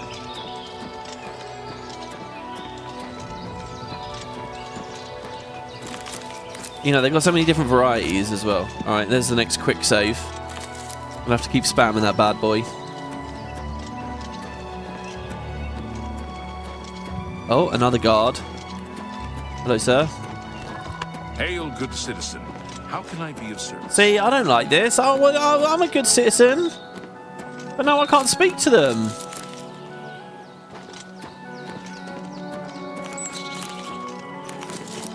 I like being on the good side with the guards. What is my bounty for?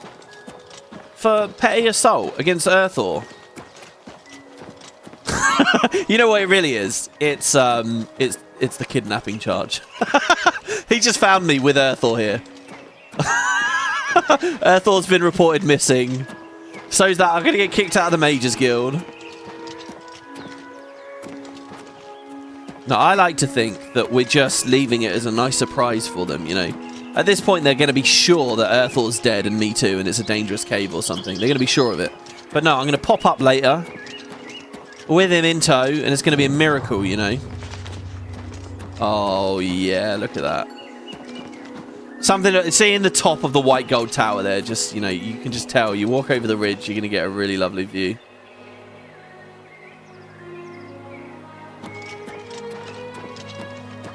I think of everything that the remaster's done for visuals, the view distance is so good. So incredible. I kind of want to like make mods that have like big towers and buildings and other amazing structures on other mountains and stuff, because it's just so good. I think that, and then the lighting is just, the new lighting engine's just absolutely incredible. I mean, it's all of it though, isn't it? All the textures are good, the new models, all the gathering like animations and stuff, the materials and fabrics on the different equipment. It's funny because I was looking at, like, you know, people do like mod showcases in Skyrim of like, here's my load order and look at how pretty it looks, you know, and then they'll sell the list on Patreon or whatever. I was looking at a few of them last night, and I can see that they've improved over vanilla massively. You can see it. You can see there's a lot of work that's been done, and they've gathered loads of different textures and all kinds of things.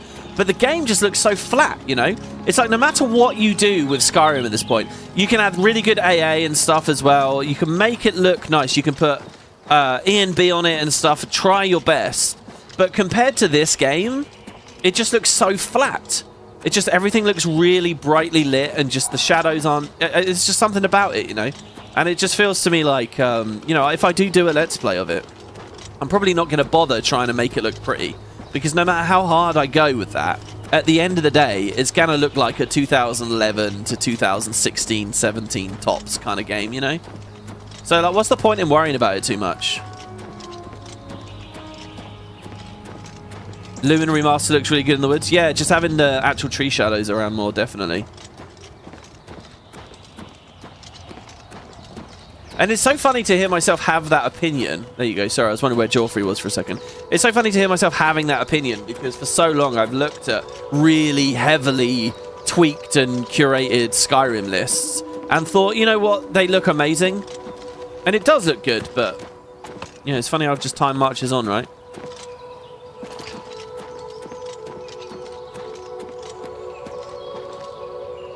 Like, this is hot shit, man. This is so cool. We've had so many amazing views back at the city. Look how high we've climbed. What the hell? We've managed to climb so high, so fast.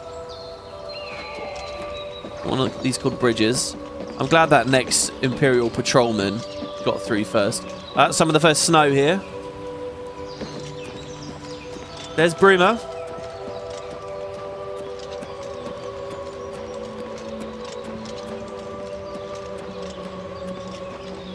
The urge to set acrobatics to several thousand and try to leap onto the top of the White Gold Tower. Yeah, I don't remember. Is there a trapdoor? Is there a way to actually... It's trespassing to go to the higher floors up there. But is there a way up there in vanilla? Like a sanctioned normal one? Or do you have to jump? Oh, there's a wolf here.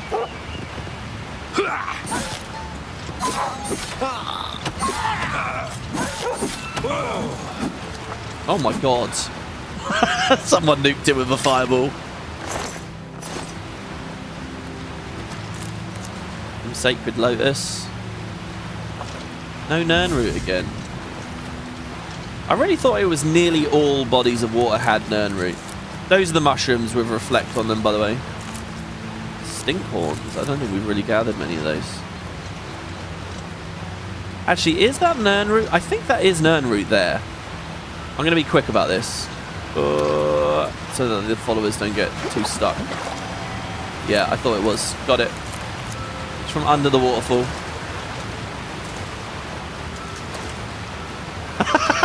What happened to the wolf's body here? Oh, this is amazing. I saw a post about this. Guys, look at this dead wolf, ready? Well, we'll lay him on the floor if we can. Go on. There we go. You see the wolf? You see the wolf looking at me? Oh, oh. It's still looking at me. Oh, it's not just like those painting things. It literally is looking at me. Look at it. The wolf is looking at me. Creepy. Where the hell is Joffrey? Oh, hi. You realised it was pointless to go up there, didn't you? Good man. You knew the dealio.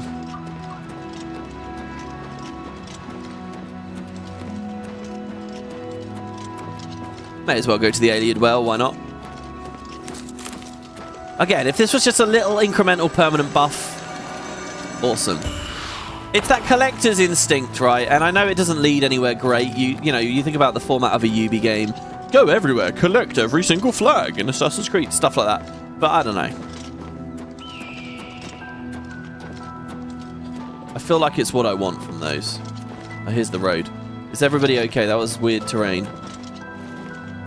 Joffrey once again. You can actually see how the horse is a little bit more of a hindrance. It's because of sprinting too. You know, in Oblivion, in OG Oblivion, first of all, your speed and your athletics don't raise so fast, or you're really aiming to raise them fast. And there's no sprinting, so you're kind of like I'm moving probably way quicker than I would be in the actual original game right now. Let's see here. My speed is at 40, but to be fair, that's not that high. My athletics is at 54 though. 54. That's over halfway. It's not like I've done that much. I've done a bit of swimming. Maybe it makes sense that an Argonian would end up with a bit of athletics if they're indulging in their ability to breathe in the water.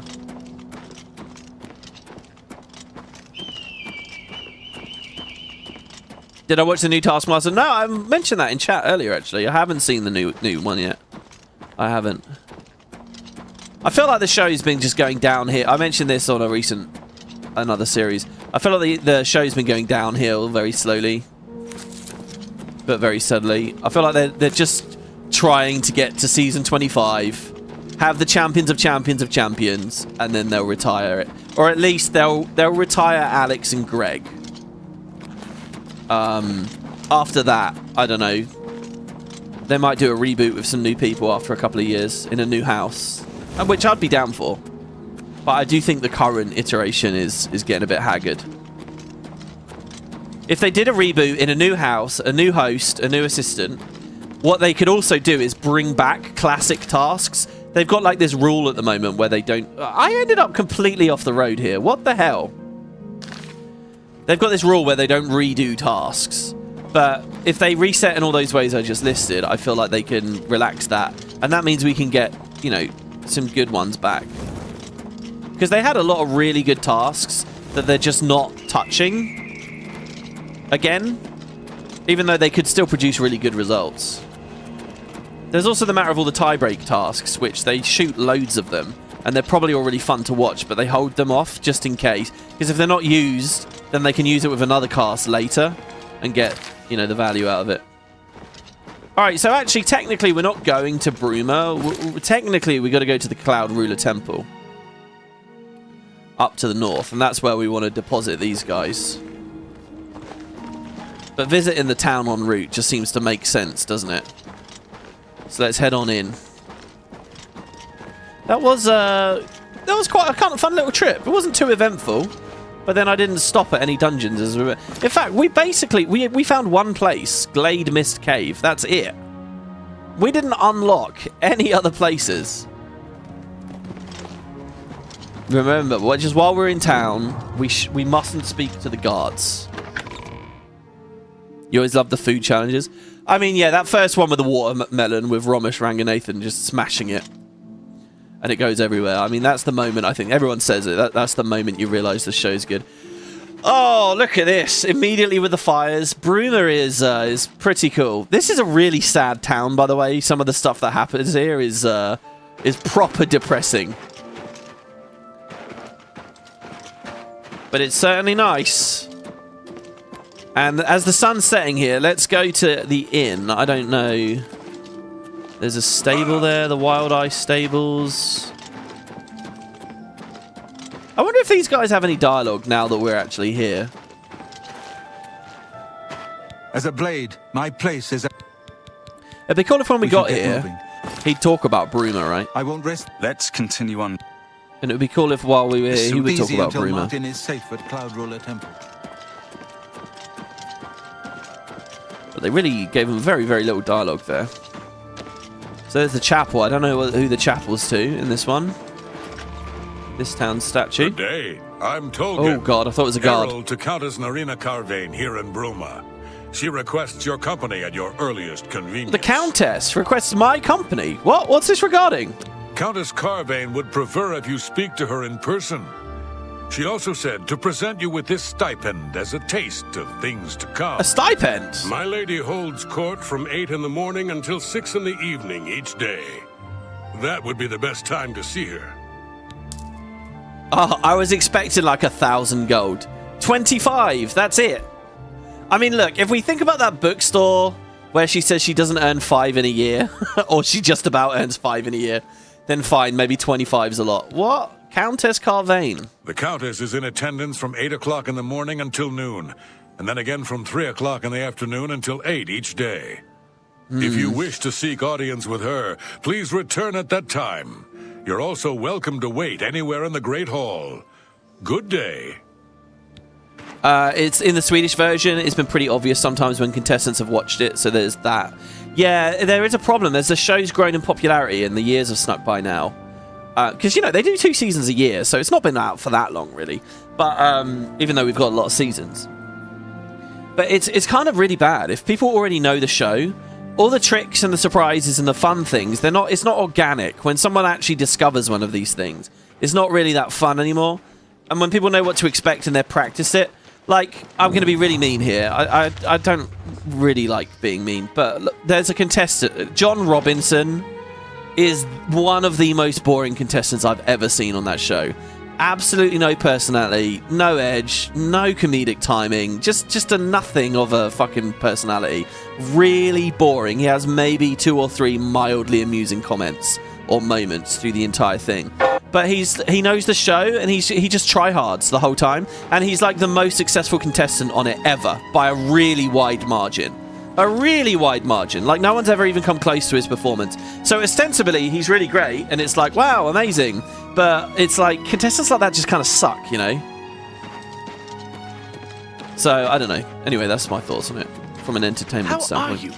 He's like what we... You know, when people like me get nerdy about the show and watch and we're like, oh, I would do this differently. I would do this differently. Oh, I would do this. And you like to imagine you go in there and you'd boss mode all of them. It sounds cool, but it's actually not entertaining at all to watch. And that kind of hyper-competitivity is just like, ugh, I don't know. It's not entertaining. It's what we all like to think we do, but when you actually see it play out, you realise it's like, it's not good TV. Greetings to you. And anyway, stuff like that. My point isn't to bag on John Robinson there. My point is that more of that will be happening as time goes forwards. Oh, is it Robbins or is it just Robinson? I don't know. Am I getting it wrong? More reason we shouldn't talk about people. But there you go. You okay. Get any closer, and I'll turn your bones to ash. Back off. What did you say to me? I have no time for your pathetic attempts at small talk. Now walk away before I get his ass. Wow, that guy's a dick. Jesus, what do you know about that guy? What can I do for you today? I don't know. Tell me about that dickhead sitting down. The Countess is Heartland Nibanian, and so are most guildsmen and chapelmen, but most others are as Nordish as you'll find. Okay. Very near to Skyrim. Good journey to you. Good journey to you too. Okay, I just want to... Oh, wait, sorry. What can you sell me a bed? I've got a room, and a cheap one at that. You're looking for one? Yeah, I'll take it. Right then. Head up the stairs. It's the first door on your right. Remember, I didn't say it was clean. I said it was cheap. Okay, thank you. All right, we paid 10 gold for a cheap. Hello. Good journey to you. Okay, oh my god. See, think about the price of these inns. She was just pushing me. Oh, I see you teleporting onto the table there. Yes? What do you think of Bruma? We drink because we're happy. We're Nords. It's just the thick tongue and fat head the day after that makes me unhappy. Okay. Any rumors? Olga sure can tell a good story. I'm not normally a big fan of Bard's tales, but she's got some good ones. See, it's funny. Take care. These guys don't feel like Nords to me, having played Skyrim, you know, because they went so much better with like the whole Viking aesthetic and stuff. You get any... Here, these guys just feel like they're cosplaying Nords, you know. They're Imperials just cosplaying it. Have I watched the last one laughing? That's supposedly the next big show like that. I think that the concept behind that show sounds ridiculous. Like it might be bad. And I watched one clip from it. It was Bob Mortimer and Richard Ayoade. And it made me cringe out of my skull. And it looked really fake and put on as well. It looked like neither of them found what they were doing funny at all. And they could have gone on forever. But the cameras are rolling, so eventually one of them has to fake breaking. And I couldn't get into it. Nobody else seemed to feel that way in any of the comments or anything. I might just be being a moron with it, but that was the little clip I saw. And I just thought, oh, I don't know about that show. I'll probably give it a shot, and it might be really good. I'm not trying to judge it too early. It might be good. But yeah, that one clip there was something a bit weird about it. I don't know.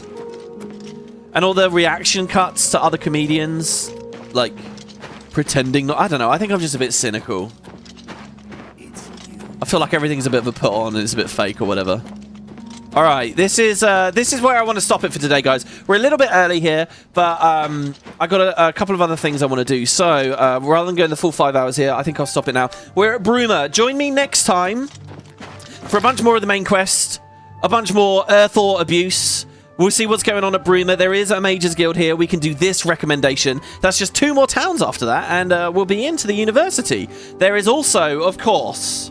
looming overhead, Frost Crag Spy. It's a bit too misty and dark at the moment. But Frost Crag Spire is nearby. And I think... There it is. There it is. We will be going up to that tower on the next one, guys. And in the meantime, I will go back to that other dungeon, Fanaschool. And I'll complete it. And probably level this... Well, no, I want to get all that stuff happening on screen. Alteration is at 47. I think on the next episode it'll be really close to 50, and we'll nail it. But yeah, we can also get the glow dust from the Mages Guild here. Might take some time on the next part to pop back to Anvil 2. There's so much going on. Thank you very much for watching, guys. Thanks for keeping chat going. anyone, you know, when chat isn't moving very much and people get in there and they get very conversational, I really appreciate that. Thank you all. It's been wonderful, everyone. So I'll join you. I'll see you next time for the next episode of the LP tomorrow, same time as always. Here at Chili Bruma. Oh, I had such a good idea there to equip my torch. We could get the warm light of the torch for the outro. Have I lost my torch? I guess I've lost it again now. Maybe it burnt out. We'll just huddle over by some of these fires for warmth. There we go. Thanks, everybody. That's it from me. 10 PM. I'll see you next time. Ta-ta!